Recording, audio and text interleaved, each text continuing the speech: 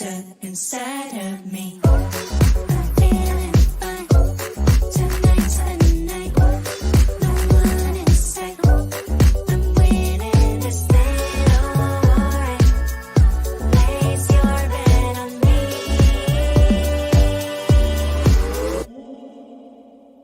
I'm winning this one, two, nine.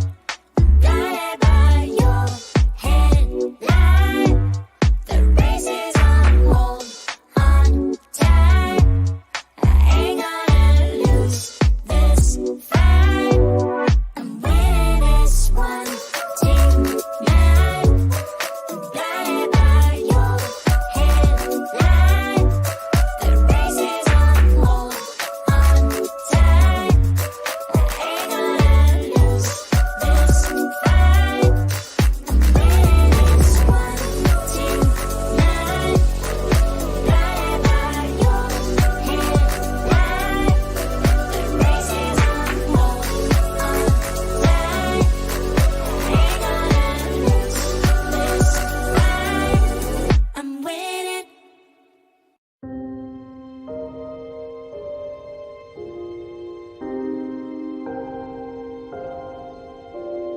How can this be? I don't believe. Brings me running cold. In a strange land, with blood on my hands, on the verge of letting go.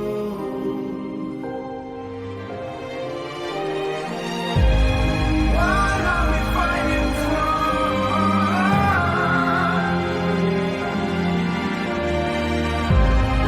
What are we fighting for?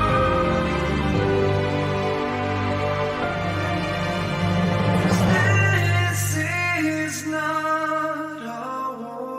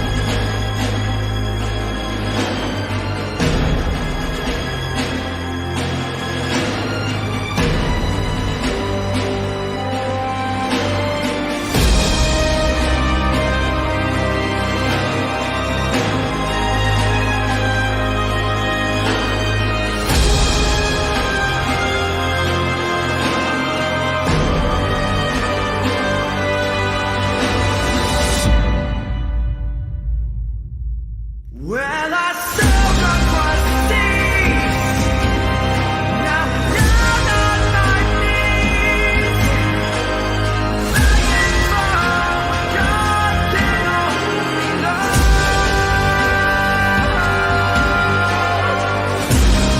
What are we fighting for? What are we fighting for? What are we fighting for? 'Cause this is not our war.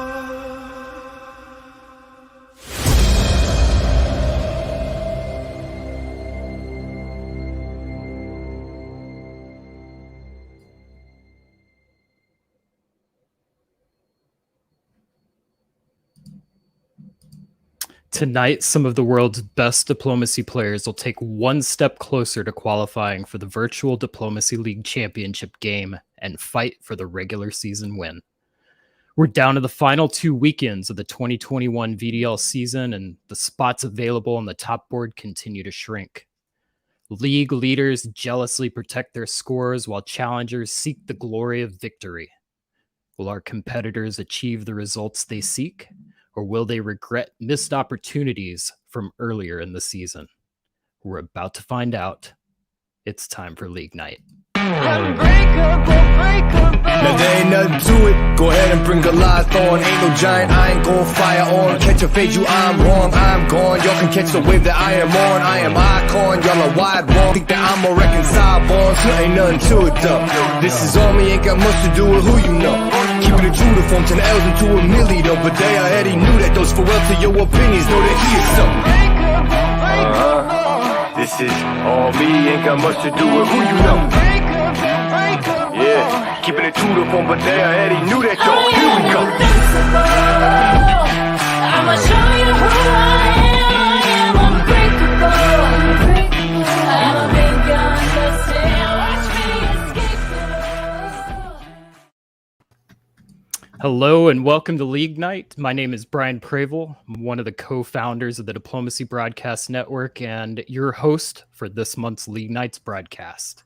Tonight, I'm joined by two of the most influential names in today's diplomacy hobby and very good friends of mine, David Hood and Kevin O'Kelly. Hey, Brian, League Night. League Night. It's the most exciting day of the month. I'm happy to be here. Can't wait. And I'd also like to welcome a special guest for tonight's broadcast. This individual is one of the most prolific diplomacy writers and thought leaders in the hobby today. In the top 10 gunboat players on web diplomacy, one of the largest gunboat communities in existence, and a finalist in the 2020 Online Diplomacy Championship. Let's welcome to the stream, Brother Bored. Blake, Hello, how are you friends. doing? I'm doing very well. Thanks for having me. Good. Well, and I'd also like to thank all of you for watching tonight's League Nights coverage of League diplomacy games from around the world. I'd like to give a shout out to those watching us live and participating in Dip Chat tonight.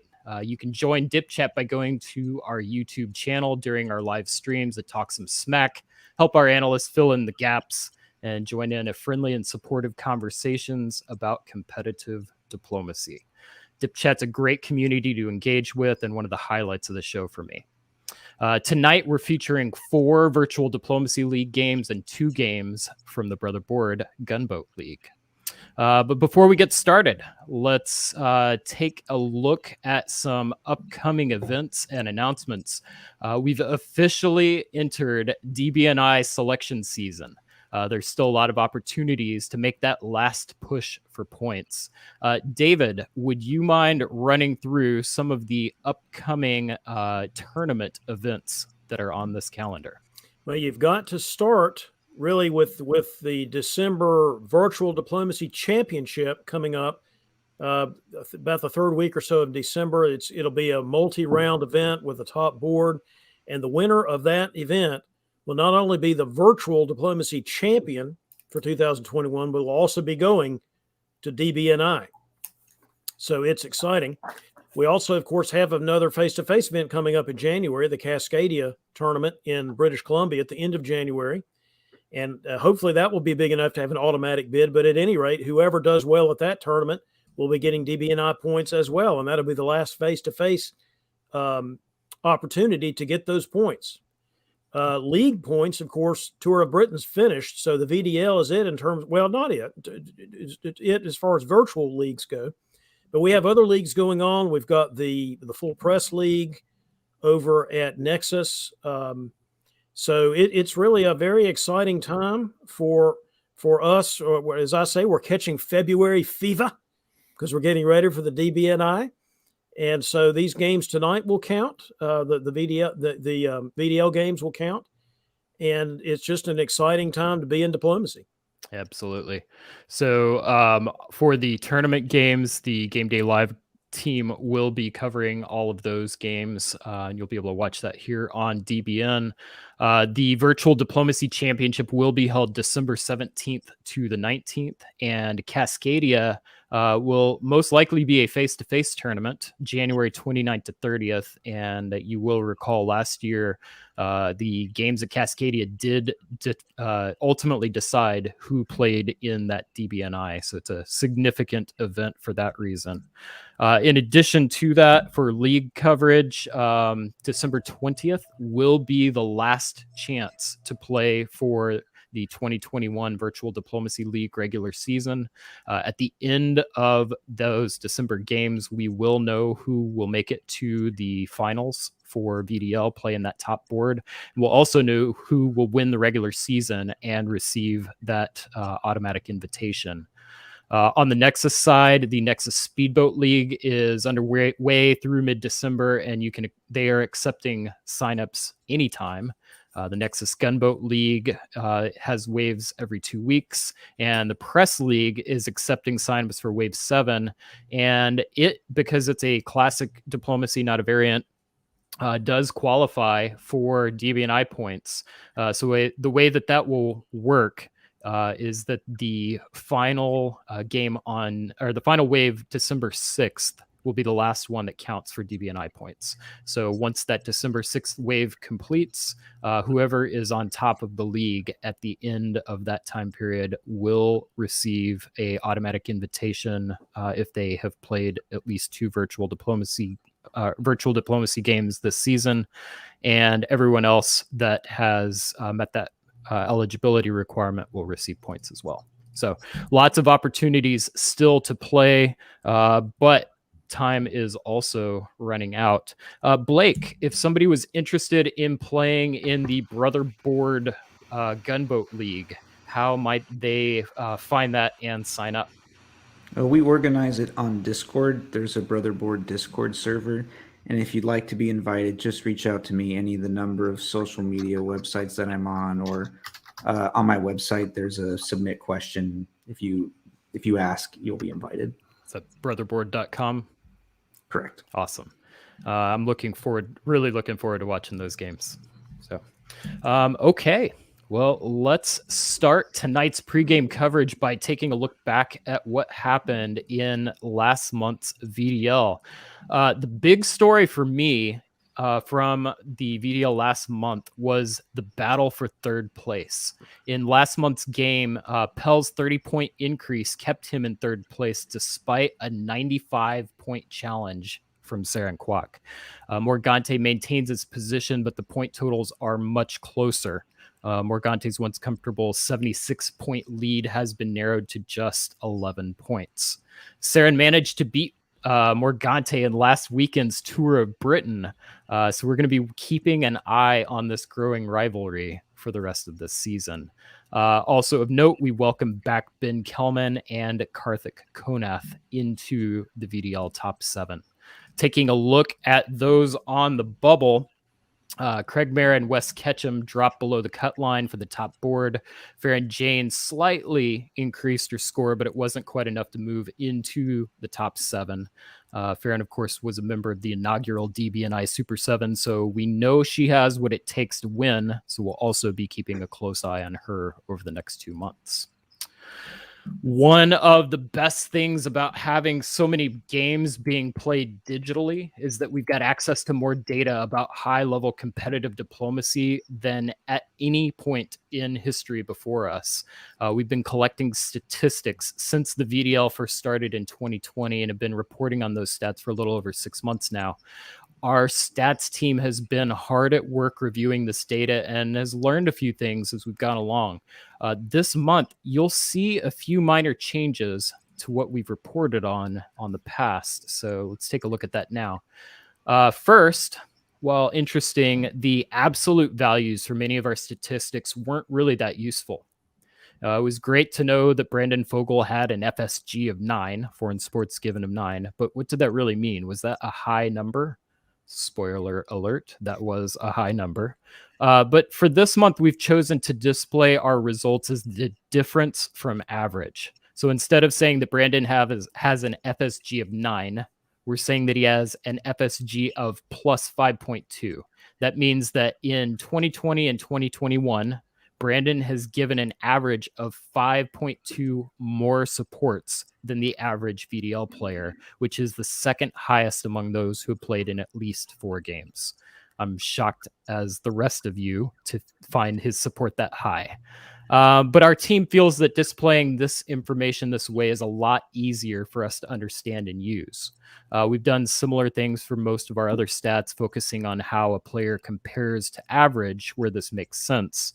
You can tell if a statistic is being compared to an average because it's going to have a plus or a minus on it.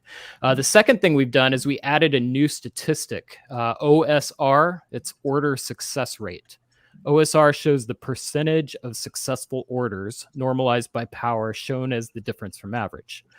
We're trying to show a measure of how effective the player is at doing what they want to do as far as we're able to measure from the order data.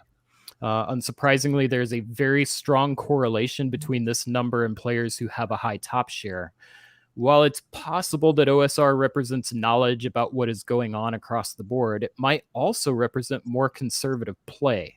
There are players out there who've had some success but don't have a high OSR. We're looking at you, Tommy Tornado Anderson. After some discussion, we suspect this could be the result of some players being more willing to take chances. As a result, our stats team has decided to categorize OSR as a style statistic rather than a performance statistic. So, with that preamble out of the way, let's take a closer look at our VDL top 3, starting with Morgante Pell. Kevin, can you walk us through Morgante's performance to date? Yeah, you can see with Morgante being in third place, the performance statistics are relatively low given that, but playing against Morgante many times, he knows how to get the result when he's there. And I think that just shows his third place standing. He wins the games he needs to win, and the games he doesn't, he can kind of fool around, which I think with that OSR of negative 1.8% kind of means that he knows the games he needs to score and can change his style when necessary. The item that sticks out probably the most in performance is that Cap 04. He does get out to a good start with plus 2.5 and finishes well as well. All right, and I will run us through our second place standing ranked leader in the VDL standings. We have Mikarlis Kamaridis, has a top share of 49%, which is the 4th highest. The big one is centers above average player of plus 6.1 on average. Mikarlis is much larger in size than the average power, but interestingly, only 4th, plus 2.2 in 1904. So that means a lot of those that growth is coming later in the game. With an order success rate of 9th and foreign support given and received of 3rd and 24th for given and received. It is interesting to me to note how many of these top players have high foreign supports given. Sometimes I would have expected, I expected that to be closer to average for our top players. So moving on into first, David, walk us through our VDL champion. Well, Brandon Fogel's got a lot of impressive stats here, but let's just start off where you left off with foreign supports given second 5.2. Brandon has a certain reputation as not being a quote alliance player end quote, but look how highly he's ranked in the foreign sports given category. The top share is Galdi at 60%, and you can see third, fourth, second, sixth. I mean, here is somebody, the reason that he is leading this league is because look how consistently better he is than the average in all of these categories. This is one of those situations where you look at Brandon and say, what's his weakness? There ain't none. Yeah, it also helps when you've only played, I believe, 5 games and done extremely well in all 5 games, as opposed to, say, someone like Morgante, who I believe has played somewhere in the neighborhood of 19 or 20 games. So sometimes smaller pools do drive up these high statistics, but as someone who has played with Brandon frequently over the course of many years now, he's just that good. It's for real, folks. Yeah, this is not a fluke. Yeah. So, all right. Well, it is now time for our player spotlight. David, you had a chance to catch up with longtime face-to-face and virtual face-to-face veteran and last year's DB&I Cinderella story, Jason Mastbaum. Let's hear that now. Hello, Jason Mastbaum, and welcome to League Night here on DBN. Hey, David. How's it going? Good, good. So, folks will have seen your name that watch DBN broadcasts. They're watching this broadcast about League Night because you're playing in the Virtual Diplomacy League. So, tell us how that experience has gone for you this season, the season of 2021. Season's been a little rough and tumble, but I think that's just because there's a lot of good play. Well, there's a lot of good play by a lot of good players. Right, of course. The actual experience of playing virtual face-to-face, I was thinking that you might have a good perspective on this because you just went back to real face-to-face a couple of weeks ago at Carnage. By the way, it was great to see you there. Good to see you there too. I thought you might have some thoughts for our audience about the differences between playing virtually, like you've been doing all year for VDL, and playing face-to-face, like you did 2 weeks ago. So I was playing diplomacy face-to-face for about 10 years before the pandemic. Right, so I'm one of the people who was doing virtual face-to-face mostly as a concession to not being able to travel initially. I mean, the part that you're going to miss out on, obviously, is the social interactions before the game, after the game, right? With the virtual face-to-face games, maybe people hang out and chat a little bit about the game after the draw goes or after the time, the time limit comes. But it's not, that part's just never going to be the same, I think, as being together with everybody face-to-face. But in terms of, the mechanical part of playing diplomacy, I think, once we got onto the Discord, and you could actually see, these people are all up in a room together for, half the negotiation time. Maybe they're up to something. I'd say it's a pretty close approximation. Again, not the same exactly. Like, you don't get body language, facial expressions. It's just different when you have to look around the room and try to figure out where is this person disappear to, as opposed to you can just look in the Discord and see exactly where they are. But yeah, I'd say it's a pretty close approximation. Then the thing that you get that you wouldn't get necessarily with face to face is you get to play with people, lots of good players who, for whatever reason, wouldn't be able to make it out to a face-to-face tournament. Yeah, I think that the players you get to play with in VDL is one of the real attractions to it. So this is your time to dish on some people. You've been playing all season. You've had experiences, both good and for ill.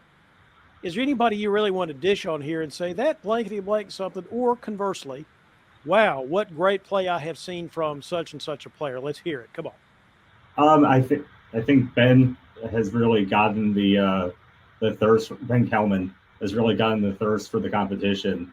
I feel like he's come a long way since I first started playing virtual face-to-face with him. I think it shows in his current standings, both in the DBNI and I think in the VDL. I haven't checked the VDL standings recently, but I think he's been doing well there too.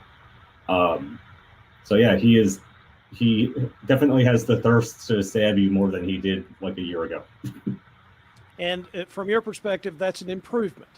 Yes. Yeah. I mean, he stabbed me in I think our last VDL game, or there may have been a second quarter after, but I think that we're at least the last VDL day. But it was a great stab. Made a lot of sense. Got him a really big result on the board. If somebody stabs me and I can't really understand why they stabbed me, what they're getting out of it for themselves, I kind of shake my head. But it was very clear what he got out of it, and it was a great stab.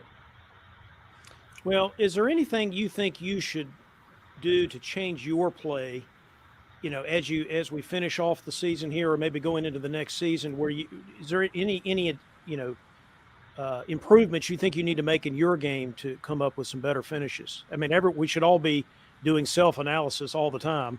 How about Jason Mastbaum self-analysis? I think I still have a little. I think I'm more used to like unlimited time play. I think with the VDL, the fact like it can be a little hard sometimes to weigh, how far can I get before the time is called, which can affect how badly you want to go for it, right? Because there's the one shot of maybe like I'll do this and people won't have time to respond because the time is about to be called. But then there's the other shot of am I going to be able to get far enough to make it worth blowing up my relationship in that game with the person I've just been working with, right? Because go ahead. I'm sorry. Right, because people will I think most of us do play it game to game. But you're going to remember that time that somebody made a ridiculous stab on you, right? I guess for those watching at home who have just watched League Night or just watched video games, it's the norm in face-to-face play, although not exclusively true, but it's the norm in face-to-face play to have games that just end when they end instead of having a game year end or a time end. At least I should say that's the norm in the North American hobby. It's really the opposite in the European hobby. Yeah. And there was one Cascadia where Chris Brand told us at the start of our final year that it was going to be our final year, and I definitely did not adjust my play accordingly. All right. So what I'm hearing from Jason Mastbaum tonight, ladies and gentlemen, is he's attacking Chris Brand for not telling him fast enough as a GM, and he's really going after Ben Kelman and putting a target on his back. Guys, it wasn't my fault. It was Jason Mastbaum. Back to you guys in the studio.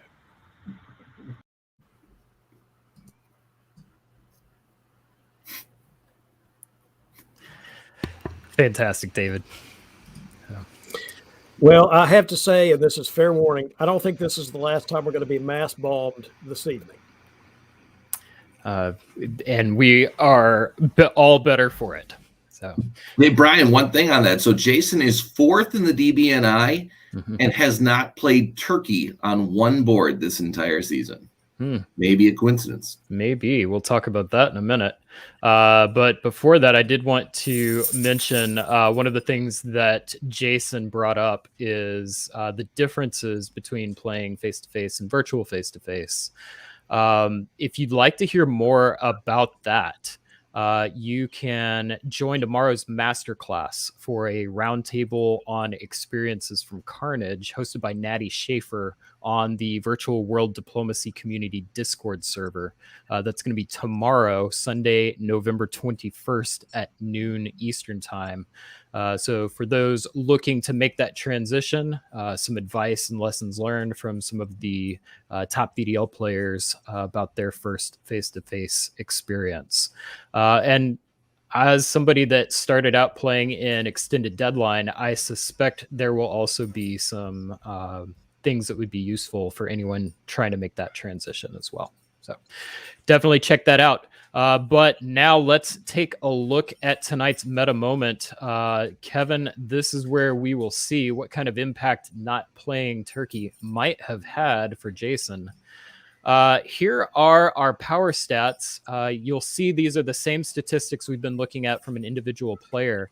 But instead of looking at centers above average person or player, we're now looking at centers above average power. And so all of these are normalized or compared by power. So I'll start with you, Kevin. What jumps out to you? Any surprises? Surprises? Definitely not surprised at Turkey's poor results. That is the biggest takeaway. So I'll take that one off the board. The surprise for me, though, is England's cap and cap 04 for as high of top share as they have. I'll take England any day of the week, though, with the 5% plus OSR. David, what about you? I think the thing to look at here is the top share percentages and actually how close together they are.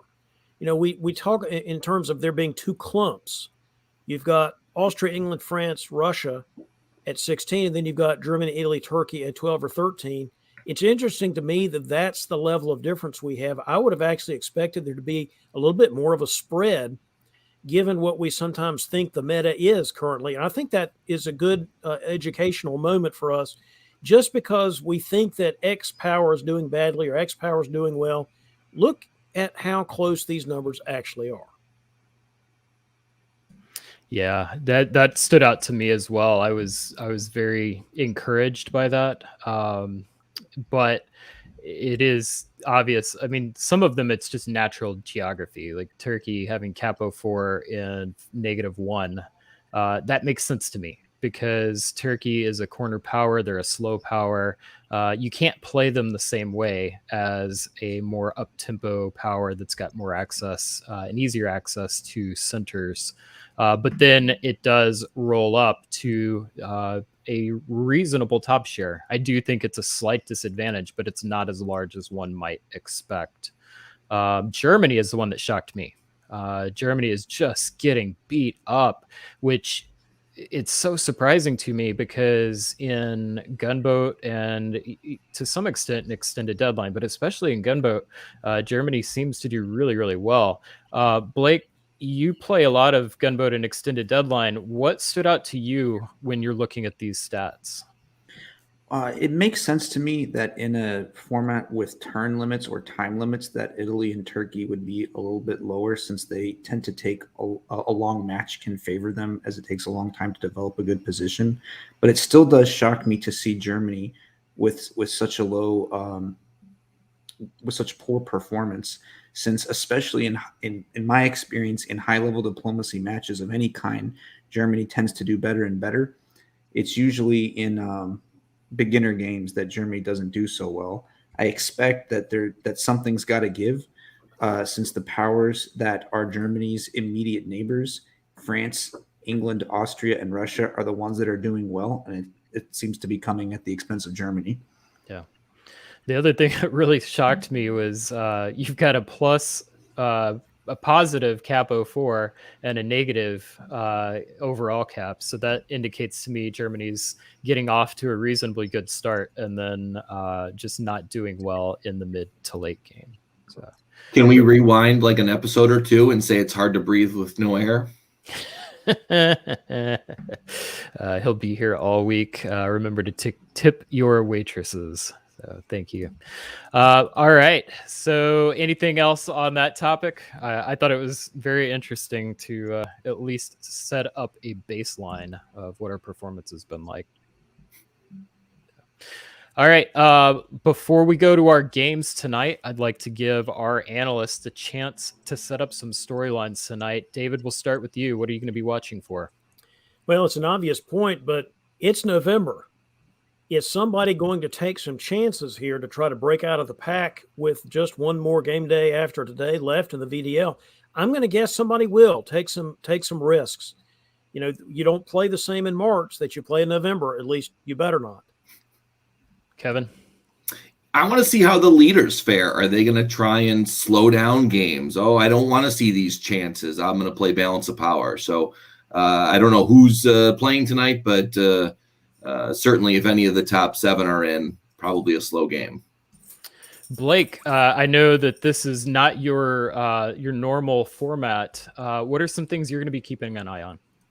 I want to see how the time limit affects how people think. I almost never play that way, and I know that most tournaments are conducted that way, and so I've been trying to learn.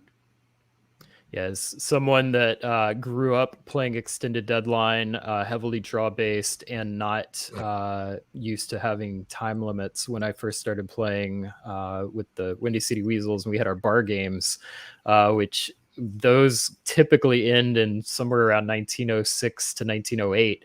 That was a massive adjustment for me. I had a lot of culture shock, for lack of a better term.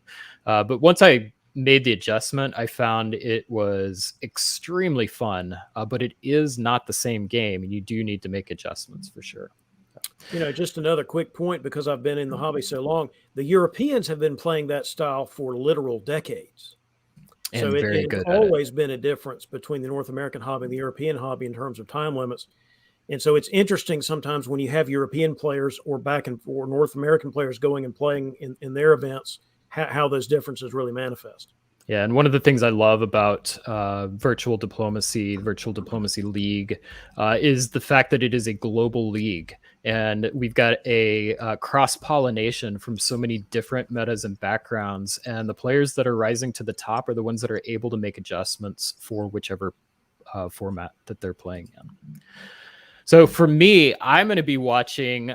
We've got a lot of our top 7 sitting tonight. Saren and McCallus, Ben Kelman, Tom DeGrief, Karthik Konath are all sitting. And this is the time of year, like David was saying, that big moves are made. I've been playing League Diplomacy with the Weasels for quite a while, and it is always at the end of the season when the gloves come off and people start taking those big risks. And those risks can go multiple directions. It can result in really high scores and somebody knocking somebody out of that top 7, while at the same time, sometimes it can cause a disaster and the risk does not pay off, which can then have ripple effects for other people on the board and unintentionally raise their score. But when your back is to the wall and time is running out, you have to take those risks if you're trying to achieve that objective. So I'm really interested to see Jason Mastbaum, Sabi Ahuja, Christian Brown, Liam Stokes, Andre Gribikoff, and Peter McNamara and Robert Shoup. All of those players are in the highly ranked in the VDL. I mean, in the DBNI, but not in the top 7 for the VDL. And some of them are towards the bottom of the top 28 on the bubble for the DBNI. So they need points. And with this being a most likely 100-point event or close to it, there's a lot of points on the table here. So will that influence people's play and their risk taking? And then the other ones I want to keep an eye on are like Nicolas Tallet, I believe from France, Peter Lebeau, Stephen Hogue. They are not as high in the DBNI, but they are reasonably high in the VDL. So with one good score in the VDL, that might be their only chance for DBNI points if that's something they're interested in. So really, really curious to see how, with all of the bubble players playing and the top not playing, are we going to see some shakeups as a result of that? Before we transition to our game coverage, I'd like to pause and thank all of you for watching our broadcast tonight. If you're enjoying the show, please like the video, consider subscribing. If you have any feedback on anything we've covered during this opening segment, please add a comment to the video. We've had actually several of our active players find the game of diplomacy through YouTube recommending the DBN. So by taking steps that cause YouTube to rank this video higher, you can help DBN with our mission of sharing competitive diplomacy with a larger audience. So that wraps up our opening segment. What do you say we get to some games?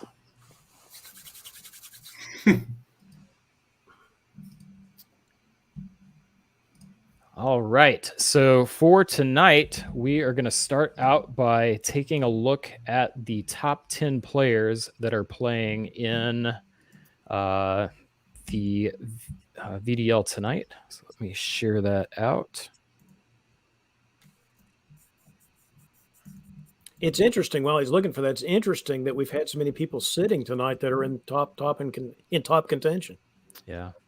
So on screen right now, we're looking at the top 10 by DBNI ranking. So these are players that have had success throughout all DBN covered events, not just the League Night events and not just the VDL.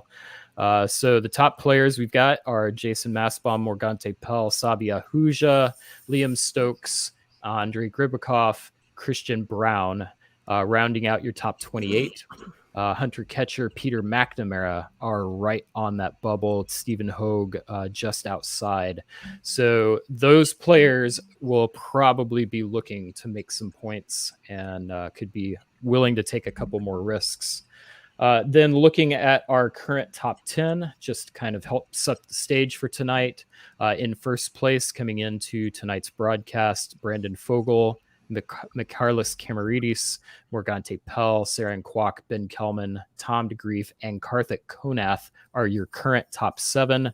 If the league was to end tonight, that would be your top 7 playing in your finals game. We're going to find out if any of the games tonight change that. So we're going to say farewell to Blake. We're going to give you a break, and the remaining players are going to cover our first game. I'll go ahead and pull that up now. Take a look at VDL Game 80 in holiday Thanksgiving style for the United States. Cranberry sauce is our first game. We've got in Austria, Eskil Sandblom. Eskil is in 14th place in the VDL and has been doing pretty well this season. So a player to keep your eye on. Then we've got some new players. We've got Ian Hampton, who is in 65th place. Chris Hammam is in 30th. Guy Blade, I don't believe has played with us before. In Italy, we've got Peter McNamara, last year's winner of the DBNI and the Calumet Cup. Russia is Nicolas Tallet out of Paris, France, coming to us from that really, really active and fun French diplomacy hobby. And Robert Shoup coming to us out of Dresden, Germany. Kevin, what was your eye drawn to? What stories you're looking to out of this board? Well, my eye was immediately drawn to Peter McNamara in Italy, as that is where he won the DBNI. But newer players can throw you off your game. So I'll see how Peter deals with that. David? The fact that Ian, Chris, and Guy are all the West, got the new players all in the West. I think Chris is Australian, and I think Ian is British. It's great that we have such diversity on this board in terms of country of origin, but it's interesting that all 3 of our new players all in the West.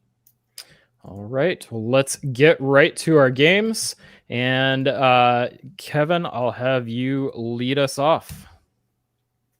Excellent. All right. So in the spring, and this was the 2 a.m. or 3 a.m. game, American time. So fits in with the European. So I'll be curious to see if the style of play kind of fits this. At initial look, it looks fairly standard. Like Rome to Apulia with Venice holding is old school to me. Bouncing in Galicia. Like this is a board I would be playing. I don't know what I would do after it, but at least it's me to start, David.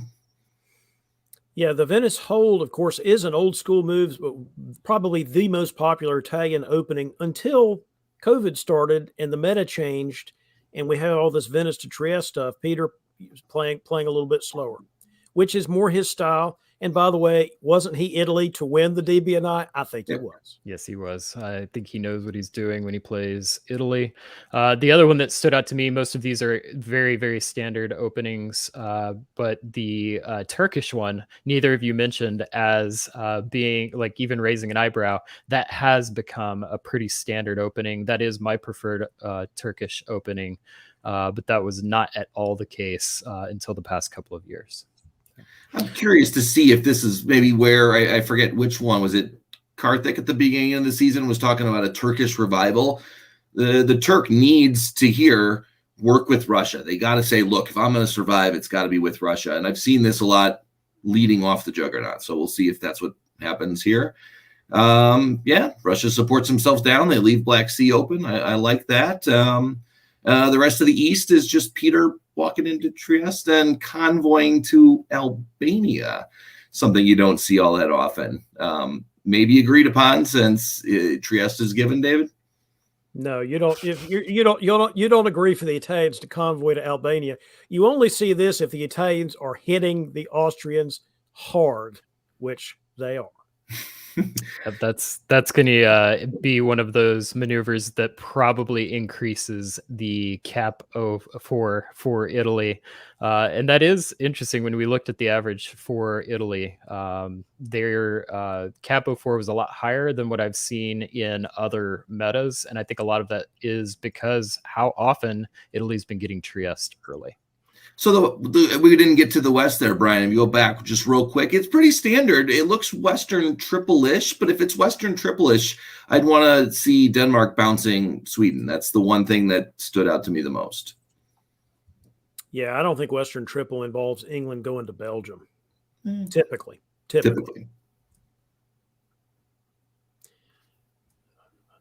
Although building the army is a little bit triple-ish.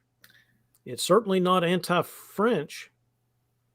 And Guy, I believe this is our first time seeing Guy play, and I see something that bothers me, so I'm going to mention it. When Germany gets two builds, I believe very strongly that the second build should be Fleet Keel. It just makes you so vulnerable to England and difficult to get that fleet later on. So we'll see if that pays off. Yeah, the only thing I think on that is maybe France promised to bounce England in Belgium, and after receiving that says, you know what, I'm going to go all in on going at France at this point. This is exactly why you build that fleet, though. You have really little ability to prevent somebody from going to Helgoland and Skagerrak, which is what the British do, or the English do here. Yeah. Not on that board, but it just invites ideas that may not otherwise need to be there. Yeah, but all right. So here, following up on that. So if EF is together in David's Leviathan, why isn't Belgium supporting Paris in? You want to keep Burgundy free because that's one less unit on Belgium where English units go to die? I would argue it's an oversight that they should have. You don't go to Helgoland unless you're trying to attack the Germans, which means you want the French in Burgundy. I just think that's an oversight. Speaking of things that used to be and then were not, look at Albania. Bam. Yeah, I'm watching that, and Austria same way turns around, but RT is that so with Sev going to black? If that's the only thing I questioned at this point is you've got so much momentum, why go there? If you know Austria is turning, maybe we'll give Austria some freedom to keep pushing on Italy while we slowly creep in from behind. You know, it may very, very well be. I mean, Peter saw what the French build was, and Peter saw the French go to Spain's south coast with the fleet. He may have tried to just work something out with Eskil. You know, I'll send my army to Serbia. We'll be on the front line against the Turks, kill my army so I can rebuild it as another fleet. That kind of thing. We'll see, because he didn't even bother to cover Venice for the fall. And he clearly didn't need to. Thought the convoy was coming, so kind of gave up Tyrrhenian just on a guess. But certainly with the rebuild, we'll be able to play some defense there, and we'll see where Peter's good at wiggling out. Peter, I think even when he won as Italy, did not have a good start there. So see if he gets some momentum. Momentum though, Austria, who thought he was in good position, loses Greece, loses Budapest, trades Serbia for Trieste. Austria is not having a good start to the game. It's really ugly. I mean, Peter was expecting the French to convoy to Tuscany, which is why he moved the fleet there. And now he is really out of position. You know, sometimes you got to make a guess. And as Brian was predicting, the Germans have lost Denmark. Yeah, well, the biggest takeaway looking at this map is look at Russia all the way up to 8 already. Picked up Norway from England, Budapest from Austria is really just nuts. Brian, when we were doing the French games this season, we saw some big rushes, didn't we? We did. We saw some really, really aggressive rushes, which is atypical from how I usually play it. And yeah, I mean, this look at that build. Look at that build. That is such a pro-English, anti-German build. I mean, it's an obvious point to make, but let's not miss it. Yeah, with the army in Norway, I mean, it's like, hey, I'm taking it, but I'm taking it the way you want, and I'm got a friendly build here. So yeah. Yeah, and that was in England was the same trade, basically traded Denmark for Norway. Maybe that was agreed upon. Continuation with the Leviathan as well. The French got the support to Burgundy in the fall, so now they're really pressuring. I mean, here you see Kiel, Holland both being dislodged. Kiel being, Holland being destroyed, and Russia just continuing to put the pressure on. This is pretty amazing work. And with Black Sea going back to Sev, that's, RT is locked in and EF is locked in. Let's see where the middle hits. If you wanted things to turn around for Turkey, allow them to get in spring of 1903 into the Ionian. That turns things around. Yeah, but Peter probably agrees to that, as he's saying, look, if I'm going to lose it to anyone, I can't defend Tunis. Maybe we cut a deal. There's only so much Peter can do here except scramble. Yeah.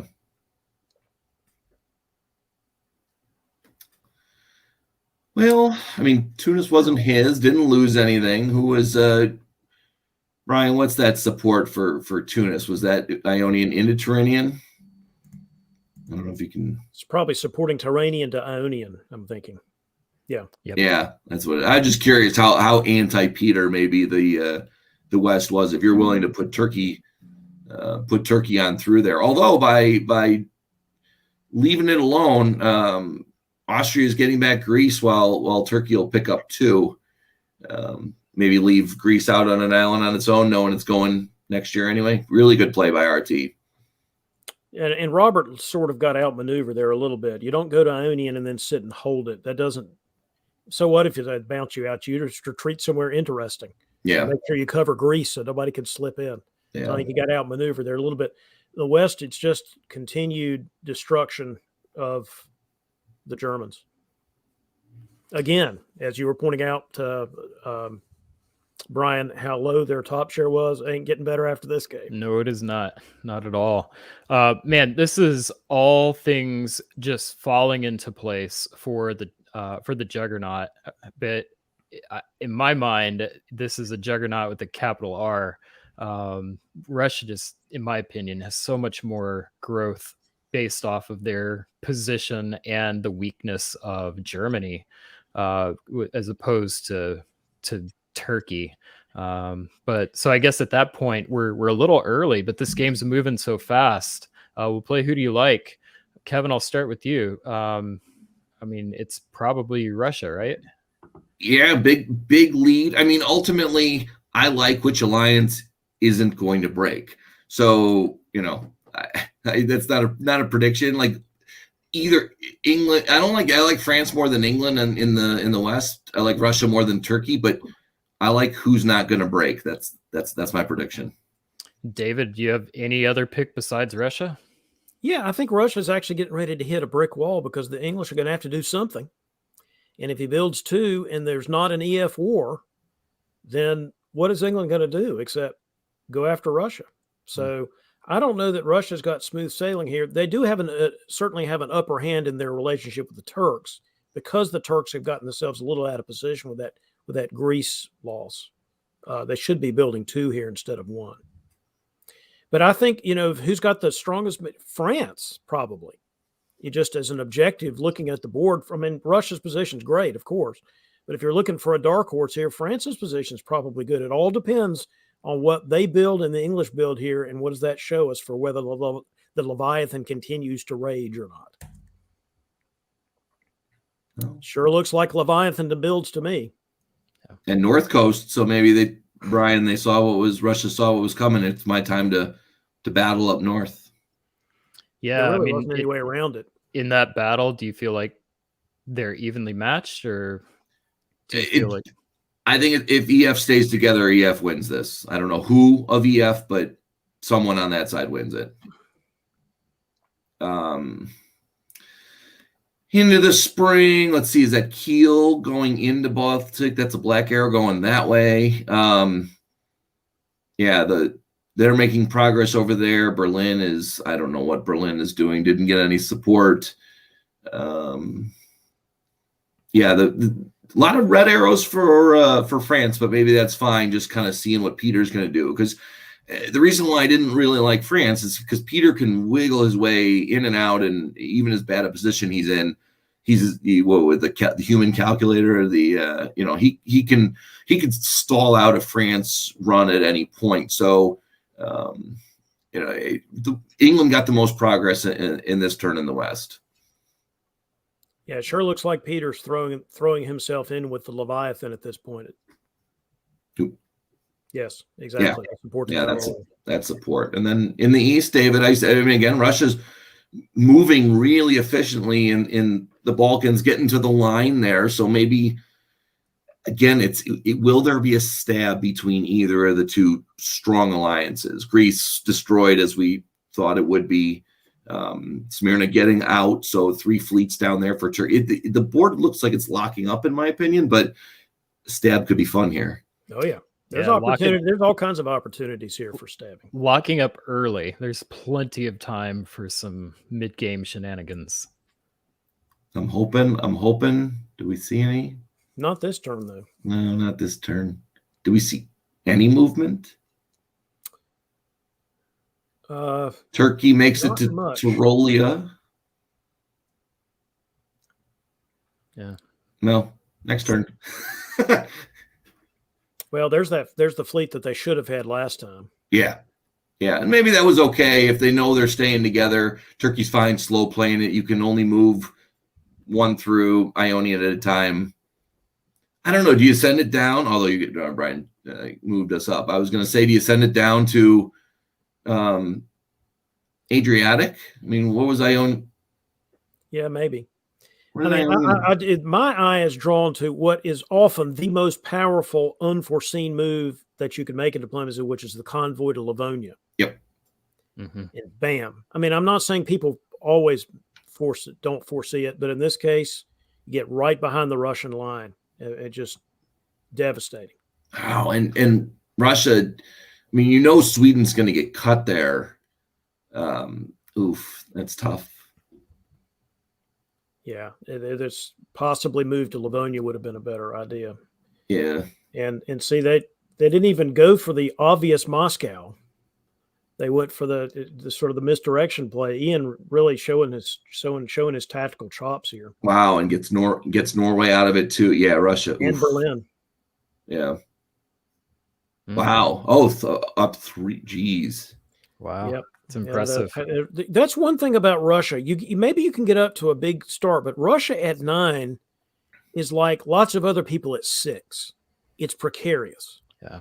Well, one thing I noticed when we were looking at the stats earlier, I've had a theory for a long time that Russia is a central power. It is not a edge power, even though it's on the edge of the map. And when you look at its performance, it looks very, very similar to those other central powers.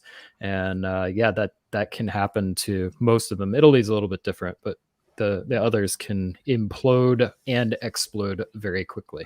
So my comment on prediction is, who is going to break first? David, is this where England breaks and says, I'm at 10, I can go? I don't think they have to. They can still make progress against the Russians by staying friendly with their French ally. Yeah. France, on the other hand, is somewhat stymied. Yeah, that's what I'm saying. Take English centers from, unless they're fed some English centers or something. So it goes, of course, goes without saying, but England's the one in the driver's seat here. But I don't think they have to veer to the right and go into France if they don't want to. Well, they just put the builds up there, 3 fleets. I mean, that's. Well, I'm not saying you couldn't do this. I'm just saying you didn't have to do it. You didn't have to do it to top this board. 3 fleets to me is saying I know what kind of game I'm playing in. This is a timed game, and I am going for a top. I'm not going for a solo. If they were going to try for a solo, you needed armies there. And I don't think that happens. I don't think we'll have an English solo with by 1910 or 1911, whatever year we end up getting to with that fleet build. Yeah, I don't know. He's already got 1 army on the island. You're going to convoy both. Is that what you're saying? You do Army Liverpool. London goes to Channel, Eddie goes to North, and then you build Liverpool. One goes to Wales to be able to convoy onto the island. Is that what you're doing for if you're Or solo? maybe you waive it if you're trying to not do this. I mean, building the fleets, France has got to assume that that's not good for him. Yeah. I like the three fleet bill. Yeah, I mean, you look at that. I mean, Yeah. Channel, Irish, Norwegian down. I mean, I don't know what kind of diplomacy. I mean, Russia maybe knows he's in trouble there and says to him, "Look, take what you need to, but leave me alone, and I can let you go fight south." So, kind of what you see here is, I see in the north, kind of a repositioning. Finland, I'm going home. Baltics, I'm supporting. You know, maybe they made a deal and said, "Okay, take your chance going south." And It's not much of a deal, though. That's my point about this whole move is like, but you had your foot on their throat and you're letting them up off the mat. So now Russia or Turkey, or maybe both, are going to benefit from the fact that E has turned on F. Maybe it's still okay, but wouldn't it have been an interesting choice to let France continue to bam into Turkey while you're eating more Russia? yeah. Yeah, because I mean, Moscow. I mean, he could have lied. England lies here and says, "Oh yeah, I'll turn around and I'll go back," and then just drops down to Moscow, and you're well across the line there. I mean, that army in St. Pete was so far into Russia, and Russia was so out of position. It just makes me a little ill that this is what happened. Maybe it still works out for Ian. He really needs Russia and Turkey to turn on each other though for it to work out. Yeah, so here they haven't. Turkey's pushing. He's back into Ionian. Although France is in the Adriatic now.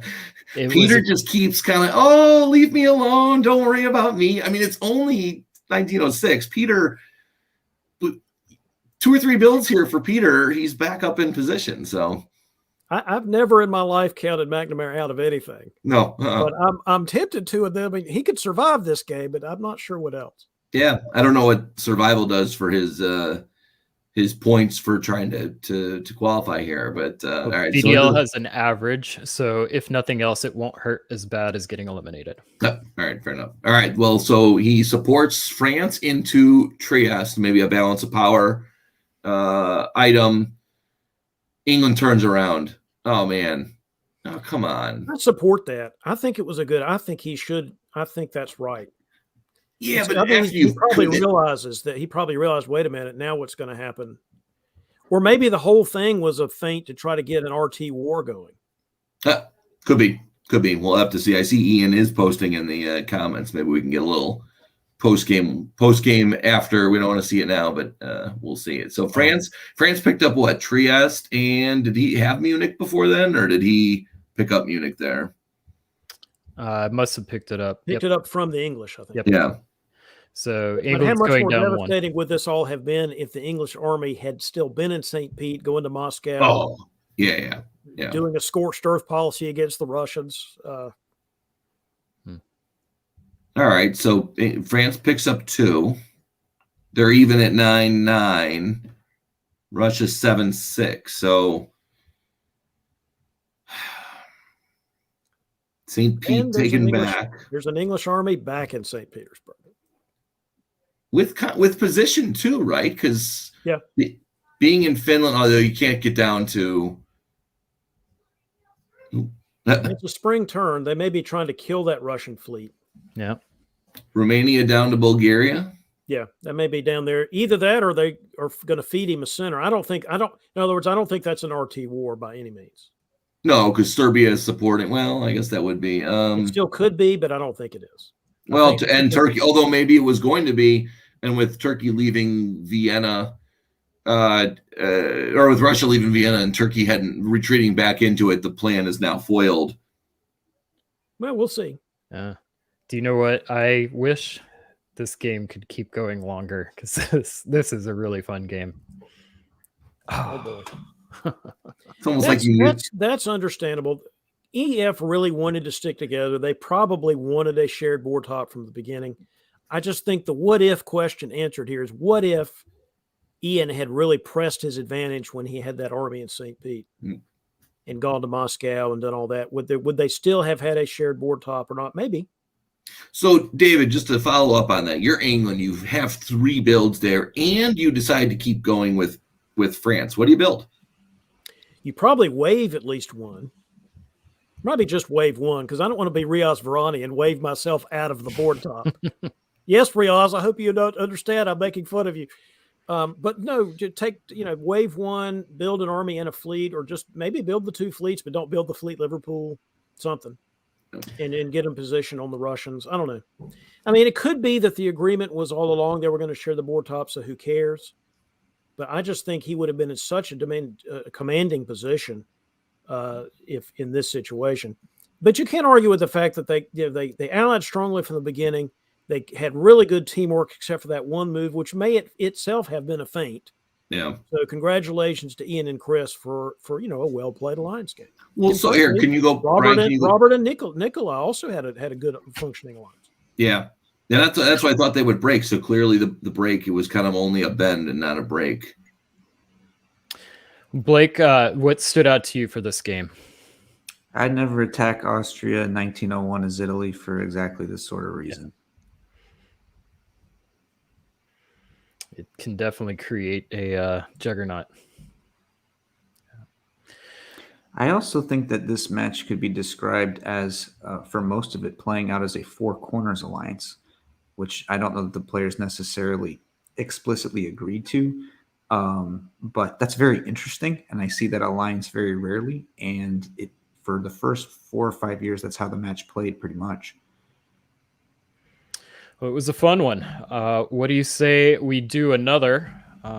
Let's see here. Brian, what was it? Just curious, what was the final score on that? Final score. So from that time when England built 3, it was 100 to 52 to 52, and he ended up giving up 32 points off of that. I don't know where he was in the standings or anything like that. Oh, they're all new. So they're new. Yeah. I think Ian and Chris may have had some points, but this is definitely going to be their largest scores from what I saw. I think this was Guy's very first game. Okay. So, Guy, thank you for joining us. I hope that you are able to learn from that build and have more success with your next game. And congratulations to our shared toppers, Ian and Chris. Thank you all for an entertaining game. From here, we are going to give Kevin a break. So, Kevin, we will see you later.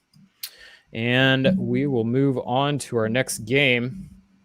And we have game cornbread stuffing.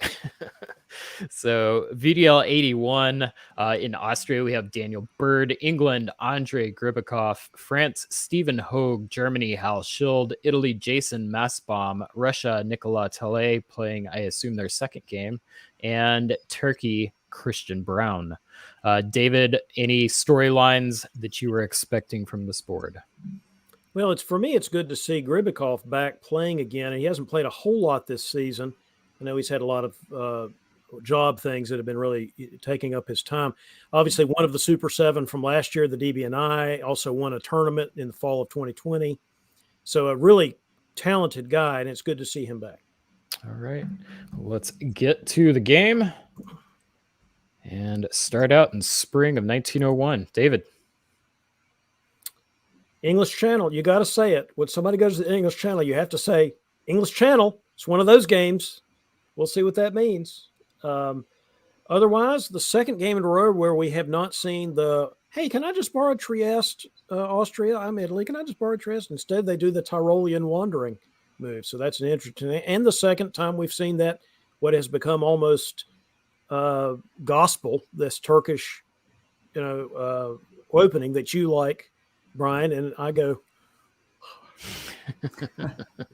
A little while ago, we published an article on the Brother Bored blog titled "You've Never Played Turkey's Best Opening." It was about why you should play this opening more often, or a little more often than never, which is how most players played it before. And that's a very popular article.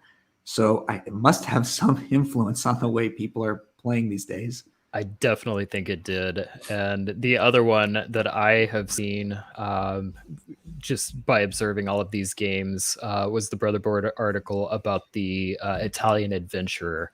That's something that I've always known, but never really was able to put into words. So that's something I really appreciate. And we see that at play here with Jason's move into Tyrolia.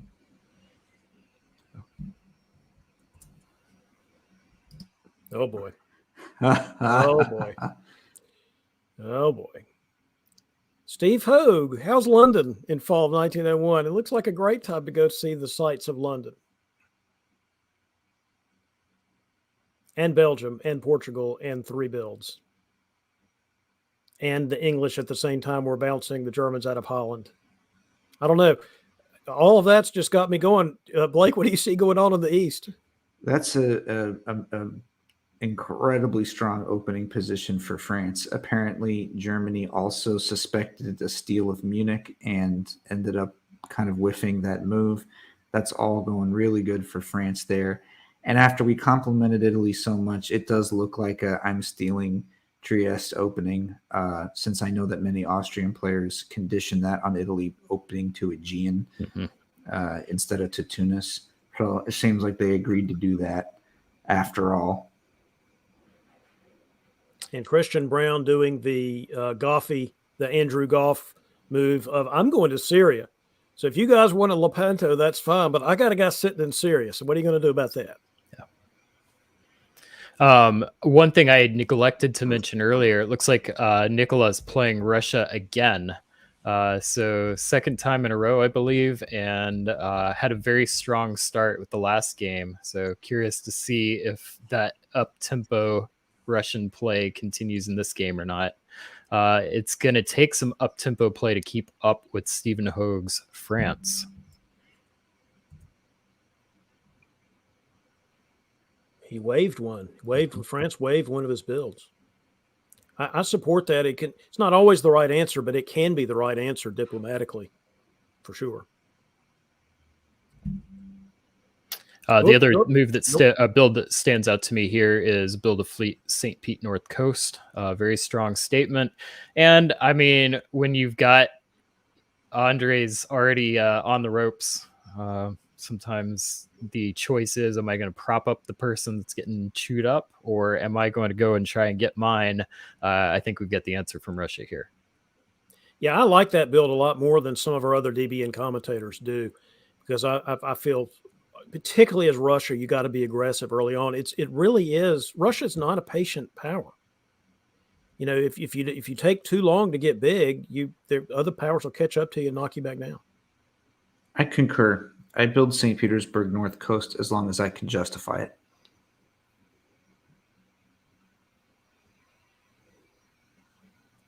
And one way to capitalize on that is to take Norway immediately, which, that was probably what was going to happen here. Interesting German moves, isn't it? Go to the Helgoland Bight there. And Baltic. It's interesting. Was he expecting that? Maybe he was expecting North Sea to go to Helgoland. I think that's Germany just doing the best from having to had to build in Berlin and wanting to build a fleet very badly. That makes sense. Yeah. Oh, wow. And Gribikov takes Denmark. The backstab, it looks like the backstab on Turkey is a big deal here, I think. Yes, that's a good point. That in the Albanian pudding, that's means the French just didn't want to move anybody. That's cute. But this is really strong. If with this debilitating attack on Turkey, Russia has no tactically potent neighbors now. Of course, what friends does he have also? Maybe France. Yeah, maybe.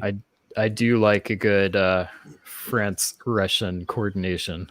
It's a lot of fun. What do you build if you're France and Russia? If I were Russia, I'd build an army in Sevastopol here.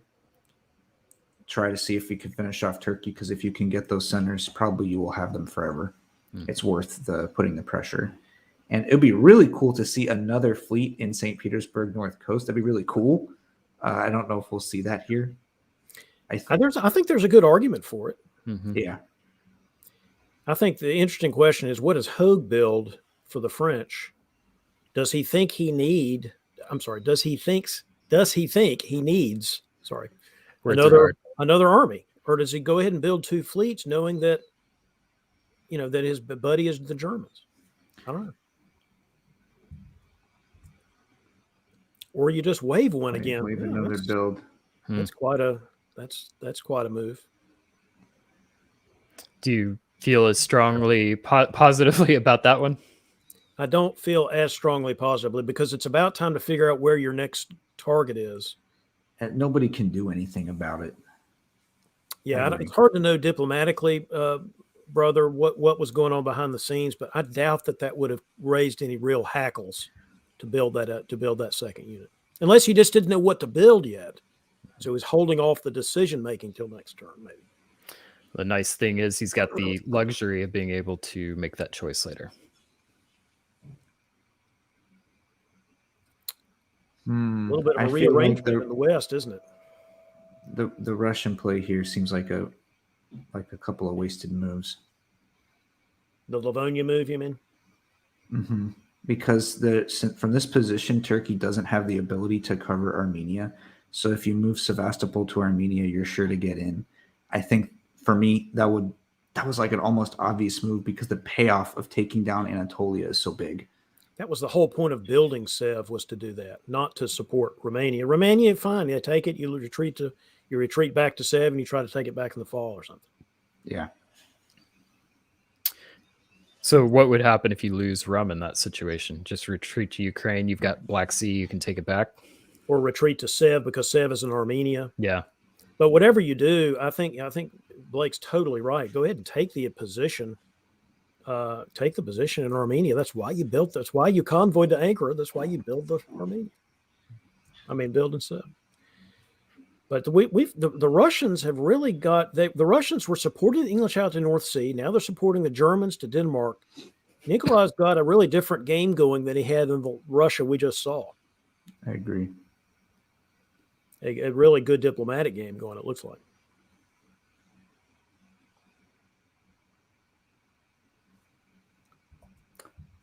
The coordination between Italy and Russia is very interesting.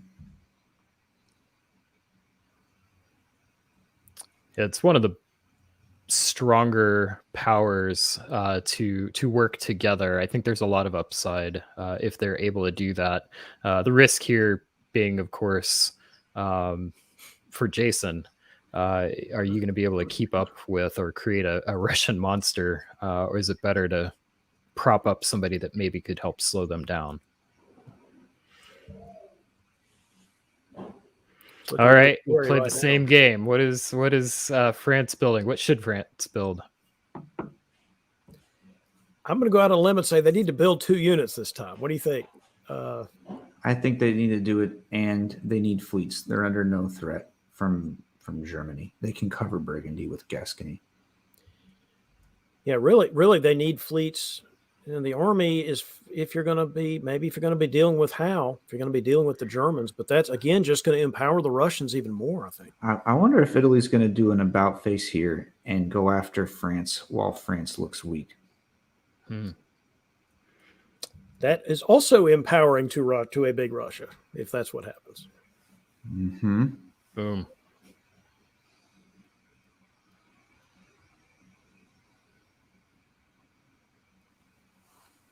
Gosh, there is a lot going on in the West, isn't there?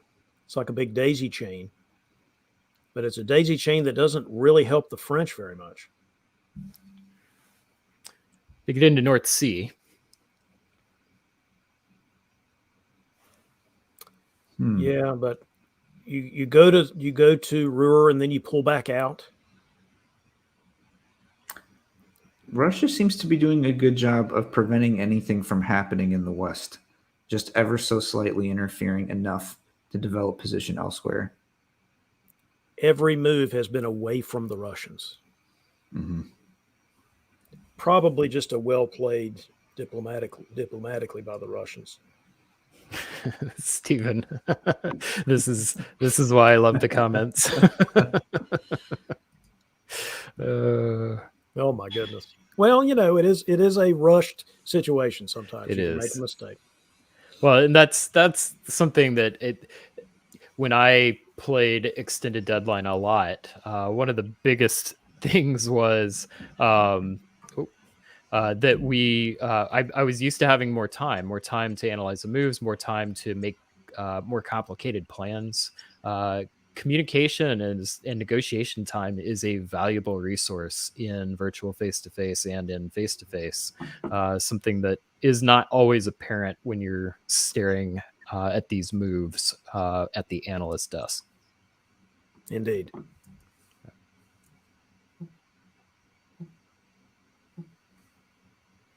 Convoy to Yorkshire. That seems fun. Of course, you're going to do all that while the Italians are coming. I have a hard time interpreting this. Did the convoy to Yorkshire succeed? I think it did. And it was supported by London. Mm-hmm. So I think it did, yes. There seems to be, Steve, going back and forth here some, what we might call dithering. That's probably also not going to help if the issue here is Russia continuing to be empowered. Russia being empowered, and we've got continued coordination between Italy and Russia, and Italy is choosing to use those gains to continue pressuring against France. This could have been avoided by building a fleet in Marseille, I think. Yep. Yeah, and the Army Paris didn't really do a lot for you. And then, of course, even after he built it, as I said, then he sort of got into Ruhr and then came back. I mean, they probably had to because the Italians were coming, but it just goes to show you. Probably not a good build. I really like seeing Russia's home centers free for so many build options. Everybody wants to talk to you. Has anybody fought Russia the whole game? Answer, not successfully, and not very often. I mean, definite diplomatic success. Okay, so last time I picked Nicola in Russia and was wrong. Let's do some predictions here. Blake, I'll start with you. Who do you like on this board? To top the board? To top the board. Games probably ending somewhere between, at most, 1910, 1911. Russia. David? I cannot argue that point. Russia. The other two big threats, France and Italy, are fighting each other right now, so a lot would have to change. I do just want to point out I loved this. The decision to work with Italy here, if I'm Russia, I think it's a really smart play. Just to help continue pressure. That's causing, it's almost like an attack on your rival for the board top without having to make an attack yourself. All right. I think I consider notable here is that even though it seems like Italy's got a lot of centers in the south, as many or maybe even more gains from this alliance than Russia, Russia has gotten the really valuable centers in Anatolia, that in the end game, it can be possible for Russia to pick off one or two of those centers from Italy. I'm not sure how these players are going to play it if they're that ruthless, but those, like Bulgaria, is harder to defend than, say, Constantinople. Yeah, that's something when you're talking about, hey, what kind of adjustments do I need to make for that time-limited game? That's a big one. What are the centers that I can hold? What are the ones that I can grab towards the end of the time limit that is not immediately apparent to, certainly wasn't apparent to me when I first started making that transition.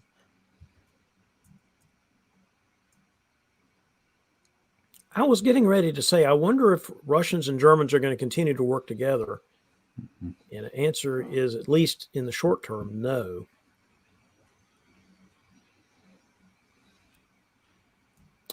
You know, the one thing about the wintergreen, and by the way, for those that are watching this that have never played face-to-face, the reason the Russia-Italian alliance is called the wintergreen is because Russian units are white in the face-to-face version. So you've got white and green, wintergreen. That's how that happened. But the issue with wintergreen, it's a very powerful alliance, but it's actually hard for both sides to pull away from it in a stable way. You know, it's hard for the border to be stable. We'll see if that's different in this game. My guess, no.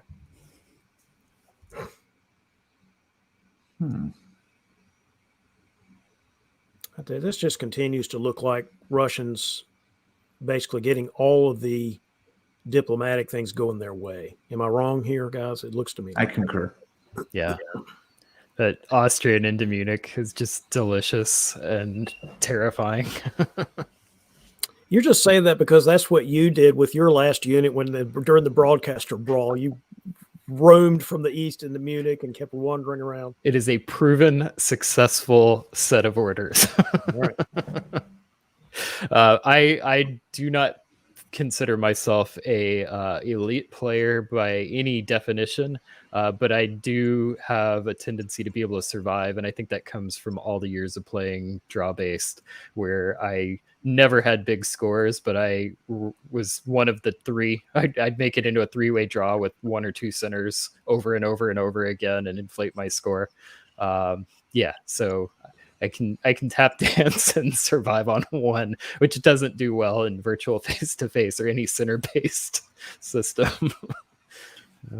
So what sticks out to me here is that Russia's very close to the critical number of fleets. I consider it to be 4 in the north, that Russia can start rolling up centers. They may not be defensible in the long run. That's a very unusual game state. And many players are not sure how to tactically fight against so many fleets coming from that direction. And I'm curious to see what happens next in this regard. Yeah, and the Russians bearing down on you. So what Hal does is take Andre out of Denmark instead of dealing with the Russians. So Blake, when I've seen Russia doing well in these games that I've been covering on DBN, they tend to often have a lot of fleets in the north. Would you say that's something you've noticed as well? Yes. It's because in order for Russia to get a really big score, Russia has to make gains in both the north and the south. It's just too difficult to try to make all your gains in the south and still get a good result. And it's not possible for Russia to get more than 3 or 4 centers in the north without fleets. Like specifically the fleets. You can maybe get Munich and Berlin, but if you get a critical number of fleets, then almost anything in the north is potentially yours. And critically, if the other people's fleets are not fighting you, yeah, that does make a big. You might be able to do it with 3 fleets if they're going to fight each other instead of you. So, David, you're Jason Mastbaum here. What are you building? First of all, I am never Jason Mastbaum. But how dare you? How dare you try to tell me that?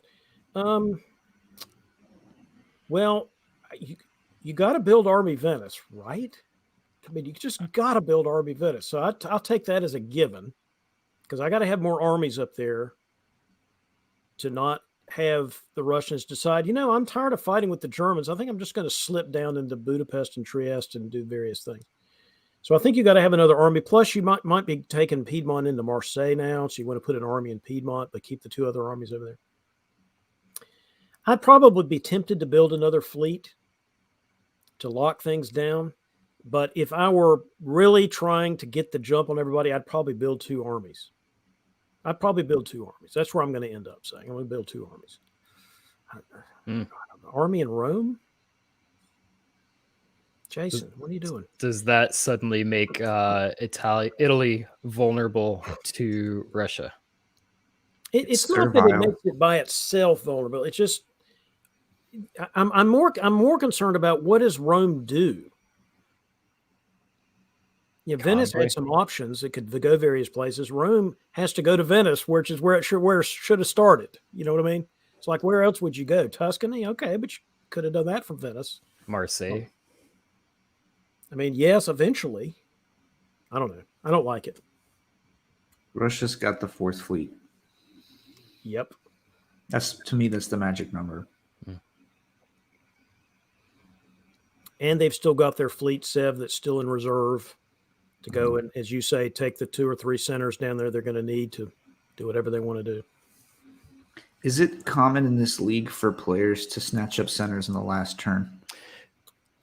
It's interesting. I would say that in face-to-face, that would be more common. In tournaments, I think that would even be more common. In the league format, we have not necessarily seen that as much in VDL. In the European leagues, yes, absolutely. With the Windy City Weasels, yes. But in VDL, there's been a lot of backlash for that kind of behavior socially. And it reminds me sort of like pitchers like hitting the batter with the ball to try and punish bad behavior. It's like a diplomatic pressure to avoid that kind of situation. But it's also the end of the season. So yeah, I was my gonna say, I think that's prediction- true for earlier in the season, Mhm. Brian. And later in the season, you ought to be taking those centers towards the end. The thing about this game is we're not actually anywhere near the end yet. I know. I was thinking that if you give me this position as Russia against almost anyone, and I would be trying to solo win so bad. Mhm. It's so close to being So- a solo win here for Russia. So it's time for a solo watch here. I think so. The Yeah. 4 fleets. The 4 fleets are a big deal. Germany's collapsed. Italy doesn't have a good tactical defense against a backstab in the south. Who needs to make the move to stop the solo? Well, Jason's got to pull back for one thing, right? It's either that or race out and try to get a bunch of centers and then build them to defend. That I just think that's too difficult here. Russia's like the thing is Russia's fleets are so powerful right now because they're all moving in the same direction. Germany's about to get a bunch of disbands.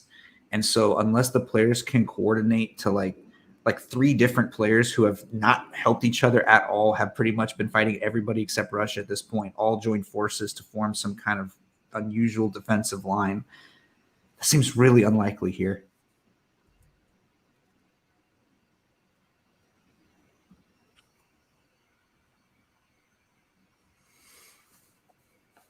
Interesting. Russians taking Munich. Oh my gosh. So this was it. This was the hammer. I think this is it. This was the hammer falling. There's your can't Italy's not getting this one back. No. No. This is yes. This is awesome. So I play mostly gunboat diplomacy, and a Russian solo win in a good match. It's almost never. It's so cool to see Russia this close to a win in any game for me personally. It does not happen often. Solos, period, do not happen very often in virtual or face-to-face play. Partially in VDL because of time limits, but often there's just enough players that know how to organize a line that it's extremely rare to have a forced solo. Usually if there is one, somebody's mad and is throwing. You know who can force a solo though is the Russians because they're on both sides of the stalemate line. They're totally unique in that sense. And that you get a big Russia, they've got a good chance of forcing it, even if people try to get together and stop it. If they're big enough, like 15. Like I said earlier, Russia at 9 is more like other people at 6. They're still very precarious. Russia at 14, Russia at 13, Russia at 15, not precarious. I'd call Russia like a glass cannon in this regard, that it's very easy to take a moderately sized Russia and strip them for parts. But if Russia has momentum, is probably maybe the most difficult power to stop actually at this point. Now, does he have any secret agents that don't care if he solos? He might. Andre wouldn't care, probably. Italy and France made peace. It's all tactics now. Yeah, I think that's Germany's helping. Yeah, but So he's not a good position to help, though. I mean, No. we're looking at a very likely forced solo at this point. Which Well, it's not foregone conclusion solo. I don't think even Blake's saying that. It's a good shot, but there's still tactical choices to make and guesses you could get wrong and things like that. I mean, it's not easy as pie, but he's got a good chance here for sure. Even if one player was in control of all the non-Russian powers, it would be difficult to stop Russia. But I don't think that Russia has an automatic win here. He's just got a really purdy position, as we say down in the South. It's purdy.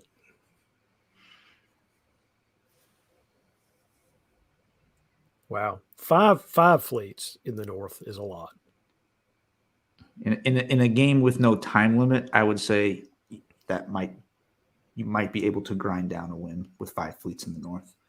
Well, I was going to say it's only 1907. There is a time limit, but it's still a ways off. I mean, probably 4 game years off. Those fleet movements can be really difficult where like you have to move one fleet, and if they keep guessing correctly and they block you 2 or 3 moves, that's a whole year gone. But this is it.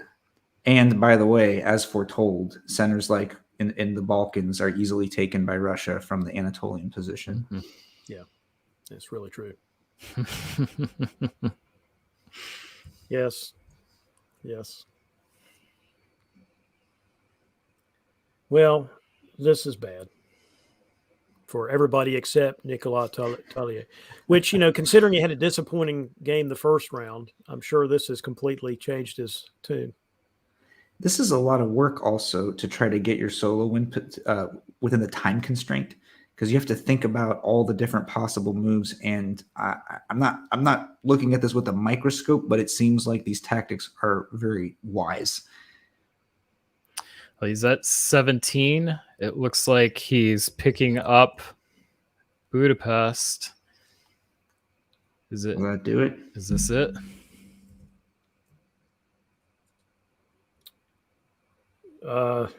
No, it's Trieste, but it doesn't matter. There we have it. Another solo. I believe this is either the 3rd or 4th solo in VDL history. This is definitely one that was one of the more clinical and faster ones. Probably the first is Russia, I believe. Just could go on and on about how amazing of a performance that Nicola put on here. Fantastic, and round of applause. Hal had sent me a message. He said, "You want me to tell you what happened in the game?" I said, "No, I do not want you to tell me what happened in the game." But he put it in email form, and I just didn't open it until now. And so what Hal's told me was, initially France and Germany allied against England, then France changed his mind, then joined with England, then flipped back. Jason realized too late he had enabled Russia to get in position. We talked about that. Jason believed Russia was going to stop at 14 or 15 and continued to assist him way too long. Takeaways for Hal Shield from the German: be decisive in your alliance. Don't go back and forth. He actually used the word dithering, which we both used the word dithering. Dithering gets you nowhere. Keep one eye on the big picture and rally the remaining countries quickly to stop the solo. It's hard to debate that. Absolutely. Blake, what's your thought? I liked your use of the word clinical. What actually, the metaphor that came to my mind was a butcher eyeing a big piece of meat. Like this was every move was tactically perfect. Like the backstabbing Turkey by convoying. Like, yes, like that's the way to bring down Turkey and get the important centers for yourself, and attacking Germany exactly as Germany was in position to collapse so that the German centers would go to Russia, and waiting until Italy was exactly like 1 unit or 2 out of position to backstab Italy. This was very well played game by Russia, tactically and diplomatically, of course, as we saw Russia hardly got attacked by anybody. All around game. Kevin.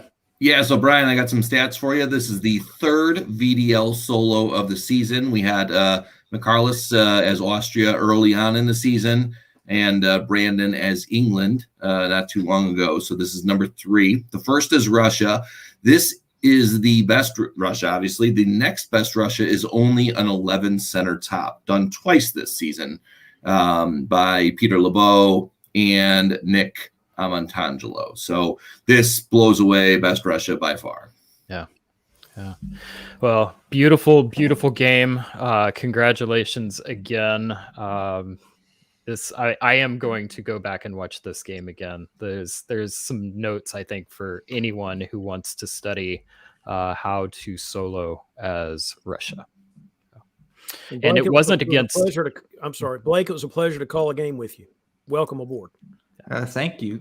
I think I had the good fortune to comment on a extremely interesting game. I mean, as a diplomacy player and commentator of sorts, this is exquisite. This is an exquisite diplomacy game, and I enjoyed commenting on it.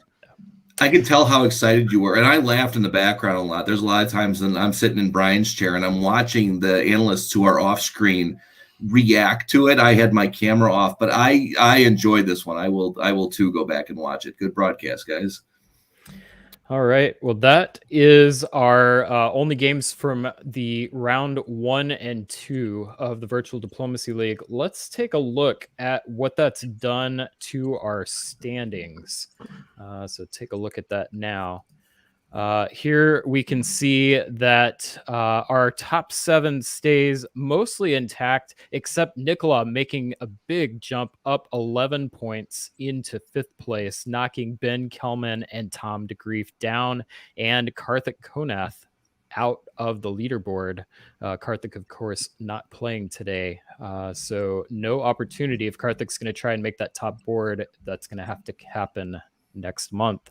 And then we still have 2 games to go, so we'll see what happens there.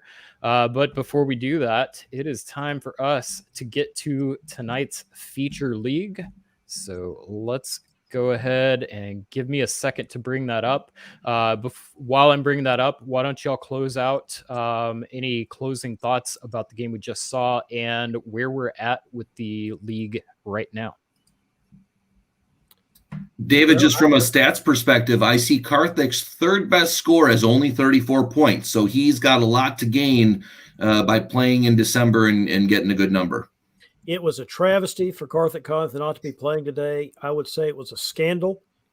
It was Karthik's Watergate. Let's call it the car gate. He should have been playing today.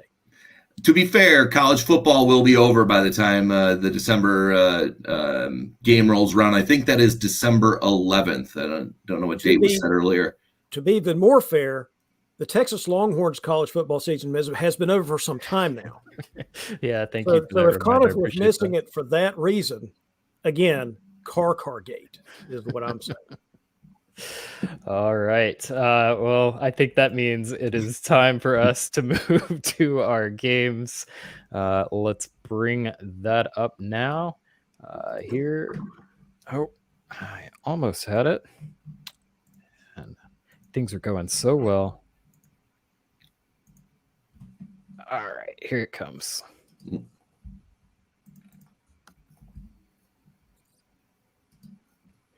Okay, this is Brother Bored match number 3.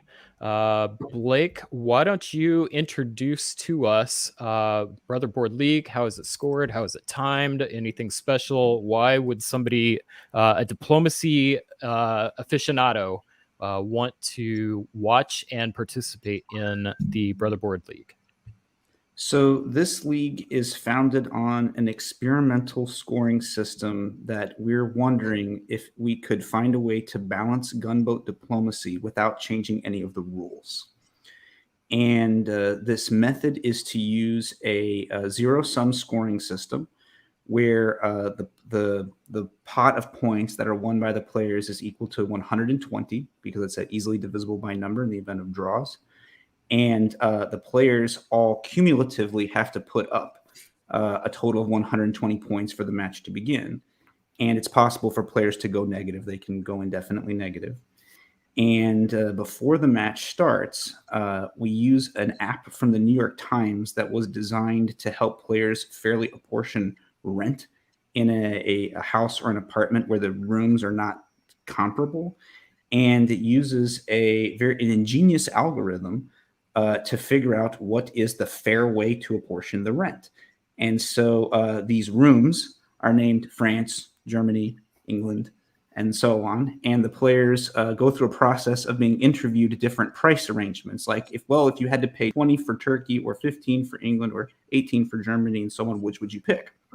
And eventually, inevitably, all 7 players pick a different answer for one set of prices. This is apparently a mathematically proven theorem, and we haven't had a problem with it. It works. It takes a couple days at least to figure it out. So this is maybe not the best for a tournament. I don't know. We're just trying, right? We're trying to learn something.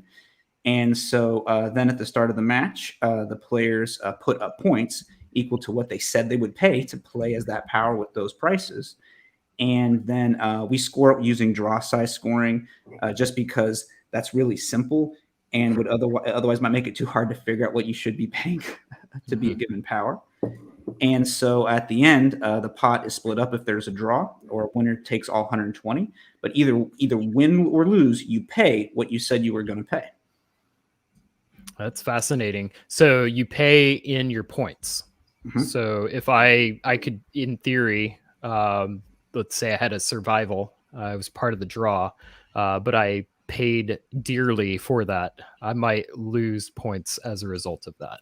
That's right. And so even if there's, say, a 4-way or 3-way draw, there's still going to be a differentiation among the players because the player who paid a lot for a power, maybe to get the power they really wanted to play, or the one that everybody considered to be a stronger power in that metagame, then they will not do as well in the draw ultimately. So even though a 3-way draw is equally scored, the amount that you paid in the beginning is going to be different. So there will be differentiation among the players in the draw. Have you noticed anyone also taking into factor who else is bidding on other powers? So the bids are the price questions are anonymous, but it doesn't matter because every player has a veto in the sense that only until all 7 players agree to play 7 different powers at a price set that they all get to see. So even if the players tried to collude, that's actually mathematically impossible. Fascinating. But the bids are all done knowing who's in the game, though, right? That is correct. Okay, that was going to be my follow-up to Brian's question. That's a lot of fun. We obviously will not have the drama of the bids. I think that could be fun. If we ever do this again, Blake, I may get with you and see if we could figure out a way to capture that. I could see that being fascinating. But we'll at least keep that in mind as we're looking at these games. And on screen, we're just going to show the draw-based scores. So you'll have to let us know what kind of impact that has from a points perspective. Yeah. All right. Well, let's say, I believe the team for this first game is going to be Blake and Kevin. David, we're going to give you a break. Thank you very much. At the outset, would you like to know what was paid for each power? Yes, that would be fascinating if you have that information. Yes, game 3. So England cost about 15. France cost 21. Germany are closer to 22. Germany cost 16. Italy cost 18. Austria cost 13. Turkey cost 24, and Russia cost 12. Fascinating. Wow. Does that match? Has that adjusted as you've played more? Have those tendencies remained the same? I would say largely yes. The players will pay a premium for Western powers, and some players will for Italy or Turkey, and most players will not agree to pay. They want Austria or Russia on a discount. Mm-hmm. All right. Well, let's start. All right, I got to put on my gunboat hat here. So all tactics, no negotiation. We'll see where this leads. Paris to Burgundy stands out to me as without support. Just having something in a gunboat game, being back to Paris stands out. Venice to Piedmont stands out. But I do think that I haven't played a lot of Gunboat recently, so I feel like I see more Piedmont. But everything else from a tactical standpoint looks standard. Although Liverpool to Eddie is a good sign for England. Although with breasted channel. One nice thing about commenting a gunboat game is it's a lot easier to enter into the mind space of the players. Yeah, there are no back channel. There are no other items. So Blake, when you go to channel, when you see something with France starting early on, a singular move unsupported to Belgium, is that something you see often? I would say no. I think from this position, I think most French players would either make a supported move into Belgium or try for London. Yeah, the London move seems. Although with Piedmont being there, I was certainly wanting to cover. But if you know you're going to get one, but I guess you don't know you're going to get Belgium. So if you lose Marseille and don't get Belgium, you're stuck a little bit. So maybe not too bad. The Italian sneaking off 2 here is pretty good. Turkish pressure on Russia. Denmark being open and Germany getting 2. I'm liking Germany at the start of this game. That's just my 1901 bet. Although I'll go negative in points by seeing that. I love Italy. I'm an Italy apologist, and I love getting 2 as Italy in 1901. There's more flexibility here than is obvious. I think the most common thing is to just do a follow-on and do an air against Turkey. But if I get 2 as Italy, that's one of the few times I might consider moving against against France. Blake, in the gunboat meta, in this position, would that be ridiculous? Would that be unheard of, or just would that be something that might be reasonable to see? So I think that's reasonable here, and it's probably what Turkey is trying to cause to happen by attacking Russia so hard at the beginning. And so if you're Italy and you don't think that Austria can pose an immediate threat to you and that Turkey isn't in any way going to come after you, it could be worth it, because if you can get Spain and Marseille, those centers are extremely valuable. Those are really difficult to get late in the game. And if you can get them early, it opens up like whole strategic avenues that you might not have otherwise. I think I should have said this earlier. There's no time limit on this match. Mm-hmm. So you can play a very, very long game to solo win. And that, I think, for an Italian player also gives you a little bit more of an incentive to spend time trying to grind down France, because you don't need a lot of centers early on. That's going to be very different. So it'll be great to hear some of the commentary, because all of our games that we've seen are 1906, 7, 8, 9, and 10, just based on the leagues we play. So this will be a good, let's call it face-to-face prep. Mm-hmm. So yeah, here's more of the France I see. It's just grind it down. You're under no threat. And then with Italy, as you just mentioned, turning almost everything around. Maybe because of the progress you made against Austria to start, you feel like you're going that way. Turkish pressure on Russia. I don't know. I don't know if anyone greatly. I don't know if I'm Russia. I don't know if I let Berlin into Baltic there. I know you want to maybe get Norway, but you could do that in the fall without having any. You could bounce both Norway and Baltic there. That would be what I would have done as Russia, I think. Yeah, because it's the spring move, so you have time to go for Norway on the follow-up. Yeah, I agree. Letting Germany accrue this position can be dangerous. Yeah, and when you've got no time limit, every spring is basically a worthless turn. I mean, it's not worthless, obviously, if you're making progress, but if you have the advantage tactically, who cares? You waste a turn, okay, we'll get on to the next year. So, look at this. The Austrian player seemed to have predicted that Italy would follow up by attacking France and did not try to attack Italy. Yeah. I don't know, and I don't know these these players if they're watching VDL or playing VDL or any of the virtual face-to-face, but you might think, okay, Trieste is kind of a, almost a given for Italy, which I don't like, but it is. So there's some subtlety here in the signaling because Italy built in Rome instead of Venice, and that has in Gunboat your builds communicate quite a lot, and so the choice between building in Rome is, I think Austria read it as I'm not a gesture of goodwill from Italy, that Italy probably intended it to be interpreted that way in order to set up for the subsequent moves. Are we going to see it, Brian? I want to see it. Well, yeah. Slow play, and he get Greece out of it, so I guess Austria couldn't defend everything. Greece setting up to be able to force it. You'll have play on Serbia coming up. Yeah.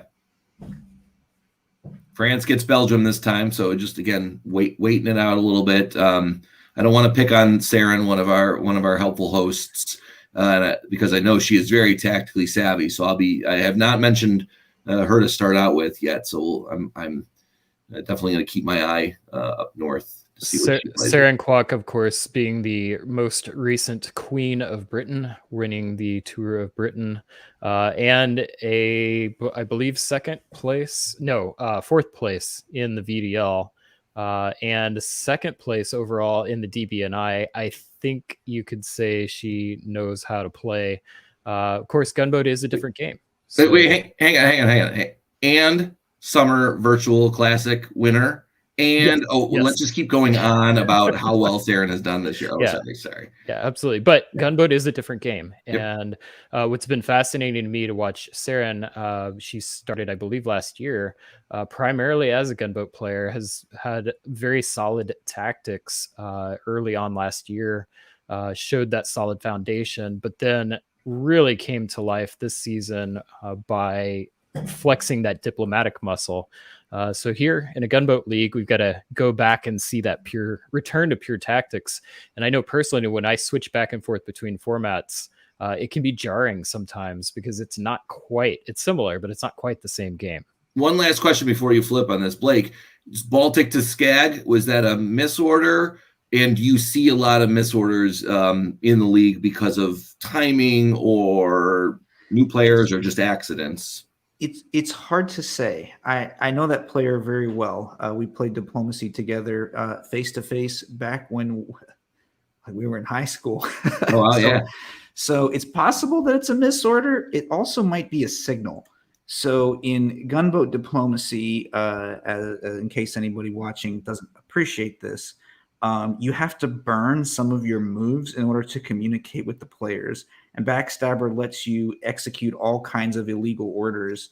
And so a order that would never have worked is something to pay a special attention to in gunboat diplomacy, because we can assume that the player knew that order wouldn't have worked. What did they mean?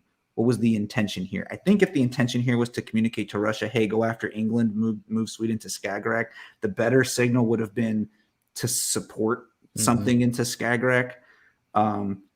That would be my interpretation here. I think it's a similar gesture.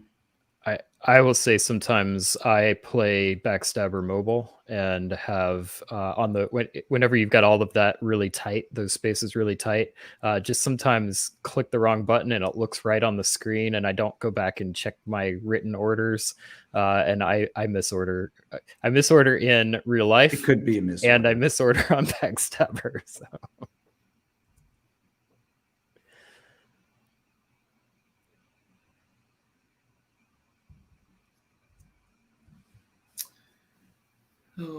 So Italy continues to develop this position, but is not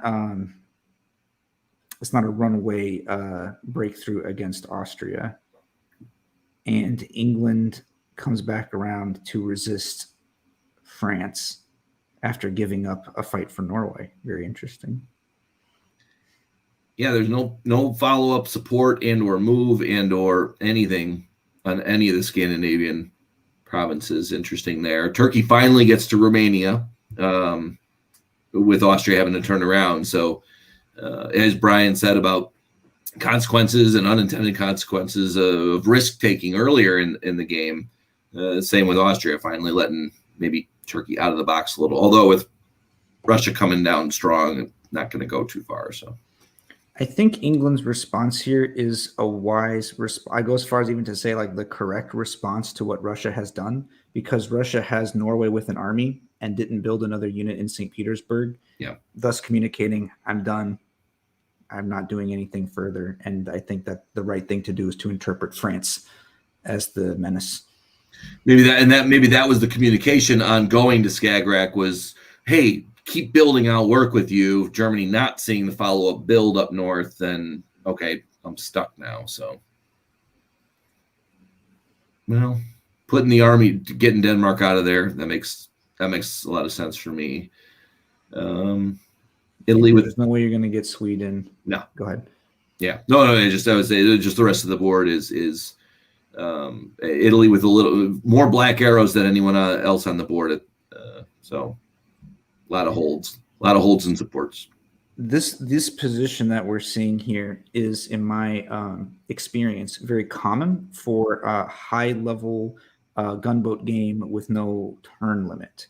That the match can become long and grinding, and the movement of a single piece can have decisive implications because it might be the only piece that moved. Mm. So I'm looking back, and that's a great point, because we've had Nexus Gunboat on here, the championships, a couple of times. And so if people who are just joining us for the first time today want to go back and look at some of the earlier broadcasts, I'm trying to see maybe if one of those were on there. That has a 12-year limit. So it's great, again, to see what a 12, 14, 16, 18, 20-year game can do. It's a definite grind on how you play. It's not just about the fact that the game could pen for so long, but about the strategic implications that has on the players. Where, like, if I were in a match that had, let's say we're going to be done by 1908, at this point, I'd call Austria a goner, because the other players are just going to smell blood and mop up the rest of those Balkan centers because they're in a hurry. Yeah. But here you can pause and think. Even someone like Turkey might think, Austria's got Italy locked down. Maybe I should concentrate on something else. Yeah. And Turkey builds a fleet. Unit efficiency, kind of that OSR, Brian, that we're getting to. Yeah, and look at that, both of them move too. Yeah, and Italy sees that too, and is moving in a position where they'll be able to defend against that. Notice that neither Russia nor Turkey have laid into Austria here, I think astutely letting Austria hold Italy down. They're just not in a hurry to capture supply centers. They want position. England losing north. So at this point of the game, I know it's fall. We keep this on the thing. So England losing north at this point of the game is, tactically, that's tough. That's the biggest thing. When I saw that black arrow up there, Brian, it's like, wow, because at this point, again, no communication. There's no. Although moving it to Edinburgh, that's an overstatement. The players communicate; they just communicate with signals rather than with words. Yeah, no, but after a turn that has, if this is face to face, virtual face to face, this is a huge conversation point for everyone touching it. You're waiting for that next signal, because now a lot of people are figuring, okay, where do I make that next order to say, hey, how can I help now that you're there? There wasn't really a whole lot there, so let's does that shift of the Russian units into Bohemia and Galicia signal anything?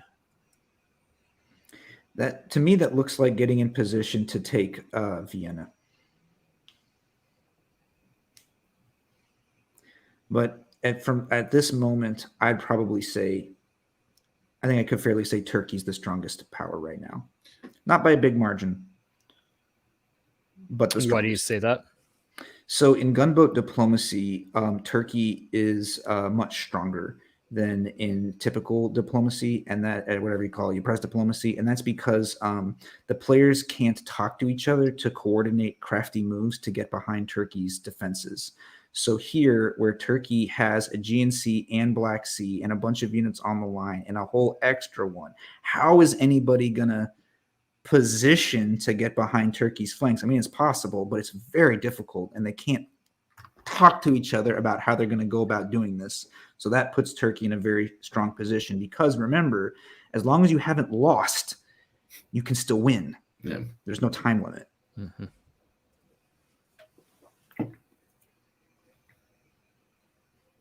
Wow.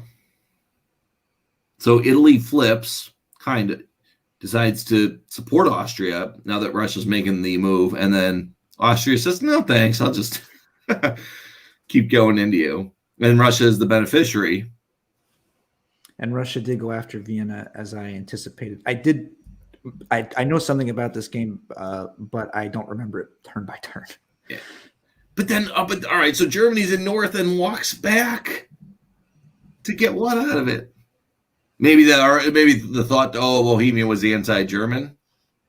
Ugh. I think that's a German reaction to Russia, yeah. Yeah. Bohemia is an Austrian province, though, not a German province. Oh, and so you give England life, but England then loses Liverpool. The loss of Liverpool to an army is devastating. I don't think this is recoverable.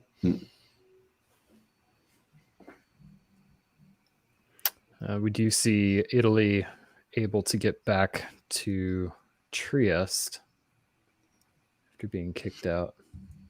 Yeah, that was the end of Austria.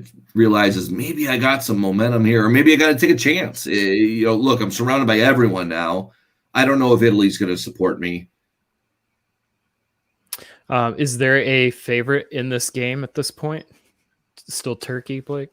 Turkey's even stronger now after this move. With gaining Serbia is usually key to the whole Balkans, given that it borders almost all the other Balkan centers and it's the landlocked province. You can usually parlay that into taking over the whole Balkans, in my opinion.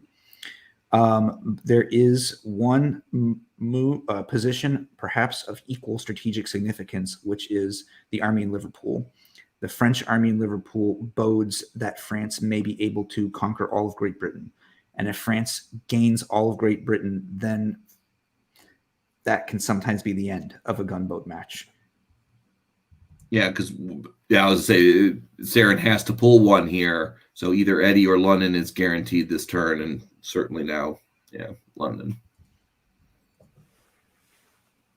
Oh, both of them go. Oof. But Turkey has a lot of black arrows too. This may be a race to the finish of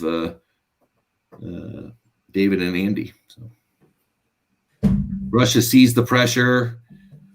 Turkey's very Blake. What do you think about the armies? Just kind of a lot of supports, not a whole lot of movement. Maybe positioning on the which area of the board? Well, Serbia and Romania supporting each other. Yeah, I feel that's kind of overly conservative here. I think that that Turkey's position is really, really strong, and just getting a good guess somewhere to break through could bring game-winning momentum. And so I think that that might be a little too conservative. Yeah. I go back and you wonder about an army in Greece is not as effective as the fleet. So built an army in Khan. Don't get me wrong, having the armies there to lock everything down, but needing that extra fleet. Where's the next build coming from if a wintergreen appears in gunboat? Yeah. Open-ended question, not directly. So at this point, well, the next build comes from Budapest.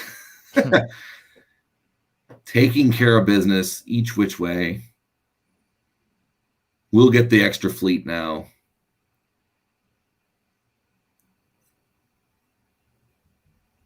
Saren picks up Holland. I don't like my pick of Germany. Can I change?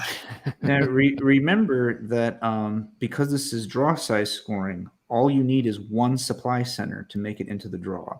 So the players, as we talked about earlier, who know how to play this way, they can send one unit going all over the place to keep alive. That can pay off. With unlimited, though, if people can communicate just through orders alone, let's say if Russia's on one side of the line and France is on the other, and Saren is sitting in St. Pete, they can basically whittle her out if they wanted to, right? Yes. So if you don't want to be whittled out of the draw, you got to get yourself into a position where your unit will be essential for the stalemate line. Munich, Tunis, Portugal, Spain, Tunis, Munich, somewhere like that. Yeah. Portugal's always fun. Been there, done that. This is still really close. Turkey's position in the Balkans is very strong and consolidated, and all the momentum is in the right direction. But France is now down one neighbor and is basically England, but with better home centers. Yeah, the fleets are moving. I mean, Norwegian will be taking this year, guaranteed. So is there a risk, though, if France were to tap, say, Germany or Russia? Does that open the door for Turkey? Is that a danger? This is a really precarious situation because the centers that France and Turkey would tussle over for the win are not controlled by either of them. They're Tunis, Munich, Berlin, and possibly like St. Petersburg or Moscow. Those are less likely. So if I were Turkey, I'd be pretty much assuming that I'm going to be able to get the Italian home centers with enough time and the Russian home centers south of St. Petersburg. And the big open question is, am I going to be able to make it to Munich or Berlin? I doubt I can take a French center because France is strong. Can I make it there in time? And if I'm France, I'd be thinking about how am I going to get Tunis? Because Munich and Berlin are relatively tactically easy to get from the north if you just are smart about it. But Tunis can be locked up. So if Italy and Turkey decided to join forces here, France is not going to solo win.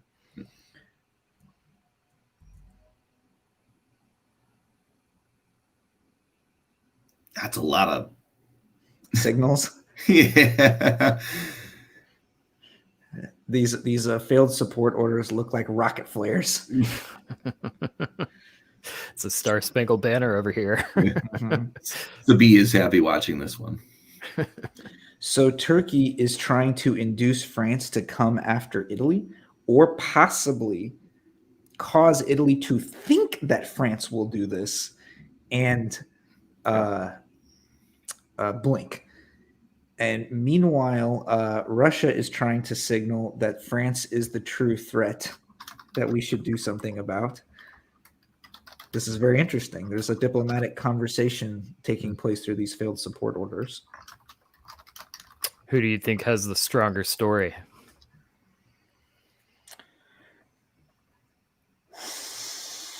I think Turkey's underestimating how strong France's position really is here. No. Hey, Brian, press T. I hear it'll make the board explode. I did hit T. All right.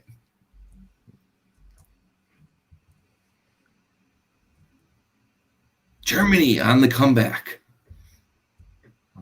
Uh-oh. Nope, sorry. All right.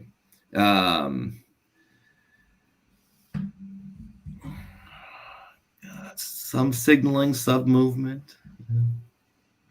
So at this point, if I were playing Turkey, I'd be trying to make truce with Italy and make sure that Russia isn't sneaking into the draw somehow.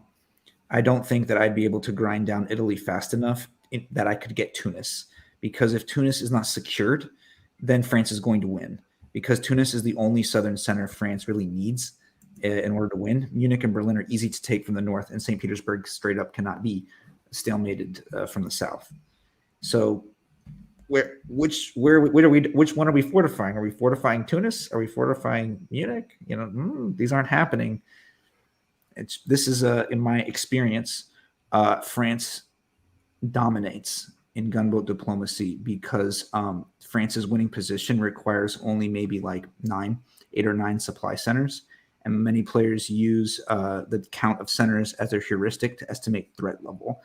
And for France, it's not about how many centers, but you got to give France like a mental +2 in gunboat diplomacy because of that corner position, and conquering all of Great Britain as like another mental +2 because that's a second corner. So if France has 5 supply centers plus England plus Belgium, okay, that adds up to 9. But with these 2 corners, it's more like 13 functionally in terms of how much force France is able to bring to bear. And when you consider that level of might compared to what are Germany and Russia building any kind of stalemate line, they're not doing it. So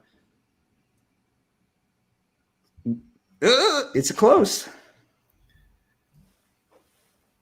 Yeah, now pulls out a mid-Atlantic too. So that was going to be a question from earlier. Maybe we'll get to it later. Is even if France comes around, if you're Italy in this situation, just say, look, Turkey, I've been fighting you all game. I'd rather let France eat me from behind than, if I have to get on a stalemate. Because if France solos, bigger picture here, France solos, Turkey gets nothing too. So Italy's like, look, you're going to support me in Tunis if I need it, if that means solo, right? If I were Turkey, I'd be nervous about Russia desperately trying to get behind my line into Anatolia. Yeah.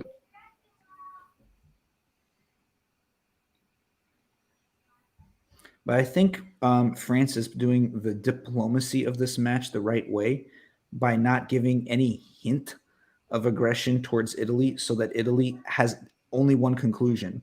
My enemy is Turkey. Yeah. And so one big question here is, are people playing for longer term, maybe multi-season or in the season metagame? Is there any reason why France might say, I'll stop at 17 or I'll stop at 15 and not attack to look like I'm gracious? Because it's gunboat diplomacy. No. The matches are anonymized when they start. But just after the fact, like you see, okay, David Sawyer is now known to the world here. But in a subsequent game, you'd have to deduce who he is. And that could be very challenging. Now, that said, he actually says he knows who I am by 1902. You have a play style, so we go to those statistics. Yes. All right, into Denmark. So, and the Northern Fleet is gone. Sweden is all that's left. So from here, we know that the rest of the North is going to crumble. There's just not enough fleets to build a fortified line. Yeah. It will take time, but because we don't care about time, we know for sure that these are already France's. France is going to get Scandinavia and St. Petersburg. Is there a consideration for someone to draw this early? Or are they going to whittle it down typically? Because of how the scoring system works, you would need to whittle the draw pretty small in order to come out ahead in the points. So like if there's a 4-way draw, that's worth 30 points. So if you're like one of these players that bid 18 to play your power, you need to get a lot of players knocked out before you're able to get enough points. Also, 5 left gets 24. Is a net +6 enough? Look, I come out of the game a little bit ahead, or is it someone going in saying, I want 40 or better to end this game? Well, to give you a comparison or like a reference level, after 6 matches in the league, the number 1 player has 101 points. So if you want to be number 1, you got to get points. Yeah. Solo. I mean, how many games are in a league? I keep asking more bigger picture questions. That's okay. It's six so far. Okay. So, I mean, but if you know, hey, look, if I'm going to get lucky or get good enough in one game and get one solo, that could be 100 points right there, right? Yes. A solo win is worth vastly more than a board top because it's not particularly worth anything. Yeah. Even a two-way draw, no one could vote themselves out of a draw, right? Even if they're centers on the board. Not on Backstabber, I don't think so. So do we have a move here? Is this aggression or is this moving like for a line? Possibly to form a line. I would interpret that as an attack because Black Sea moved to Sevastopol. when that could have been signaled with like a support hold or something to convey like, dude, I'm just moving around. I'm not attacking. It is possible that the Turkish player just does not have the same perception of France's tactical position that we do. Oof. Puglia makes it to Greece.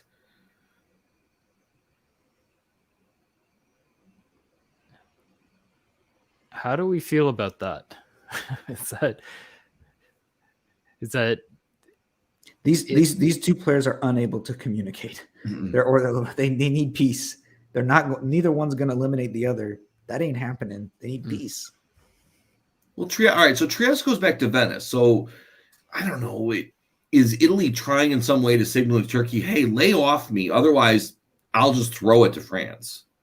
That could be true. It may also be that Italy is trying to get a fourth fleet, which makes it to form a stalemate line that runs through Tunis requires at least 3 fleets. And if there's a fleet in Tunis, it requires 4. And in gunboat diplomacy, it's very advantageous for the units that need to form the position to all belong to one player so that you don't make misorders that blow up the stalemate line. It may be that Italy's really thinking like, I just need another fleet so that I can form the stalemate line. My armies aren't so important. It could be.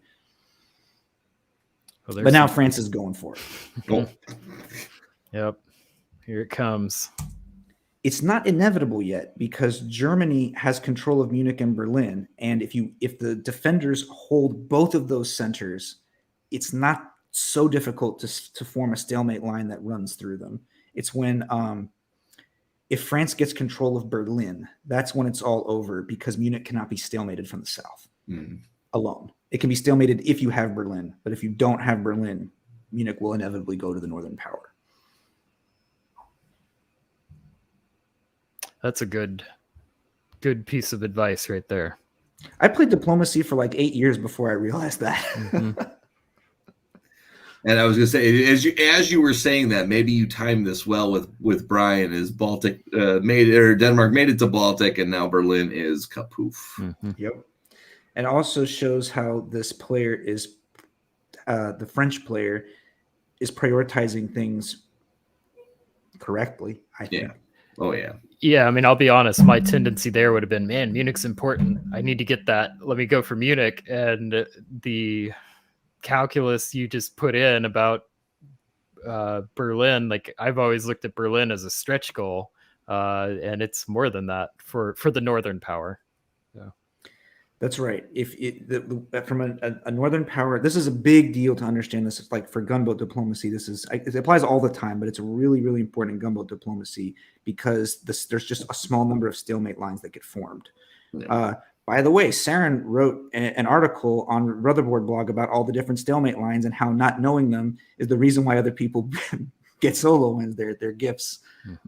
But it's really useful to know that St. Petersburg and Munich cannot be stalemated from the south. St. Petersburg, not at all, and Munich if Berlin is not controlled. And Tunis is actually kind of difficult to hold as well because you need to have fleets that run in precise position. Anyway, it's over here. Like this is yeah. As you're saying that, like check. So, all right, well, we'll start moving through these. If there's something of significance, definitely call it out. But it sounds like it's done. We're both shaking our head, Brian. Yep. Just keep hitting forward until there it is. Yep. 19, right? 20, 21. Yeah, there we go. Congratulations, wow. David. Yeah, that's. We get this victory lap of all the Italian centers. Not necessary. Oh. Wow. So how typical would you say this game is? Was this something expected or like particularly great play by David? What's the story from a overall standpoint for this kind of game? So the players here are experienced, some very experienced. This is in no sense a beginner's game, but beginner games of gunboat diplomacy do often play out like this. because France and Turkey are difficult to dig out in the beginning. A lot of players don't bother to do it, and that gives them time to build a really strong position. France, I would say, is born strong. France is very, very strong in gunboat diplomacy. And unless the other players understand this and work together to debilitate France somehow in the beginning, France is likely to do well. France is almost surely going to be in the draw if there's a gunboat draw. And so I think this game is a great demonstration of the power of France, that France was menaced, but not enough, and just continued to accrue more and more power until it was impossible to stop. Well, that was good. So I have a point in the question. The point was going to be, I remember France only got one build in 01 because was worried about Piedmont and didn't support into Belgium. So well done. The question is, so usually when there's a solo, it's okay, whose fault is it? I don't to go back to the map, but whose fault was that, do you think? Turkey should have pulled back completely so that Italy would feel comfortable that if they formed a line, they would not be harmed. Yeah. This could have easily been a three-way draw between Turkey, Italy, and France if Turkey had concentrated on Russia and being nice to Italy. That was probably the best result Turkey could have gotten in this game, I think. Yeah. And I'm not picking on Andy. I'm just saying there's a lot we all need to learn about. Okay, when we're in a position when we know we cannot win, where is our next best result? And I think I've done this before. I had to learn the hard way that it feels so good to get in a strong position as Turkey, especially after Turkey are bottled up for a long time. But in a gunboat match, often the right thing to do for Turkey is to pull back and even give away centers to other players that may need the units because they need to form the stalemate line with all their own units. So that way they don't have misorders. Yeah. I'm glad you brought that up too. I remember playing a lot of gunboat before I even found face-to-face, and it was, why didn't you do that? You're yelling at the computer and you know they can't hear you, but you're still yelling at the screen saying that made so much sense. Why? But they have a different view. So yeah, that's great. Oh, Kelly, you're the only person that's ever yelled at the computer like that. Right, yeah. I'll bet you what North Carolina barbecue sandwich at Dixie next year on that. Take it. All right. Well, Kevin, we're going to give you a break. Thank you very much. David, you get to join us for our next round, and let's pull up our next Brother Bored League game. Let's see if I can do this. And the answer is no. Oh, I should say what the final result was for the match. I think that's interesting. So that because France won with a price of 22, France got 98 points. Okay. Because you start at 120 and a solo gets 120? Correct. Perfect. Very cool. All right. Here is Brother Bored Gunboat League game number 1. And let's do this. All right. I'll say at the beginning what the prices were, since some people may find that interesting. England cost 16. France cost 22. Germany cost 21. Italy cost 26, the highest. Austria cost a mere 6. Turkey 20. And Russia 9. So somebody, this Italian player, really, really badly wanted to play Italy. So that they could open to Piedmont, which is a perfectly fine opening, and particularly in gunboat, because you got to harass the French, as you were saying.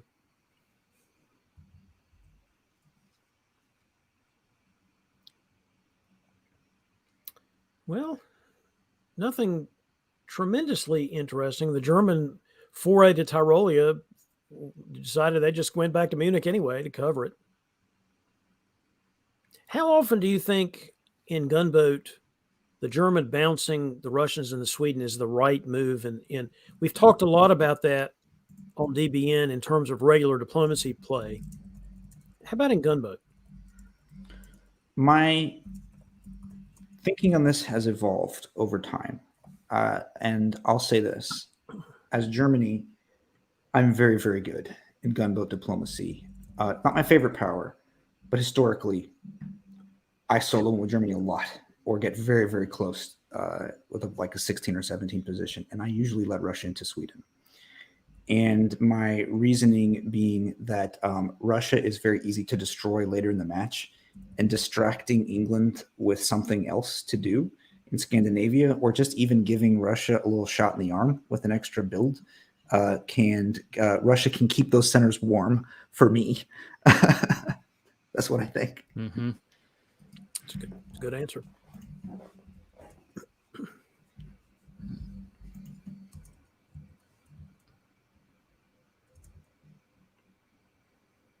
Oh gosh, I know it's gunboat. I know that the mechanics and the algorithms are a little different in our heads, but 3 armies in a fleet for France, I don't like.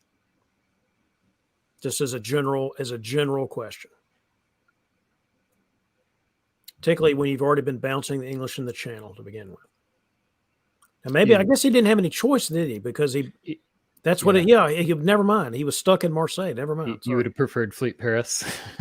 You're totally right. You had no choice in the matter. I still don't like the position, and that's because the Italians went to Piedmont, which screwed the French up and thought they had to cover Marseille. Mm-hmm. Yeah, we did a segment on that a couple months ago, and it's interesting that one of the highest powers, the highest correlations between weakening France was Italy, not England. I'm curious if that's true in gunboat also. Probably more true in gunboat. In regular diplomacy, there's a lot of advantage to France and Italy working together, and you later try to figure out some way to get the jump on them. In gunboat, you can't really let France stick around forever, as Blake was just saying earlier. Now, we can see here, though, that Germany's bouncing Russia and Sweden is paying off in an England-Germany alliance that formed very early. This is cool. Yeah, and going to Burgundy like that is, wow. And so France is probably trying to play nice. I'm not any harm to anybody. Not working. Oh, gosh. And lost Marseille. And because the previous time it was just a feint by Italy, and this time the wrong call. It's almost as if these players were listening to what you just said a few minutes ago about containing the French early. Uh-huh. The other thing that catches my eye is we've got a real, actual Lepanto here. Is that typical in gunboat? Because you don't see that very often in virtual face-to-face and face-to-face. It's the real deal. It is I would consider it part of your bread and butter tactics for Italy in gunboat. And of course, in this case, since there was no way to defend it, it's like, what else would you do here? Yeah.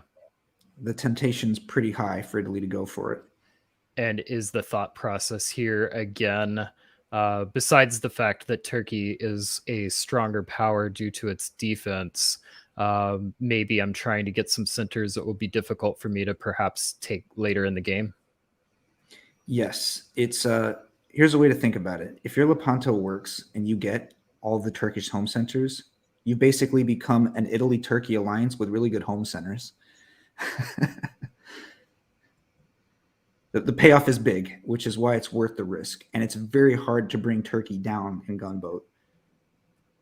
I mean, just because you're in Syria doesn't mean you've got the job done yet, of course. That's right. Yeah. That's the point you were making. I think it's totally fair.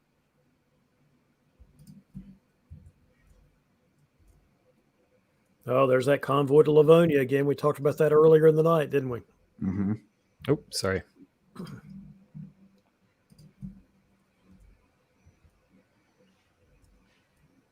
Yeah, oh, my goodness.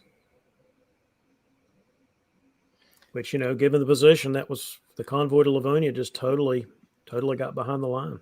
And Germany, anticipating that this is going to be a blowout attack on Russia, starts moving into position against England. France is debilitated. Russia's toast. So, who's next?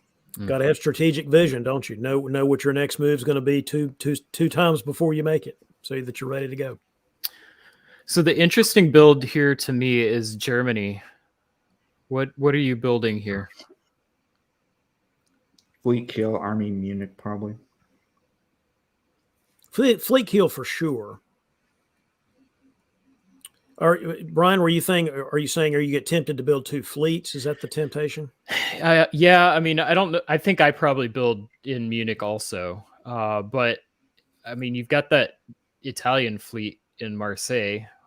So I feel like I could get away with the second fleet build here, which might help me against England a little faster. That's a good point. And Russia is down for the count. Mm-hmm. So the army's not as valuable as it might otherwise be. I mean, it's not valueless. I mean, I can think of some interesting things to do with that army. I guess we'll find out because he did build the army. Or he did build the army. So France decides to hang on for dear life in Iberia. But since this is draw size scoring, yeah, that's not a bad move. Yeah. Portugal, love Portugal. Mm-hmm. Yep.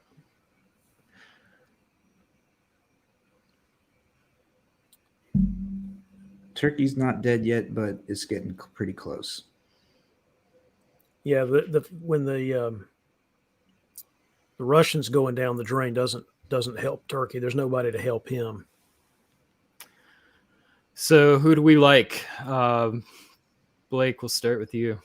The obvious favorite is Germany, who's got I've heard some players refer to this strategy of bringing down Russia and turning around to come after England as a centrifuge. And Germany's got the position for this strategy.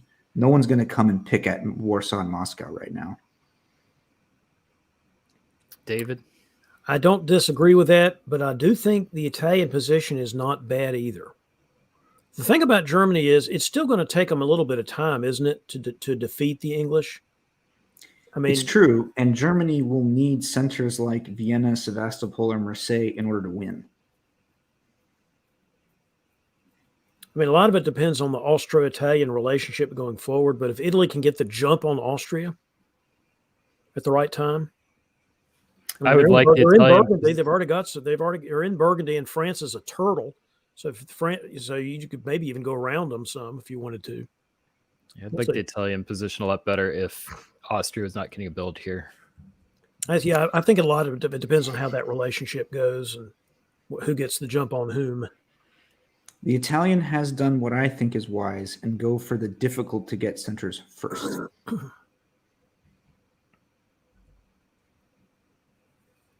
And they're still on side, at least for now. With the Austrians, I mean. Mm-hmm.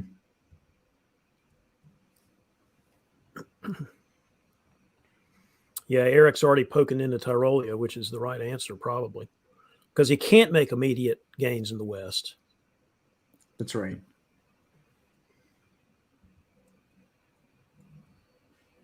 +2 for the Austrian. Yeah. Which they are needed because there's bloody Germans coming. Yeah. And Turkey's still not dead. That's about to change, although not this year. Most likely.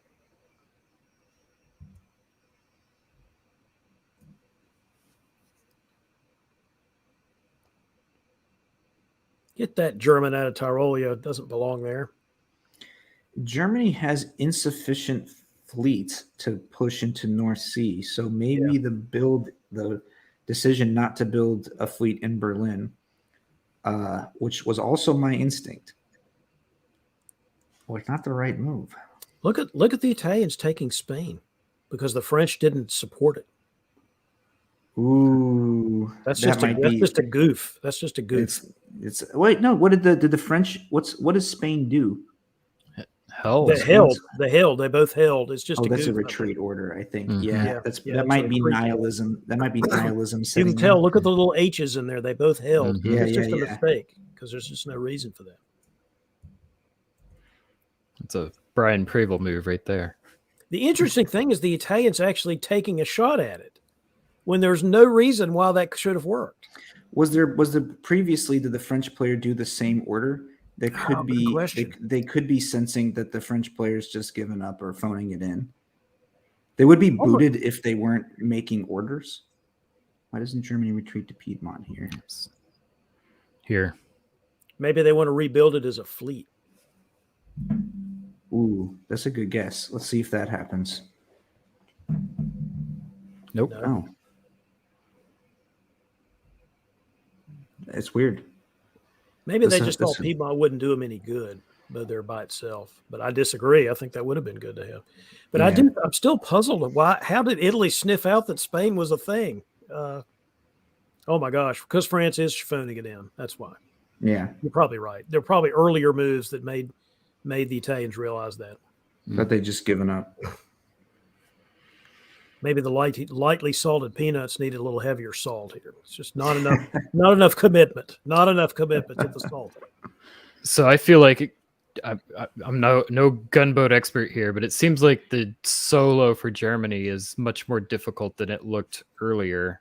Do we feel like anyone else, there's been a shift for who's the most likely to top this thing? This a board like this often plays out to a draw, a three-way draw between the central powers. Mm-hmm. Because it's like, okay, there's some possibilities. One is that if Austria gains the upper hand and gains control of Warsaw and Moscow, that's going to free up a bunch of Austrian units to possibly attack Italy and go for it. Another possibility is that we're getting close to a draw state here if the players aren't able to advance any further. Mm-hmm. And another possibility is that something crazy happens because Italy got into mid-Atlantic Ocean. I was going to say I don't think we're even close to a draw state because of that. Mm-hmm. The Italians are basically have nothing but blue sky here. Assuming they don't get stabbed by the Austrians, they're going to think they can make some progress, and they're right. That's my favorite thing is when the unit gets free somewhere, whether it's an army up through Bohemia or a fleet into mid-Atlantic Ocean. But Italy's going to need at least Munich and Sev, right? If they're going to solo. If Italy has Iberian Marseille, that's 3 centers on the northern side of the line. So only Sevastopol would be required. And I wouldn't count out the possibility that the Italians are going to end up with some Western centers they don't usually get. Yeah. I'm not saying immediately. I'm just saying that. I mean, which stopper is going to put this genie back in the bottle? It's not going to be the English trying to hold North Sea. Somebody let Italy out of the box. Once again, Germany's lack of a 4th fleet is still a problem, despite a second chance to build one. True. Yeah, when they rebuilt the army, I thought that was a lost opportunity. The alliance from Italy and Austria is still holding very well. Yeah. Is there any temptation to? There's not change? yet. You have to wait for the Austrians to go and get better position on the Germans, and then you stab them. Mm-hmm. The Austrians don't have much of a stab possibility. I'm just talking about the Italians. Mm. And you need to get them into Tyrolia. Then you need to get them into Bohemia. Then you need to get them into Silesia. And Italy's making the supporting them to Tyrolia. And Naples to the Ionian, just to make sure nothing goofy happens, and just set yourself up for a later stab. See, that's what I mean about here's North Atlantic, Mid Atlantic. Man, that there is no stopper to put in the bottle. The genie is out. That's right. In most diplomacy matches, this amount of Italian fleets getting into the north is like a freak show. Yeah. It totally changes all other assumptions about the game. Yeah. Similar to how a fast working AT gets Turkish fleets out there. Same thing. It just totally changes the equation. Germany definitely cannot win anymore, at least without something crazy happening. Yay, they get the North Sea. It's a little too late now for that to be greatly helpful. In fact, it's probably harmful. Look at this. I We're love going it. to try to Did that work? English. It did. The convoy to Clyde. Wow, that's the kind of freak show. That's the kind of freak show stuff you were talking about. Yeah. That's interesting. Well, think about this. This is a player who went for a Lepanto in the beginning, and now they did another double convoy to do the same thing to England. Textbook English Lepanto. Whoops. Mm. Where Italian armies go to die. Ooh. It was cold, clever. the very, very cold shores of Scotland. It was clever. Doesn't matter. They're still in great position. They took Brest. I mean, come on. Brest, yeah. Yeah. And Austria makes a breakthrough. Yep. On Germany. Yes, but they need to be careful here to not move everything too far north. Yeah, because that army in Naples is menacing. That's not a friendly signal. No. Yep. Yep. Here it comes. Yep. This is it. Austria nervous, but doesn't really see it coming. Well, they do go back to Serbia, but I guess what else was it going to do? That's what I mean. Like, for the most part, Austria is still fighting Germany here. Yeah. For me, seeing that army build in Naples, that's like the spider sense.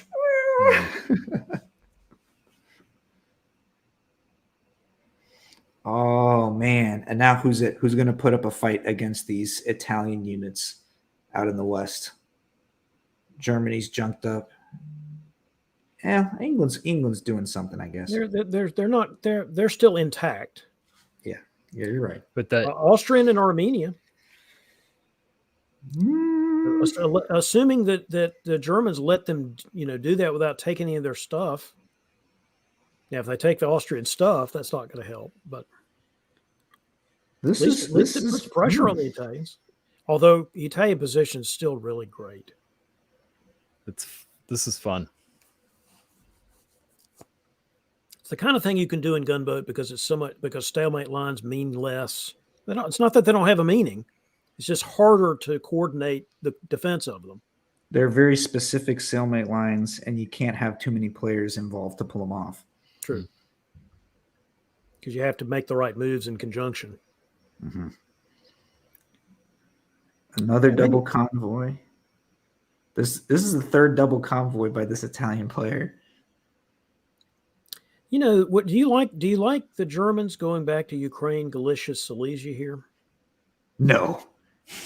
Sebastopol, for that matter.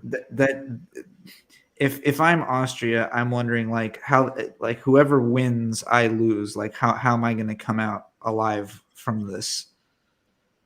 This is a situation where solos are created by diplomatic misreads or not being on the same page, this would be a scenario I would expect throwing to happen. Because England can form a complete line of defense. They can hold off Italy at France. And because Austria has a compact position in the Balkans, I think only one German unit is necessary to form a stalemate. Not four. No, not four. And not one of them taking an Austrian center. I mean, who knows? Maybe he's going to defend and move through or something. But it's still weird. You don't want to signal that. Italy could be forced into a draw here. Well, not with those moves. It can't. Italy's being rolled back a little bit, but Germany's greedy. Well, Germany may think that Germany is the one to stop the Italians if they get there fast enough, and then they can count on their own orders being correct versus counting on the Austrians to do it. But that's a high-risk strategy. Or maybe Germany just thinks they can get to Solo. I can't believe they think that. Going for Norway, they're attacking England as well. Not just Austria. Blake, what were the bids for Germany and Austria? The bid for Austria was 6, and the bid for Germany was 21. And England? 16. So maybe Germany's just saying, hey, if it's going to be a three-way, it needs to be with me and England, not me and Austria, so that Austria doesn't get a leg up in the points. It could, yes, the players do know what the bids are at the start of the match. So it could be that if we draw with Austria, Austria will beat me. Win, yeah. Yeah, That's fine, but you're playing with fire to think that way here. I agree. Goal number one, make sure nobody gets all 120 points. That's goal number one. All right, we got 3 builds here. What do we can put down 2. What are we doing? Is that fourth fleet gonna come out? Wait, Well, Did the Germany other ones lose it? got killed. The other ones got yeah, killed. they got Removed. so it's got so this is gonna be a big signal because if there are fleets here, that's Germany going for the win, and if there are armies, that's Germany going for Austria's elimination. Split the difference. I don't know what to say to that.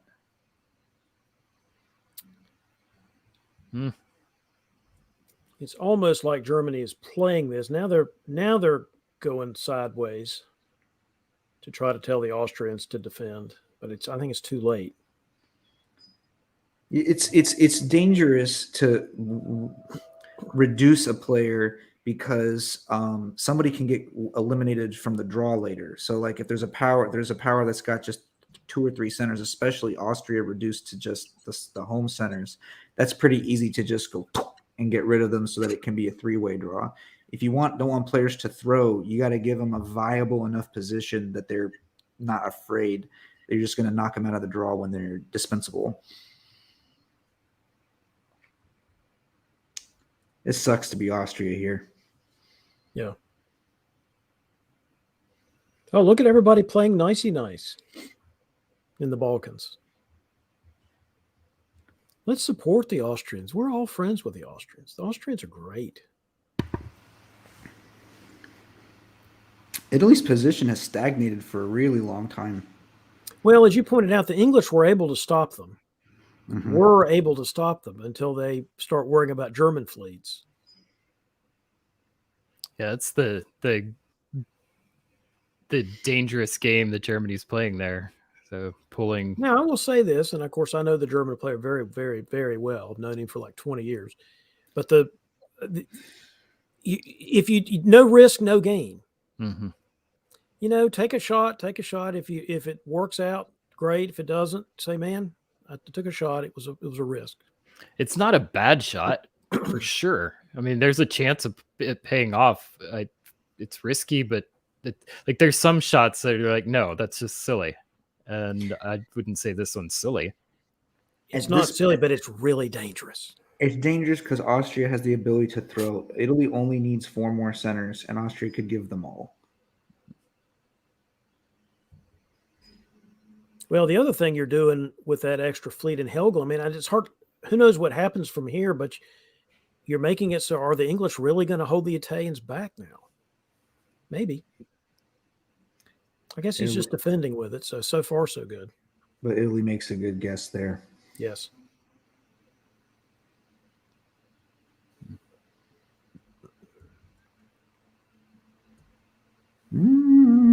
Oh, well, this is bad.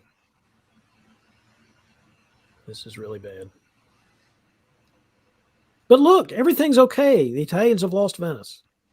Everything's fine. Never mind. No chance of a solo now. Because of that North Atlantic Ocean fleet. Yeah, it busts the front wide open.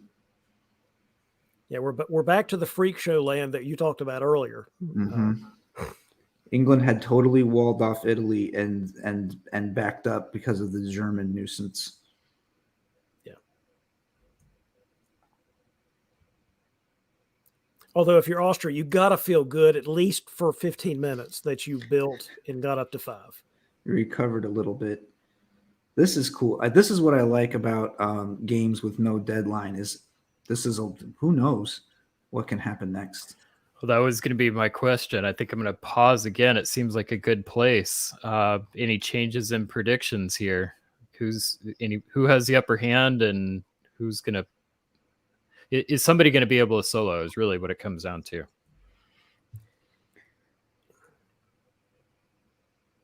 I would say it's the stamina of the players. If the players have the stamina to keep playing until they really are forced to draw, then this could keep going. But some players would just get tired and vote draw. I think that Italy will keep pushing, and I understand that it looks a little precarious in Italy, that they can't really defend everything. There's sort of Austrians who kind of broken through. I still like the Italian position a lot. I think they are almost certainly going to top have the best number of centers. I know that doesn't matter as much in the draw base, but do they have a shot at a solo? Yes, they got a shot at a solo, I think. They also need they lose the most if there's a draw from a points perspective. Yeah, because of that Italy heavy paid the bid. most. Because they paid so much Yep. money. Yeah. Mm-hmm. Oh boy.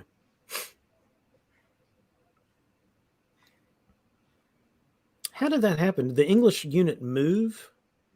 English unit must have moved. Oh, it did. It Yeah, went moved to the North Sea. Ooh. That's rough. Now we're in the reverse of the tactical position earlier, where Italy's got the string of fleets running through North Irish and gosh. English. Hmm. This is fascinating watching Italy kind of be on the back foot down in the south, but somehow these units in the north are making progress. Sort of on the back foot, but getting their footing back. Mm.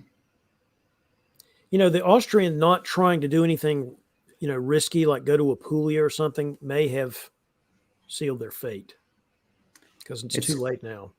It's also, I would say that having the German position so menacing still, especially from how it was playing out before, I'd be nervous to go out on a limb as Austria. That must be what caused them to not do anything screwy like that.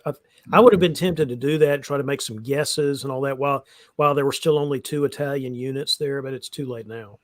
Yeah. Is there any danger for Italy in attacking Austria and that helping Germany more? No, I don't think it would matter. Germany needs 6 centers to win, and I don't see how they can be given away to Germany. Yeah. And of course, the South is fine, but it's the North that's the problem. Once again, the lack of German fleets is a big deal. So Italy, there's a possibility of Italy rolling up the North because the English and German fleets aren't going to be able to coordinate. Although the convoy to Yorkshire is actually not bad. Because it really does give some other. Well, obviously, it puts a unit on Liverpool for one thing. Mm-hmm.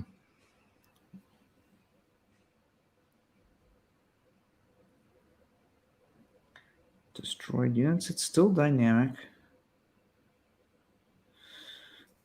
Oof, it's so close. Did the Austrians support this Albania? They were expecting a convoy or something, maybe. Yeah, I think they expected a supported convoy to Albania, and That's an for some reason, unfortunate guess. In a fall turn, losing Serbia. I understand it though. It's not unreasonable. it's very precarious now. Yeah. Because Italy can just afford to go around and around until eventually guessing correct somewhere. So is the Italian solo inevitable from this place? Inevitable is a strong word. Yeah. But it's highly likely. And what is the most likely 18th center?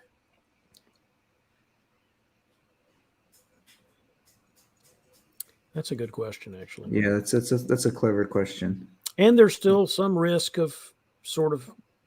It's not as if they have overwhelming power in the north. They don't. No, They've just it's just that it doesn't cost Italy anything to lose a center, gain a center, lose a center, gain a center, and go around and around if you're willing to tough it out. I mean, I think the answer is Trieste somehow. You is could the be most right. likely one to pick up. Yeah. Okay. All right. I think that's a good guess.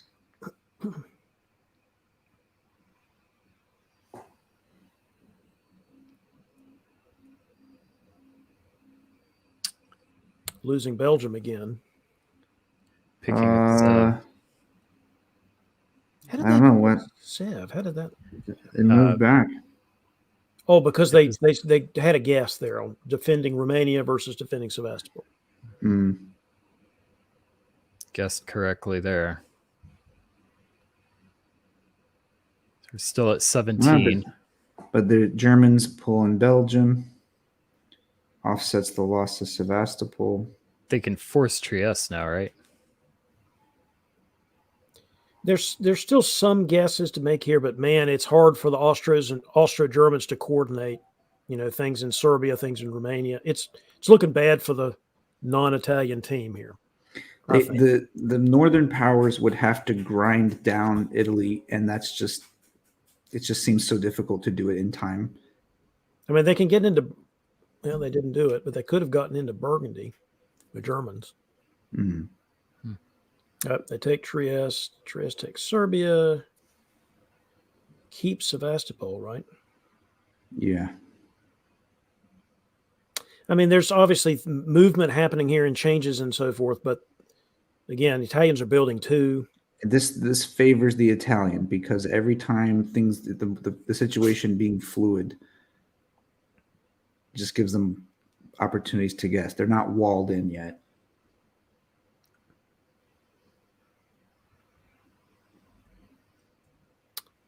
I'm now going to say foregone conclusion. I'm going to say, Yeah. I mean, it's hard. We're not studying these positions for 5 or 10 or 15 minutes and then saying such and such. So we're making educated guesses because neither you nor I have time to look at it that closely. But I think players it's did. The players players had a day or more. Yeah. So. Yeah. But Germany- my instincts tell me that this is over. Germany picks up Sev.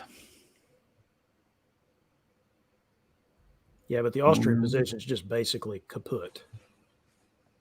There's Too many Serbia. Italians. Too many Because Italians. Germany's all spread out, defending too many different spots. Well, There is some good guessing or something going on up north, though. Look, yeah, I see that. Regain Liverpool. but I'm still not changing my opinion. I think it's a foregone conclusion.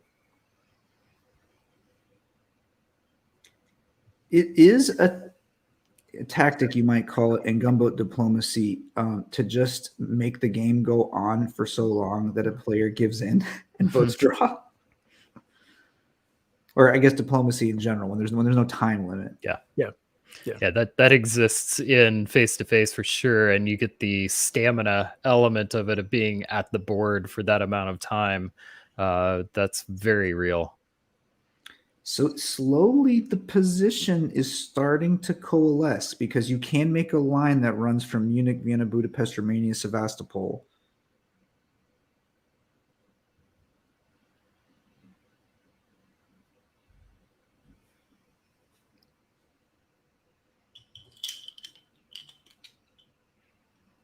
This is fascinating. This game continues to entertain in a way that we on DBN do not often get to cover.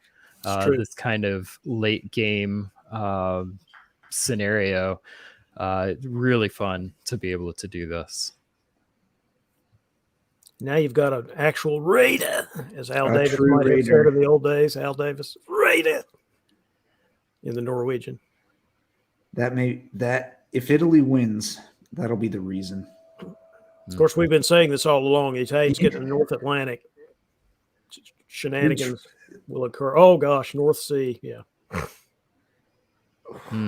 Vienna.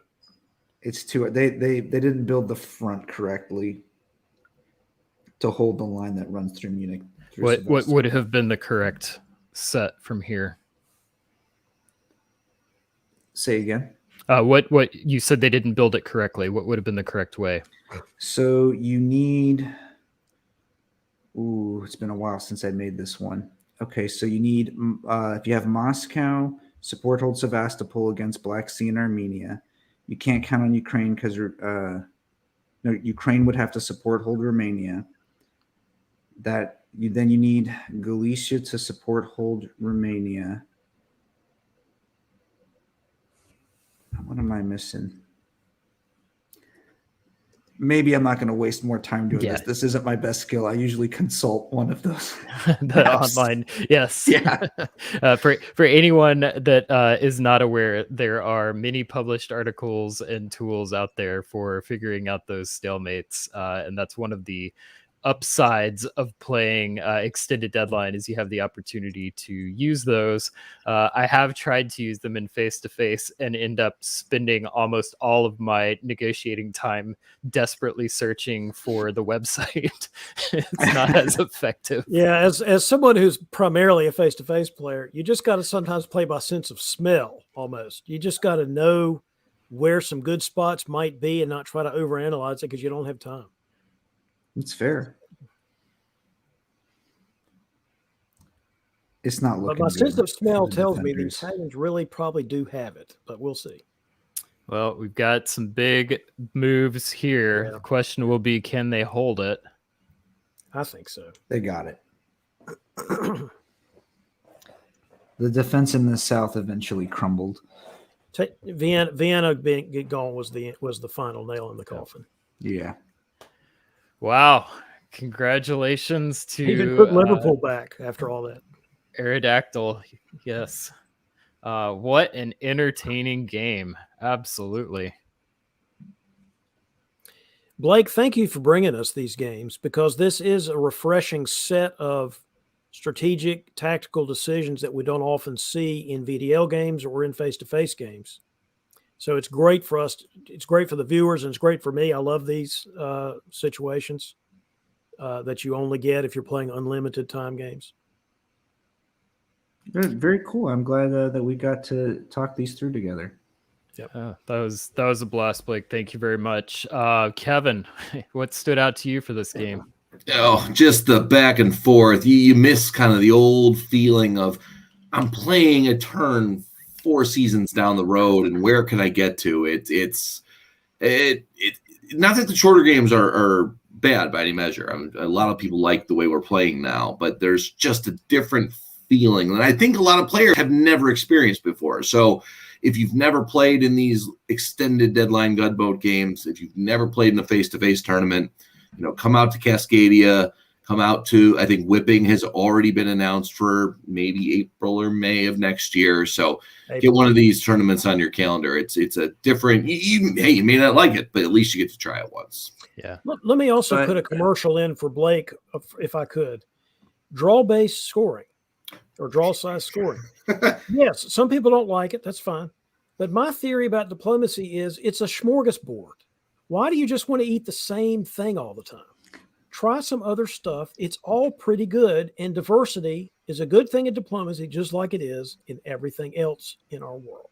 David, is there a face-to-face tournament that does that? Yeah, but it's not the same system that Blake does. I mean, I'm telling you, I like the fact that he was trying something different. And that's, guess what? Guess where all new ideas came from? Somebody trying something different. I like it. Let me point something out for viewers who might not be familiar with playing this way. Those matches, they lasted close to 3 months in real life, because you have 36 or 48 hours a turn, and if the match goes on 20 years and there are retreat phases and build phases, you're looking at a 3 or 4 months time, which is a very different experience.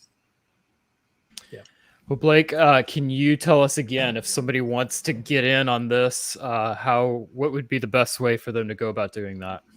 Yeah, just contact me on the Brother Bored website. It'll be the fastest way, brotherbored.com, or you can email me at brotherbored@gmail.com. I'll give you a link to the Discord server. That's where we organize the game. That's where the players can be found, and we say, hey, who's going to play, who's signing up for it, that sort of stuff. And I know there is a contingent of diplomacy players that don't enjoy mini games on top of diplomacy games. Would rather keep it as close to rulebook as possible. I am solidly in the camp of I love mini games, and this bidding that you've got is fascinating. I would love to. Honestly, I think I'd enjoy that bidding process as much as I would enjoy playing the games. So I'm dead serious right now. We do need a GM to host a match. There has to be 1/8 person to manage all the bidding. you are very welcome to come in and perform that role. We actually are trying to get another match off the ground right now and do not have a GM. And then you get to see everybody's bids and find out what they're thinking. I've done it plenty of times. It is a fascinating experience. And aside from that, I also want to say these rules are really intriguing because if they work, if we prove that they work, it's a way to balance gunboat diplomacy, which is not balanced without changing the rules. Well, wishing you and your league a lot of success. Happy to have you on here. Let's now transition back to the Virtual Diplomacy League. So let me go ahead and get that ready. And as you will recall, bring up our standings here. We had Brandon Fogel, McAllis, Morgante, and Saren all staying in the same positions. Nicola made the big move into the VDL top 7, pushing Ben and Tom down and knocking Karthik out of the VDL top 7. We're going to take a look now at our players for VDL 82 Scalloped Potatoes. In Austria, we have Aiden Lewis. England, Hunter Ketcher. France, Liam Stokes. Germany, Debian's own Brandon Fogel. In Italy, we have Ender Thiessen. I know someone was helping me with that earlier, and I forgot. It's Thiessen. Thiessen, thank you.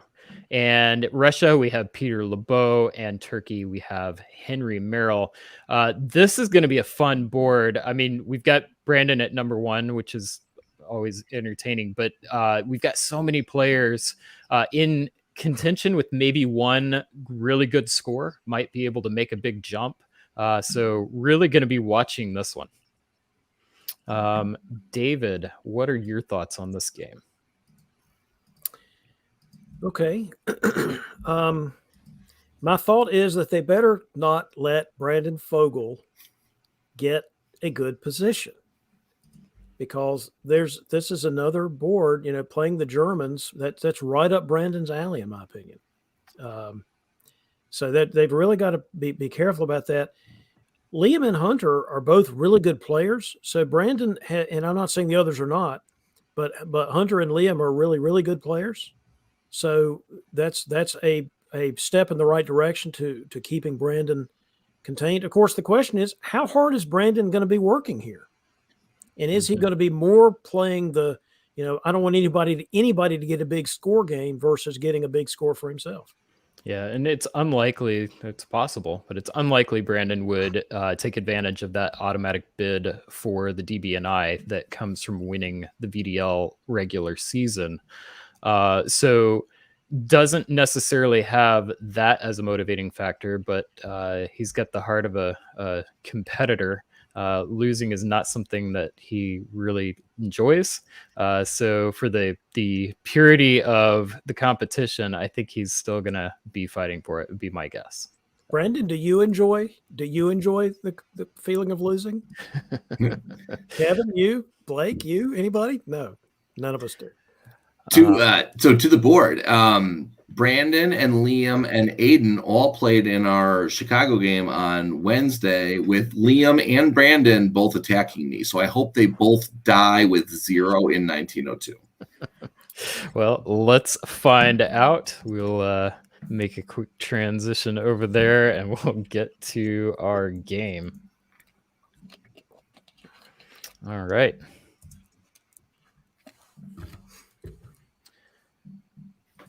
David, why don't you lead us off for this one? I am glad to. Got another France jumping in the channel, which we saw earlier this evening. Always a different game. The French, Liam really did move 3 units. Now, he didn't do a hood hog, but he moved 3 units not towards Iberia. Now, he can obviously still take Spain, but the bounce with Piedmont, I assume, was arranged. But it's quite a cagey play from Liam to not send anybody, quote, the wrong direction, end quote. Otherwise, who's going to say it? Brian, are you going to say it? Kevin, you going to say it? Blake, you going to say it? Look at the Turkish opening. Everybody's doing that nowadays. It was a popular article.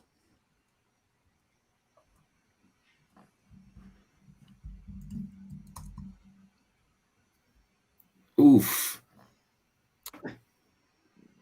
Hello. Hello, Wales. Wales. Hello, Wales. Wow.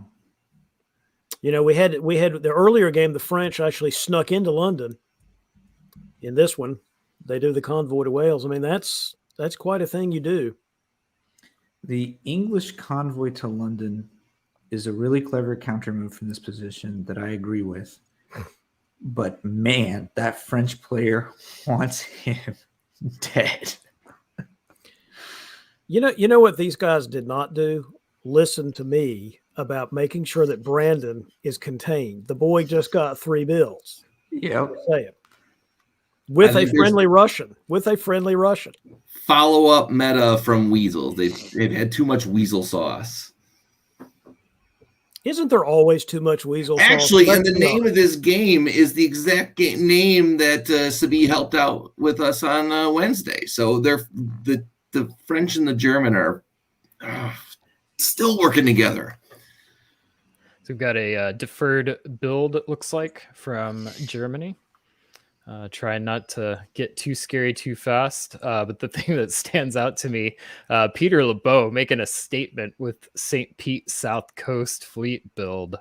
Good. It's going to be That's fun to weird. watch that Good. one.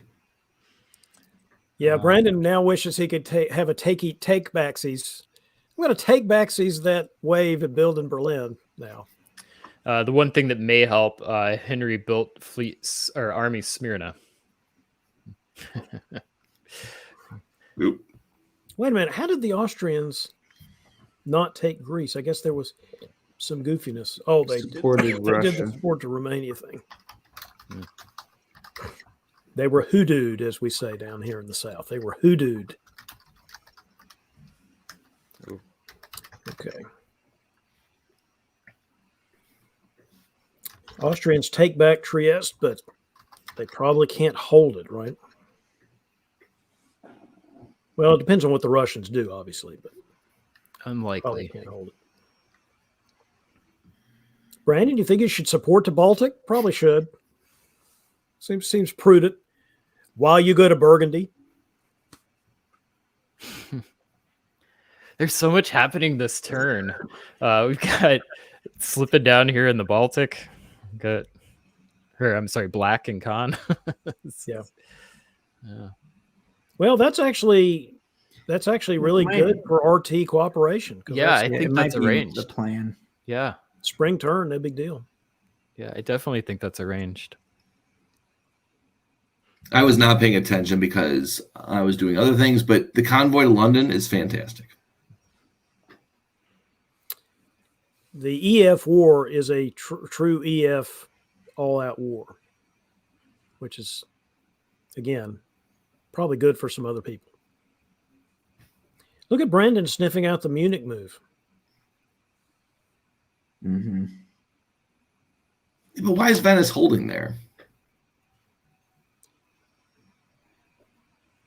You mean as opposed to going to Tiroli in case the move to Munich works? for Yeah, example? because what's the worst? Trieste goes to Venice? does seem Probably- unlikely. Maybe it's just an oversight. Yeah. It could have been a last minute order or something. Austrians get a build. Aiden, way to go, man. Gated out the Russian fleet. That's pretty cool. Double fleets from Liam. You know, it's really kind of ballsy to build Fleet Marseille when there is a German sitting in Burgundy. Just saying. Maybe the right answer, but it's quite ballsy.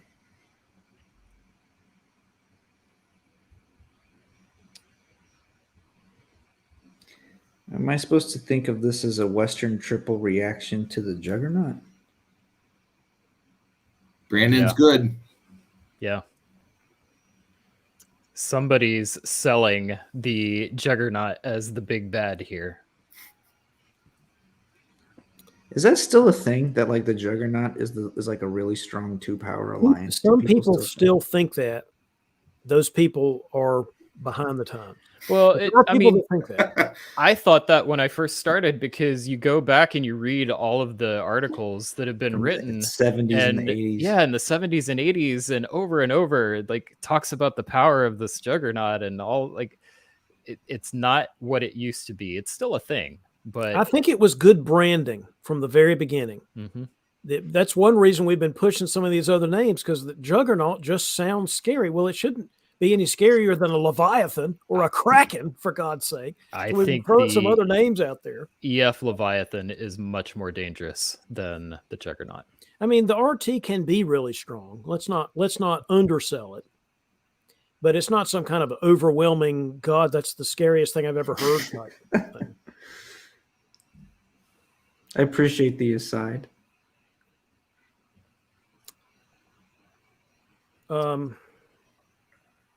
Yeah, I mean, the RT was never strong in this game, and they ain't strong now neither.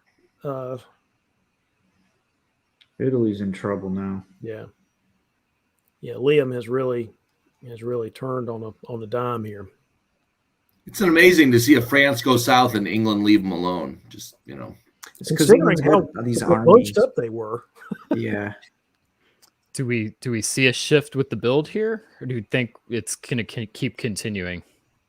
I think Hunter is a good English ally and will continue with it. Unlike the Western English triple the is other very day. good for England. Mm-hmm. Kevin, you know this is not your game from Wednesday, right? No, This is a separate yeah, game. but I told Liam that I was going to get him. I knew he was playing. Liam's getting some criticism. All right, it looks like we continue. We've got the Fleet in Ink. How do we feel about that? Yes. Well, as opposed to what? Honestly, A third army, I yeah, mean, you is want to not put your gonna be fleet in good Black here. Sea to have any chance of doing anything as the Turks, or this. Well, that worked out perfectly. So that was pretty cool. Wow.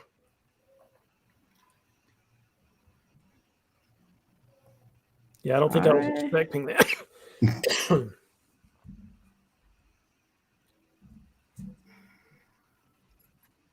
Belgium alert. That had to be Belgium agreed alert. upon, though. Yeah, it would have been Sweden. a convoy if it was a stab. Yeah. Yeah. Sweden, Finland, St. Pete. If I have to call an actual Western triple, I'm going to be mad at somebody. Brandon? Yes. Yeah.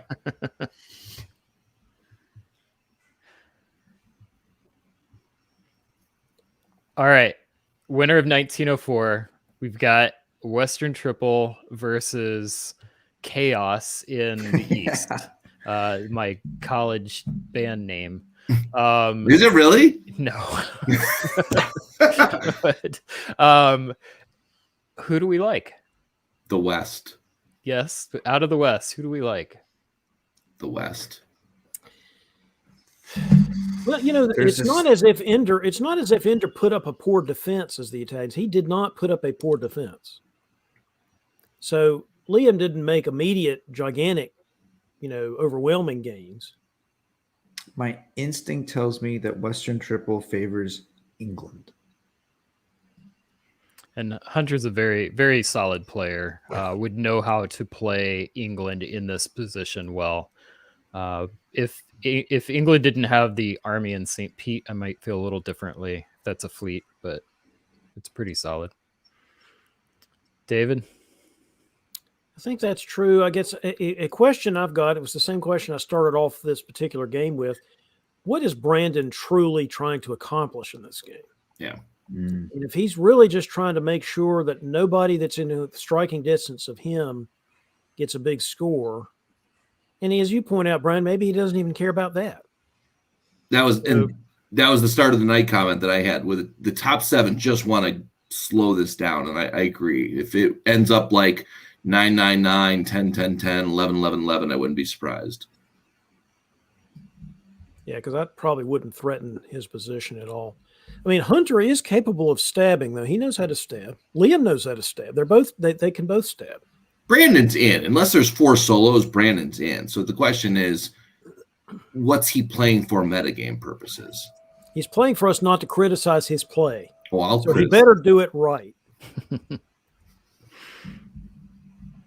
But I agree. I actually might edge a little bit more in Liam's direction than Hunter's direction, but we'll see. I don't bet against Brandon as much as I want to. He is taking Vienna and Budapest this turn. Well, he's taking Vienna and helping somebody take Budapest this turn.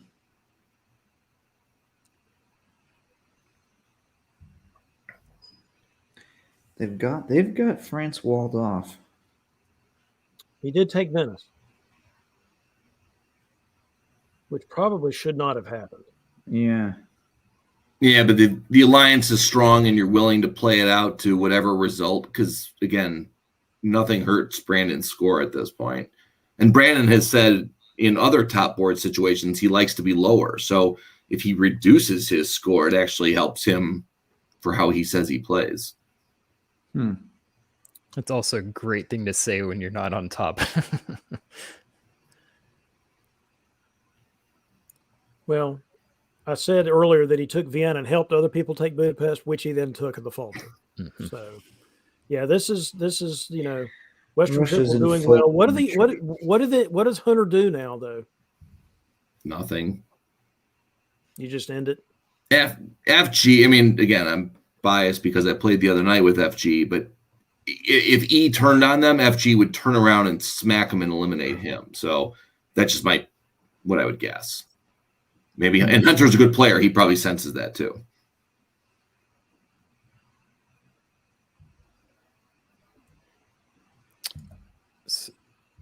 I don't know, Skagerrak. I guess he had to get it out of the way, but still. They could have moved it to Barents. Could have moved it to Barents.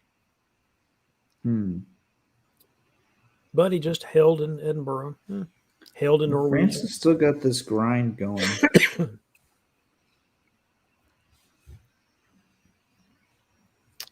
This is just to the EFG goes to the east and camps out. I don't know what else to say there. Well, England has no growth without Germany, so maybe it's moving to take some centers to keep things level. I don't know. Well, he is taking Sweden, but that's the Germans are giving it to him. Yeah. That's. And he's taking Sevastopol, for goodness sake. It's been a long time since I've seen a Western Triple get this far.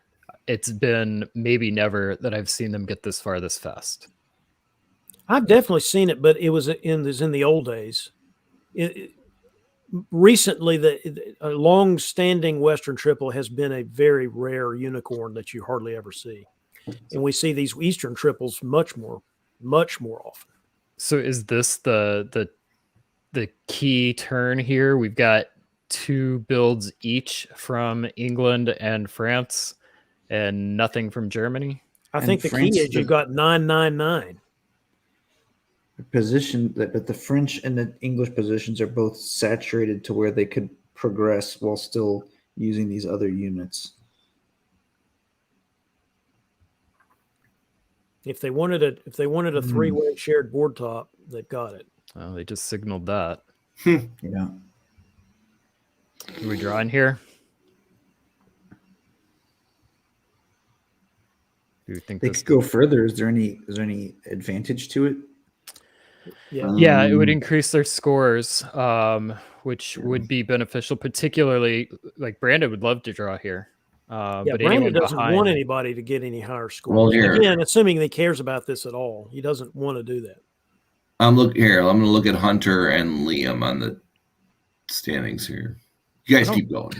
I don't think they're very high in the standings. They're still going for it. I've seen it once in my life. Once.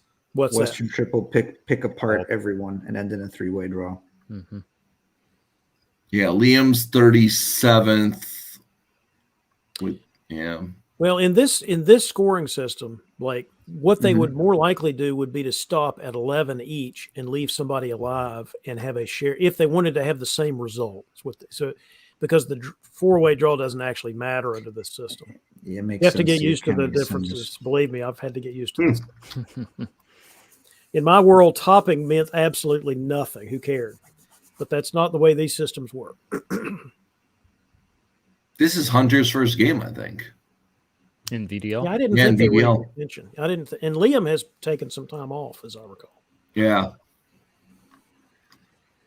All right. Well, the Western Triple continues to roll. We've got a just amazing display of restraint from England and France. I don't know if I would be able to do myself. Not with Brandon in Germany. Definitely not with Brandon in Germany.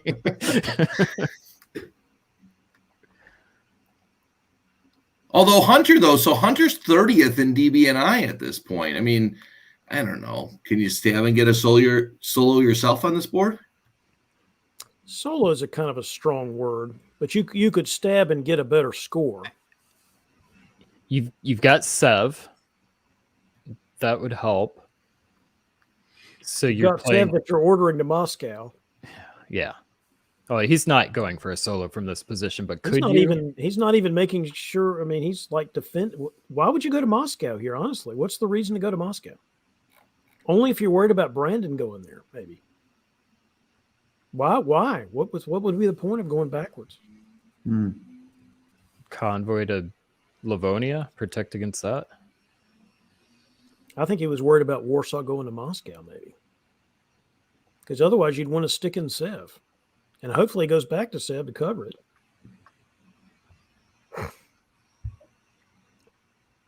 Okay, they're getting ready to figure out some kind of draw, right?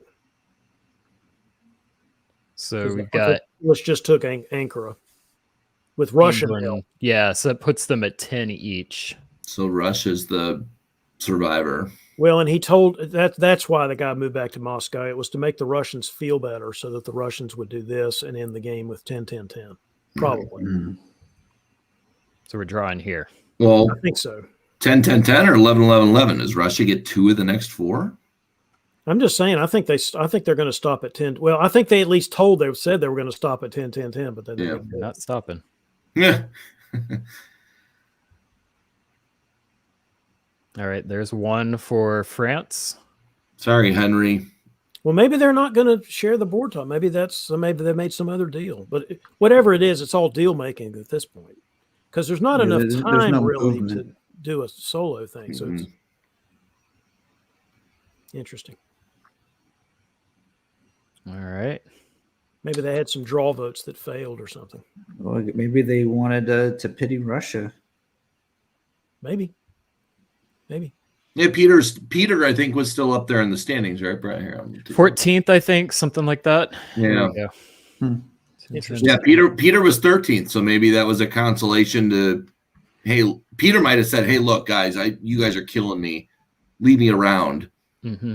Help my average score. Yeah. You get three best scores plus average of the rest. Fascinating. We these matches we looked at today are very unrepresentative in a cool way. That's one of the beauties, Blake, of why I love doing DBN.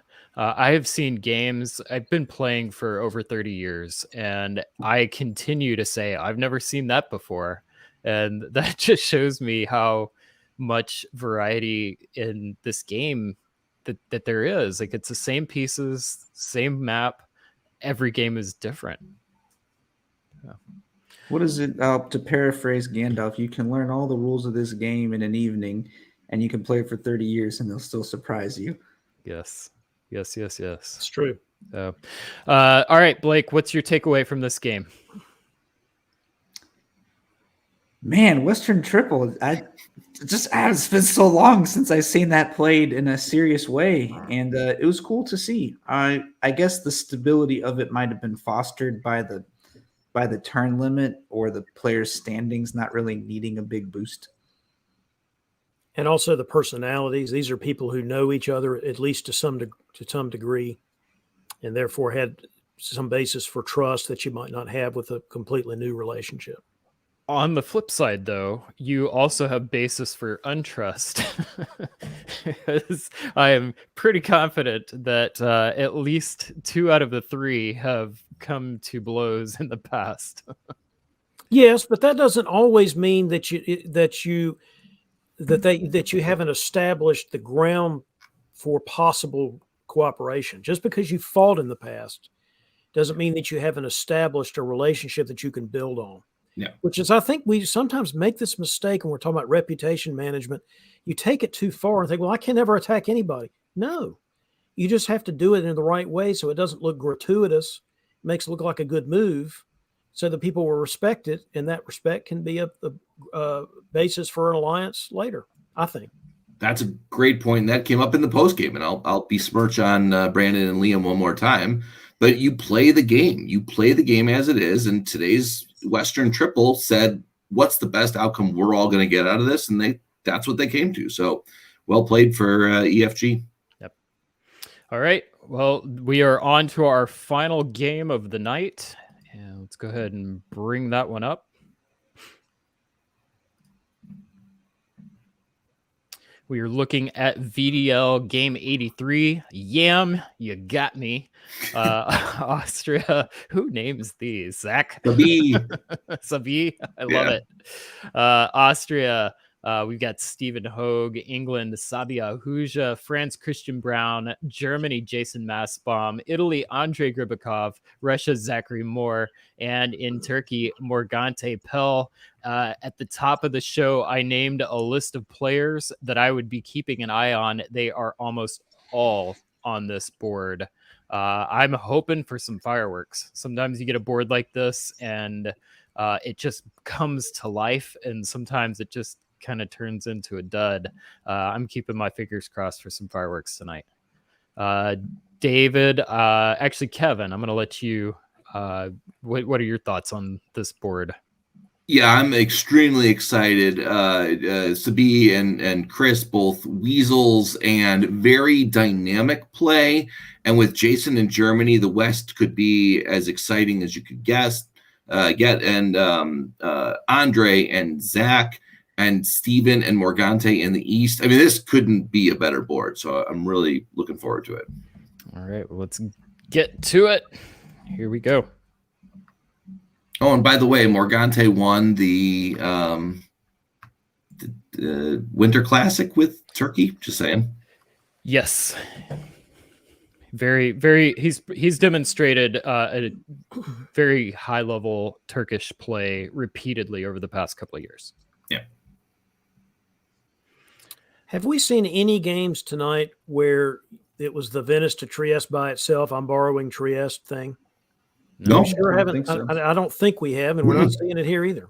Again, I'm not saying that wouldn't happen in the fall, but we've seen so many of these spring moves to the Trieste with the AI cooperation. Peter McNamara took it in the fall, but not with consent.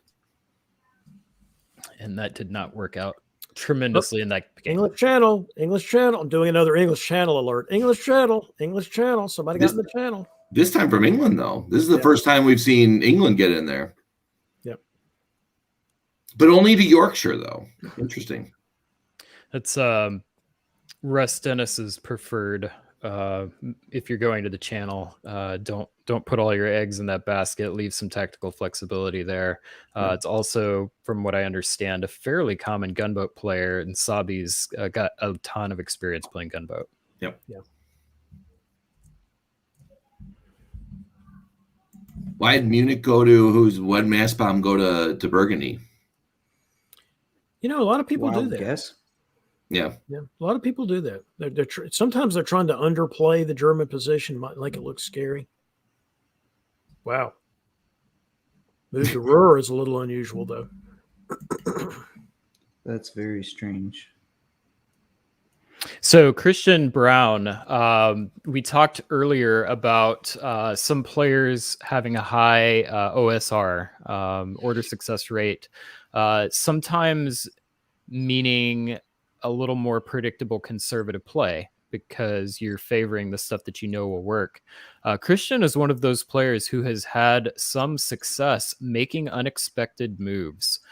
Anytime Christian plays on the board, I always try to, watch closely, because by doing the unexpected, it shifts the patterns that people are comfortable with and forces them to play a different game. Helps mix stuff up. And I mean, he's had some success. He's in the DBNI top 28. I think he's in 28th place, coming in second place at Weaselmoot. It can work. It's not always what I would do, but there are some players that seem to do that well, and Christian's one of them. I think the question is going to be, is he going to be tempted to build two armies because there's an enemy army in Burgundy? Can he resist the temptation to become a four-army France? Because we all know how difficult it is to succeed with a four-army France. I'll bet no. I'll bet two armies. What does England build in this case? Two fleets. I think I England agree. builds. I think England builds Fleet Edinburgh, Army London. We'll see. Cool. I'm dead wrong.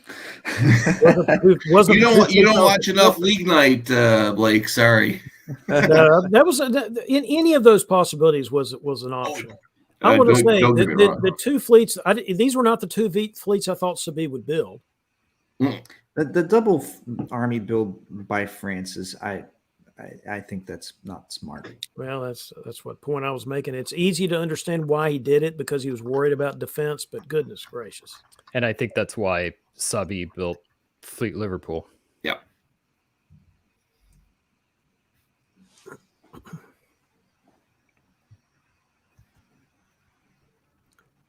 Gosh.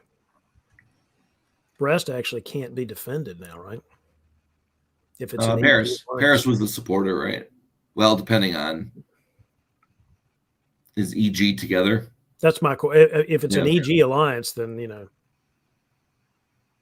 course, Denmark to Helgoland. Denmark to Helgoland makes me Hell, question if it's an EG. Yeah. True.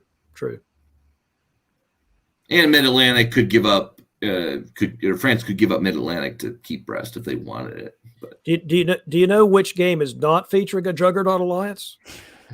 this one. No, we saw this in one of the other ones too. But Or maybe it is. And They I spoke could too be soon. totally perhaps. wrong. told you, David excited about this game. saying, "Yam, you got me." Wow. So Bulgaria stays open and he keeps it. That's Morgante is. Yeah, that's what kills me about that OSR for him is maybe that looks like a negative result, but it got exactly what he wanted.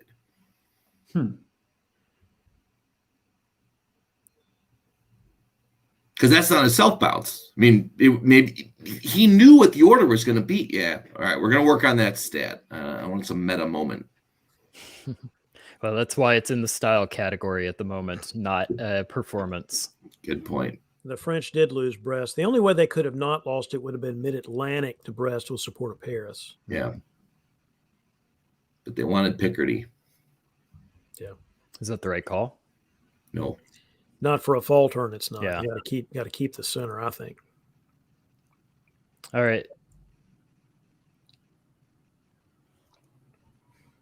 Tried to convoy. No, I'm sorry. That's not what happened. English taking Mao was going to happen because guess what? The French only have one fleet. So What are they going to do about it? a little surprised that it went from English Channel. Are y'all surprised about that? As opposed to our, I guess No, it it's didn't to run into free up retreat Belgium for behind them. Yeah, retreat. that's true. Yeah.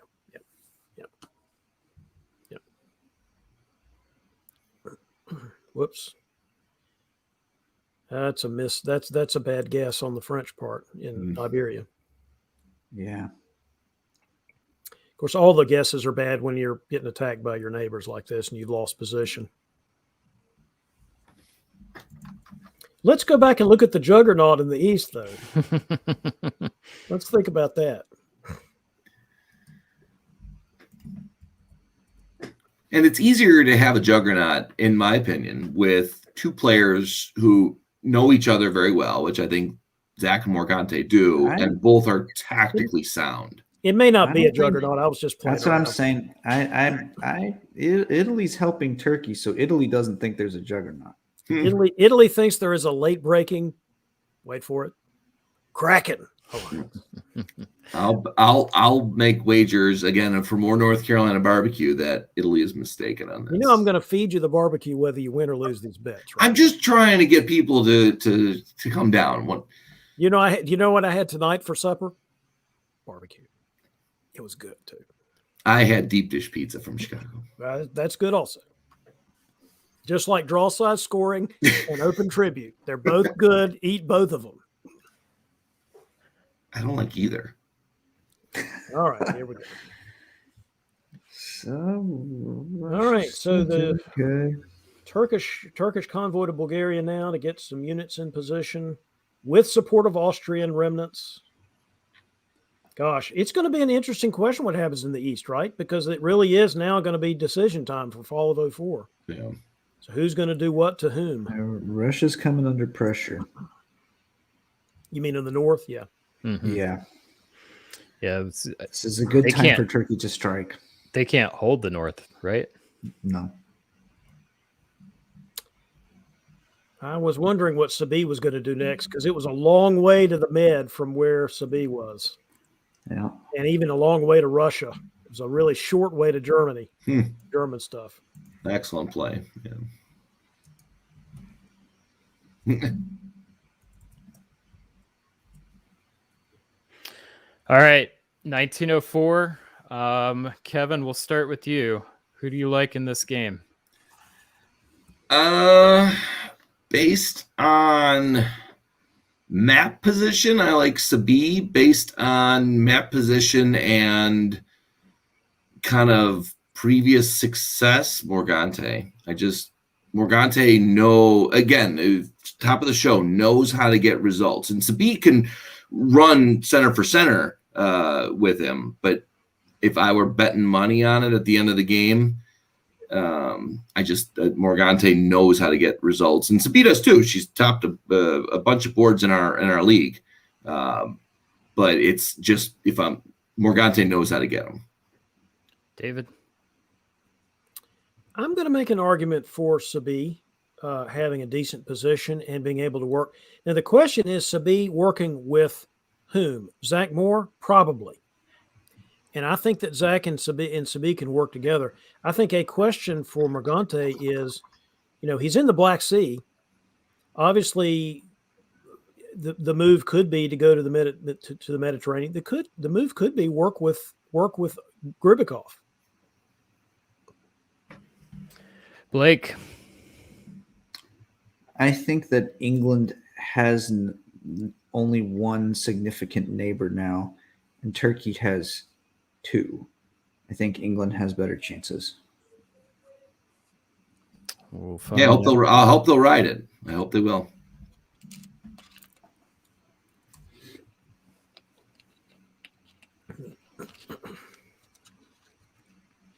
Yeah, look, Morgante is turning on Zach. Yeah. It is a Kraken. Release the Kraken. Which, from a geopolitical point of view, makes sense because Morgante wants the Italians strong as a counterweight against Sabi.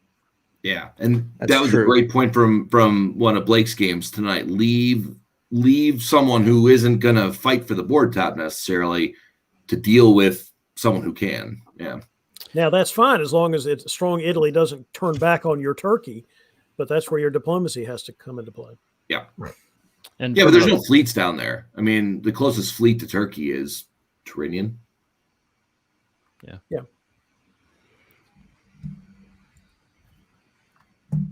Well executed by Sabi too. I mean, really moving units where they need to be.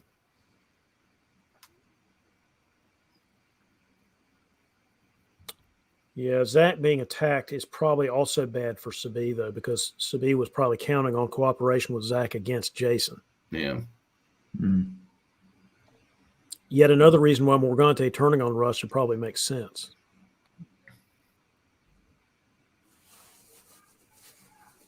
Although, so Italy loses Vienna, right? Yeah, So Morgante gets everything he wants out of this one. and builds the pro-Italian armies.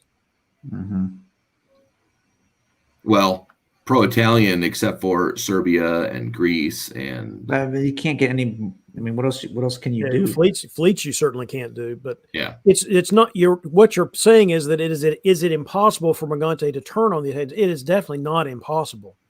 It's just the moves have to, the units have to be moved around some. That eastern coast fleet Bulgaria kind of bottles up the Turkish options. Yeah. Well, but again, Morgante's sitting in third place coming into tonight. So a board top, a shared top, does everything he wants. Andre, I don't believe has a score. If he does, it's low. Sabi has a couple scores, but is probably going to need a fairly sizable one to force their way into the top 7. Morgante may be just kind of trying to play damage control here. Yeah. No scores for Andre, and Sabi is 18th coming into tonight. Of course, you league people. I mean, if I'm playing the Turkish, I'm just trying to beat everybody up and get the best score. I don't give a flip about the league. It's the game, man. It's the game in front of you. The league is the game, David. I'm just causing trouble after midnight. It's league night, man. We got to talk about the league. All right, fine.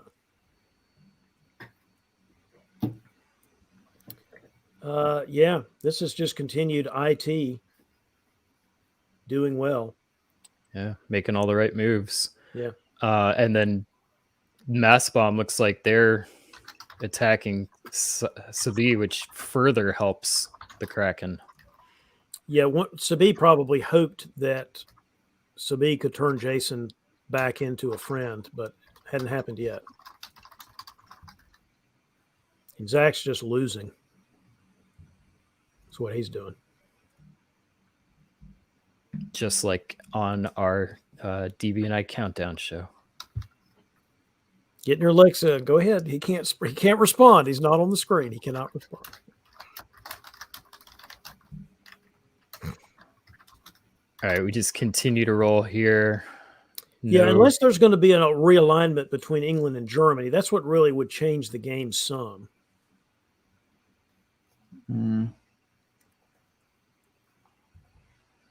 But it's not happening yet, at least. Well, if Russia and England are coordinating from this position, they can keep Turkey out of St. Pete at least. But if Germany's not on side, then I don't think they can even do that. Yeah, that's why I think the question is: is Jason going to be doing anything other than "I'm going to get you back, Sabiha Huja"? Mm-hmm. And if the answer is yes, I mean Jason's capable of turning around, but he hadn't done it yet.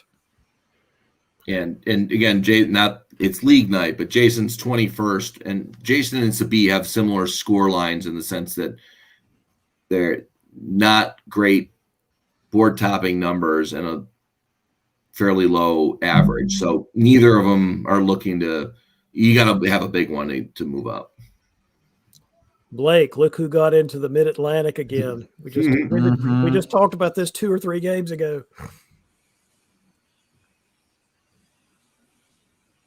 All right. Any change in predictions here?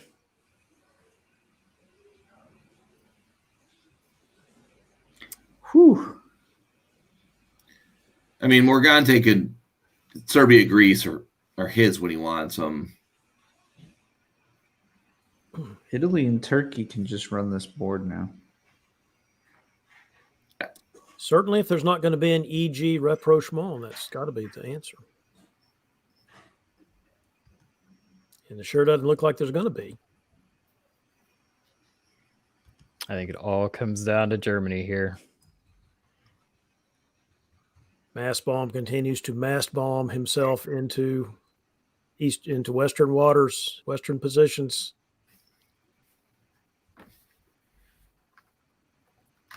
Whoop. Is he coming back? He was expecting the Italians to take Munich, wasn't he? Maybe he's maybe he's going to turn around here and at least not attack Sabi anymore. We'll see.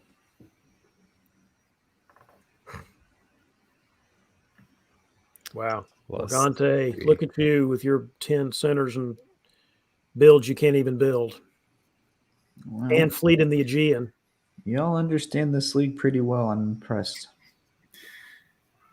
It's like the NFL when you're sitting on Sunday afternoons and you see the Detroit Lions running the same plays over and over again, getting nowhere.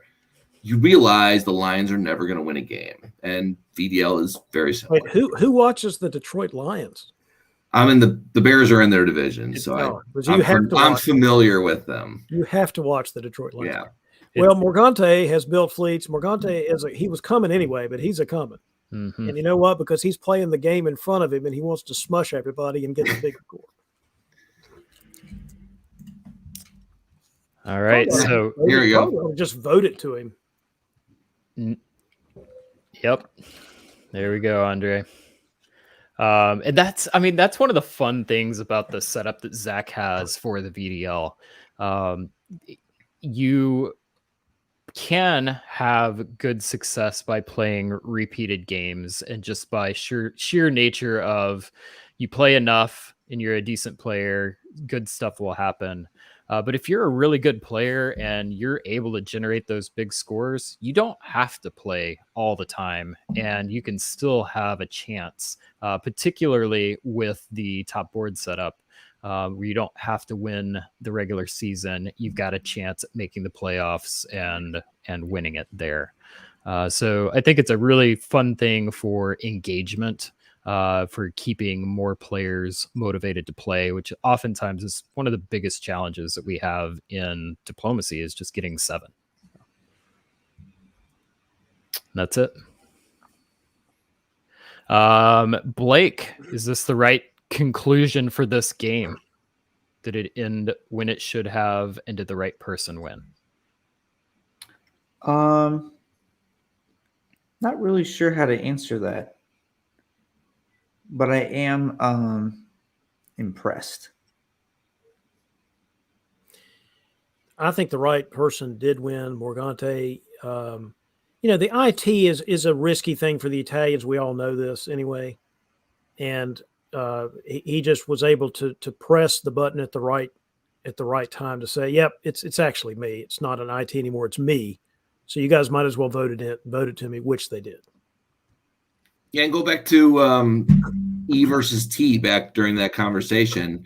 I don't mind England's attack on Germany when it happened, but if you look at the final results, England finished 1 greater than Turkey, but 2 less than the board topper. So it's hard to. Don't get me wrong, I'm a stabby kind of person, but you want to get the right you want to get the right timing to do it, and sometimes you feel like earlier is better when it might not be. So I will take the contraposition and say I think Sabi's stab was the right time. Yeah.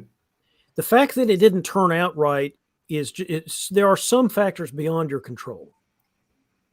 And maybe there were diplomatic problems after that, but I did not think that Sabi made a bad stab when Sabi made the stab. I think even in retrospect, as opposed to it would have taken Sabi a good 2 game years to really get anywhere else. Yeah, and if Brian forwards one spot on that map right there, you'll see Sabi with the the peak pinnacle right there is okay. So from this position, where do you kind of guard the line, knowing that you need Russian support up north? Like, where's Sabi's next build there if IT are together? And I'm not if IT stick together. If IT stick together, there's nothing that Sabi can do. Yeah, to help. Yeah. I don't know. I think that you could prevent Italy from making progress in order to potentially cause instability in the Italy-Turkey alliance. You mean prioritize that as opposed to trying to make progress against the Germans, for example? Yes. Maybe. Yeah, maybe so. Yeah. I'm always trying to think of what I would have done differently. Yeah. Well, and that's one of the beauties of being able, we live in an amazing time when we can review such great players playing so many games and learn from that. And I think we've seen evidence of the quality of these games increasing dramatically. and more players learning to be flexible in whatever scoring system or timing system that they happen to be on, which has been a lot of fun to watch. Yeah. And one last thing is there is no amount of tactics that you can do to outbrandish some diplomacy. Morgante may have gone at that time and really hammered on the diplomatic path with everyone else saying it's time to turn around. And at the time, David said the shorter, the quicker centers were through Germany rather than through other places. So at the time, and Sabi's looking at the same thing. This is a great attack, but you got to follow it up with the diplomatic. And it's not like they didn't, but that's the beauty of diplomacy, and that's why we're all here. So if for example, if Morgante had decided to stick with Russia and go after Italy, then which is what Sabi would have wanted, then Sabi would have been in fine shape. So that all depended. Now Morgante made the right call. We knew that at the time, and it certainly showed it afterwards. Yeah, as That Brian doesn't mean that you can't take a shot and try to make that happen. Yeah. As Brian cues up the kind of here are the standings at the end of the night. This is what I am looking forward to, the December broadcast, the January top board, because last year's top board was really good, like really good. This year's is going to be better. Like, no offense to the people who played in the top 7 last year, but the 7 players that are going to come out of this board onto the top VDL board of 21, 22, it's I can't wait. All right, well, let's see what impact tonight's games had on our final standings. Take a look at those now. All right, here's our new top 10 VDL 2021. We've got one more month to play, one more round of games, or one more weekend of games. First place stays the same. Morgante holds on to third place. And Nicola is the big mover up into the top 5. Karthik knocked out. Craig and Farron knocking at that door, but not quite there. And let's take a look at positions 11 to 20. We've got Wes Ketchum, Johnny Gillum, Peter LeBeau. The big movers here, Sabi does move up into 16th, and we've got a fairly sizable drop from Eskil Sandblom. So, and then last, we'll take a look at positions 21 to 30. Chris Hammam had a really good game earlier today and moves him up 8 positions, and Robert Shoup moves up 3. Everybody else moving down. So Brandon's saying behind the scenes that Nicola actually moves up to 3rd. I'm wondering. Okay. The mathematics. Oh, here we go. He's posting in the chat, but no idea. That makes sense with the solo. That makes sense that it would move even another couple of spots. All right. Nicola had a lot of results. So before today, because he played 2 today, he had 73, 57, 56, 54, 49, 49, 31. So a lot of good average of the rest type of scores. So we'll check the standings. But either way, the top 7 is still where they're at. Cool. Yeah. So well done. And this will be a really exciting conclusion to the regular season. It's going to be exciting to see if anybody's able to take that automatic qualifying spot from Brandon and to find out who is going to make it into the playoffs for that final board. But a player that we saw tonight that we are going to bring onto the stream, we're going to go ahead and welcome Ender to the broadcast. Ender, how are you doing?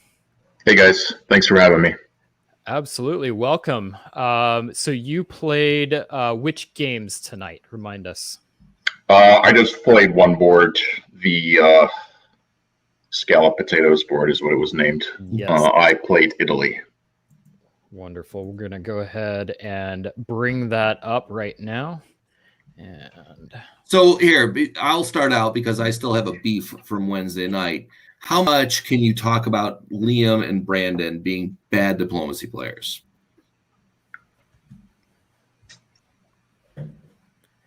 No comment means they're great. Ender, can you still hear us? Yes. Okay. He was wanting you to rag on the French and the German player from your game, which you didn't do because you're not here to do Kevin O'Kelly's bidding. Boo. Yeah. I would say all of the players that ended up victorious seemed pretty experienced. The impression that I'd gotten was that they had played with each other before, that there was certainly a high degree of trust. And that's kind of one of the things that played a part in their alliance being so successful. Yeah, that is a real thing when you play in a league or a circuit where you're frequently interacting with the same people. I believe very strongly that diplomacy, you build trust, and you build that both within a game and through playing multiple games with each other. But that can also bite you in the butt too, because people do remember your past history as well. So sometimes it is an advantage to have played with someone. Other times it's not, because somebody could be upset at the other player. Whenever I go and I'm playing in a new league, one of the first things I always try to do is ask, hey, have you ever played with any of these players? What was your past experience, to try and get a sense of whether or not that's going to be impactful in this game. You did get a sense, though, from this that there was a high level of trust, Ender? Yes, absolutely. And actually, I'll note that question down as something to ask at the beginning of the game in the future. Have you played with the other players before? What do you think of them? It's amazing what you can learn, both about the other player, what their play styles are like, but more importantly to me, what the person I'm speaking to perceives about them. Why don't you walk us through here? Spring 1901, you do make the move into Piedmont. That's not unusual, but it's not common either. Was that negotiated, something you wanted to do out of the gate? What were you thinking here? So yeah, it was an agreed bounce. I kind of wanted to play it cagey to start out. So I agreed to bounce with France, just as insurance in case Trieste tried to sneak into Venice. That was my main concern at the start. And the move into Trieste, that was sneaking in. That wasn't something that was planned. So it wasn't my intention prior.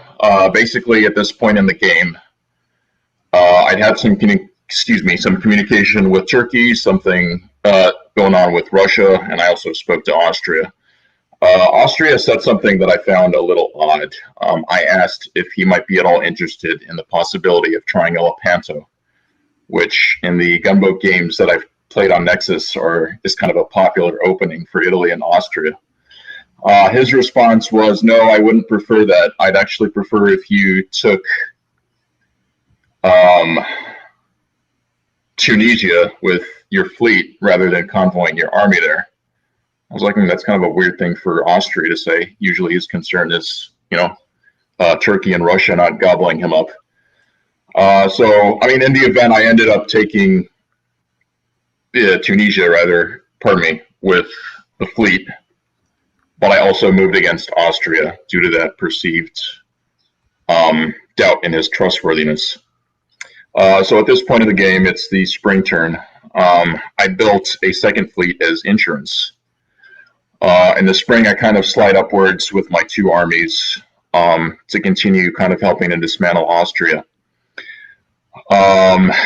In the spring turn, the Russian fleet was in Constantinople, which I found highly unusual. Usually if Russia and Turkey have an agreement, that fleet will park in Sev, from my experience. So I was kind of grilling them over that. I had them both in the same chat channel, and I was like, well, that's really strange that you would do that. What's your plan? Are you guys like gunning for me? And they were trying to convince me otherwise, but I was pretty skeptical. And so that With good reason. lengthy conversation with the three of us sitting in the room is, I'm told, what was kind of the pivotal moment where Germany, France, and England all put their heads together and were like, hey, there's an RTI forming, so we got to put a stop to that. When in reality, that was not what was taking place at all. So that was kind of funny. Who, just curious, who mentioned about from the West that an RTI was forming? Honestly, I don't recall, but in the discussion after the game, I think Liam, a couple of them mentioned it. I can't really recall the exact names. Yeah. So at what point did you get a sense that, or did you get a sense that there might be a Western triple? So one of the things about face-to-face or face-to-face I found is you kind of tunnel vision a bit.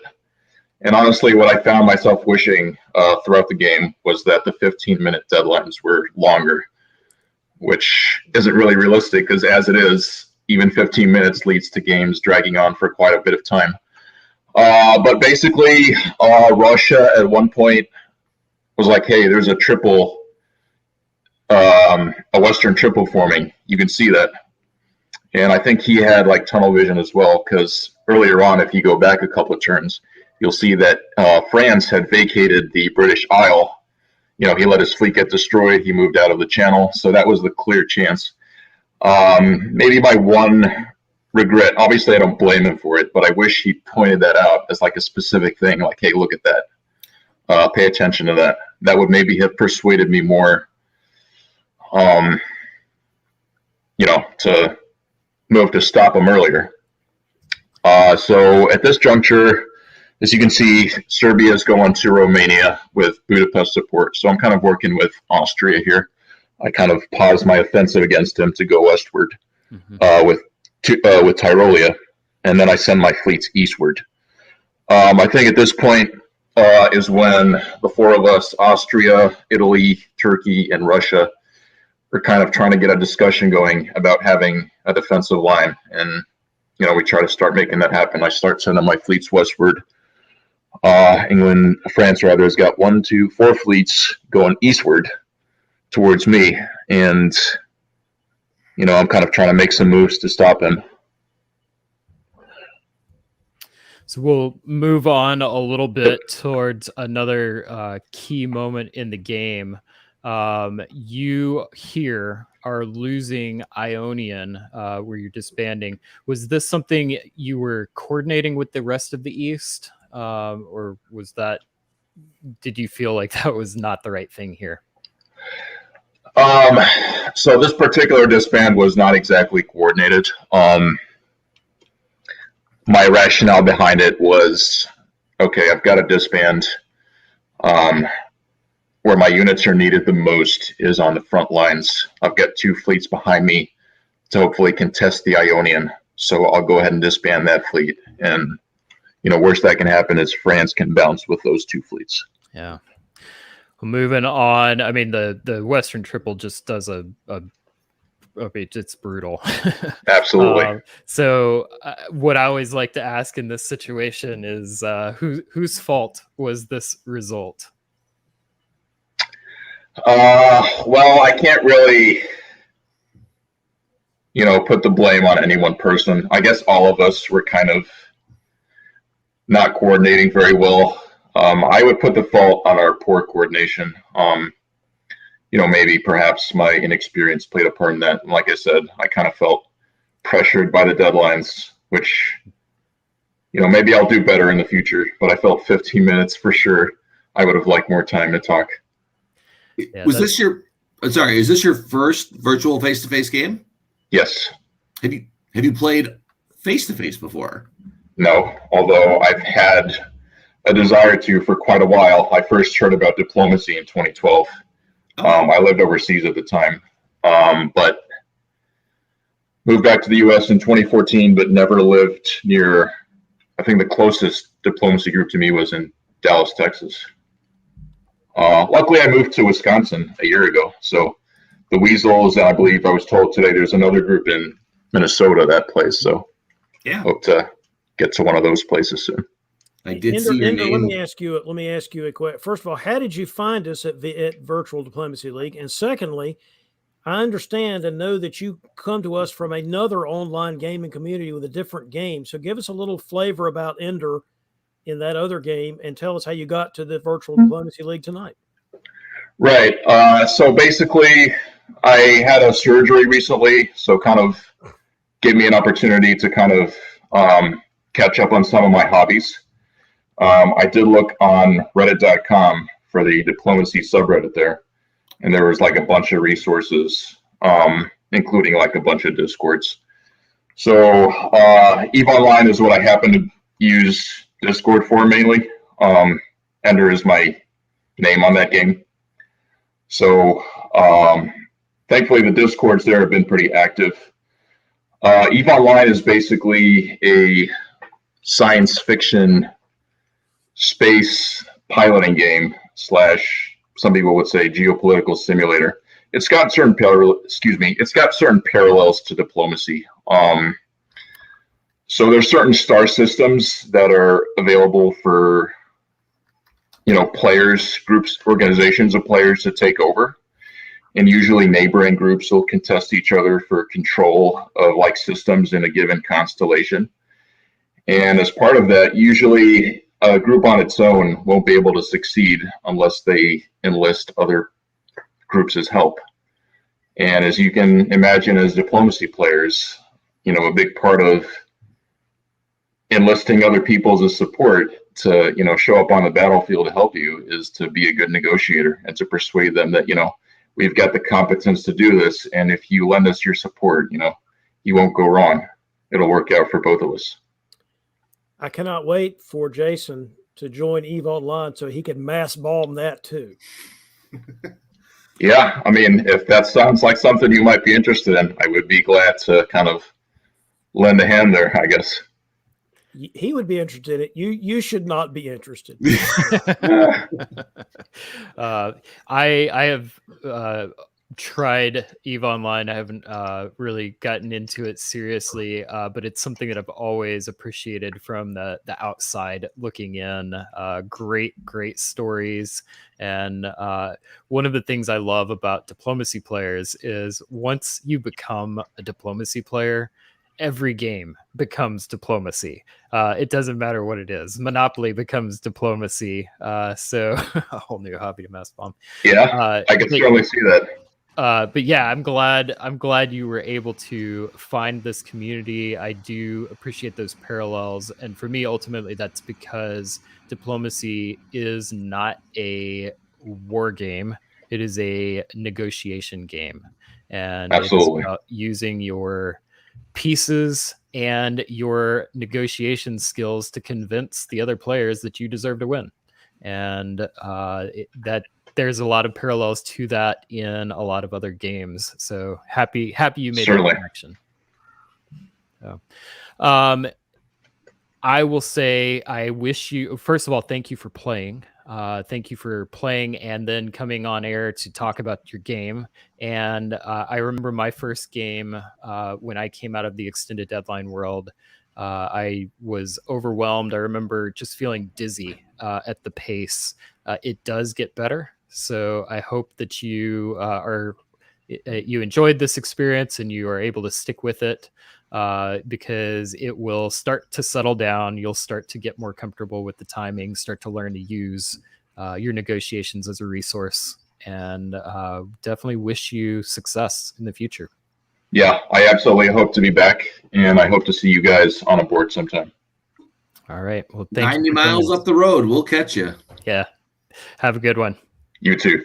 Good night.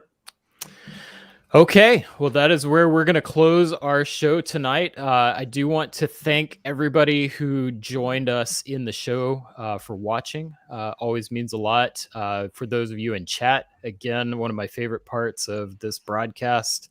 I did see a lot of activity and backstory. A lot of times I'll go back and rewatch the broadcast just to see what I missed, and I learn from chat as much as watching the other games. Blake, Brother Bored, thank you so much for joining us tonight. It was a pleasure. I I said at the beginning, I truly believe you are one of the best minds in the hobby right now. I support you on Patreon. I love reading what you write. I learn from almost every single episode. For those of you that are not watching or are not subscribed, do yourself a favor. If you are a fan of this game, subscribe to the blog. If you have the means, support the Patreon. It's really high quality stuff, and yeah, I hope you saw a taste of that in the really high quality analysis tonight. So thank you. David, actually, I'll tell you what, Blake, why don't you give us your final thoughts? How was the game? How was the experience? What did you learn tonight that you're going to take away? Well, first of all, this was a blast. I haven't sat and talked about diplomacy for this long at a clip in a very long time, and I enjoyed that we were able to draw insights from unrelated games, and that made the doing all our analysis of different matches together as part of one show its own experience that you wouldn't have got by analyzing them one by one.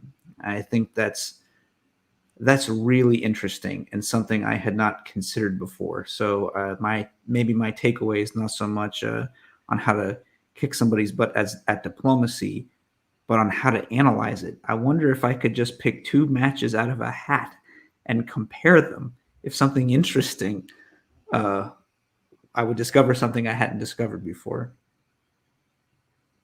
Absolutely. Thank you. Kevin. So I've got one kind of surprise on two fronts. The surprise is I am surprised I saw another solo. I came in tonight thinking board leader or standings leaders were going to slow this game down. And this one was probably the most forced, I think, is what you guys called it, because McCarles's was kind of just kind of, fell into place. And Brandon forced his, but there was a little more to it than that. This one was forced, and it was really fun to watch. And then the other surprise is, and I'm going to, pat our own back here, is that the commentary on DBN just keeps getting better and better. And so thank you, Blake, for joining us tonight. And David, you and Blake running that solo and running the ones that we've seen. There's been a lot of good analysis tonight. So I like Brian. I like to go back and watch. I'm going to take some notes when I go back and watch this one. So cheers to you guys for joining us tonight. David. Well, I will continue the Blake Admiration Society and say, not only was it great to have him on the show, it was great to see his league games, because that was, and I know I said this at the time, but I just want to emphasize it again. That was another way to play diplomacy. Unlimited gunboat games with an innovative bidding style for power selection to try to equalize the different strengths of the powers in gunboat. What a great thing to see on league night. And Blake, I'm glad you're running that league, and I'm glad that you're trying new things, because again, that's how great ideas get born. Not every new idea is a great idea, but you'll never know till you try it. That's for sure. Well, thank you all again for watching. If this is something that you've enjoyed, please consider liking and subscribing. If you've got any questions or comments, anything that we missed, please post those in the comments. You will find links to almost all of the various websites and things that we've discussed in the show notes. I will be going back probably tomorrow to make sure that we didn't miss anything. Really appreciate having you all. Thanks again, Brother Bored. My favorite thing tonight, I believe, was watching some really high quality in games in a state that we don't get to cover very often. That was a treat. Hope you all enjoyed it, and thank you all for watching. Hope to see you on a diplomacy board soon. Have a good night.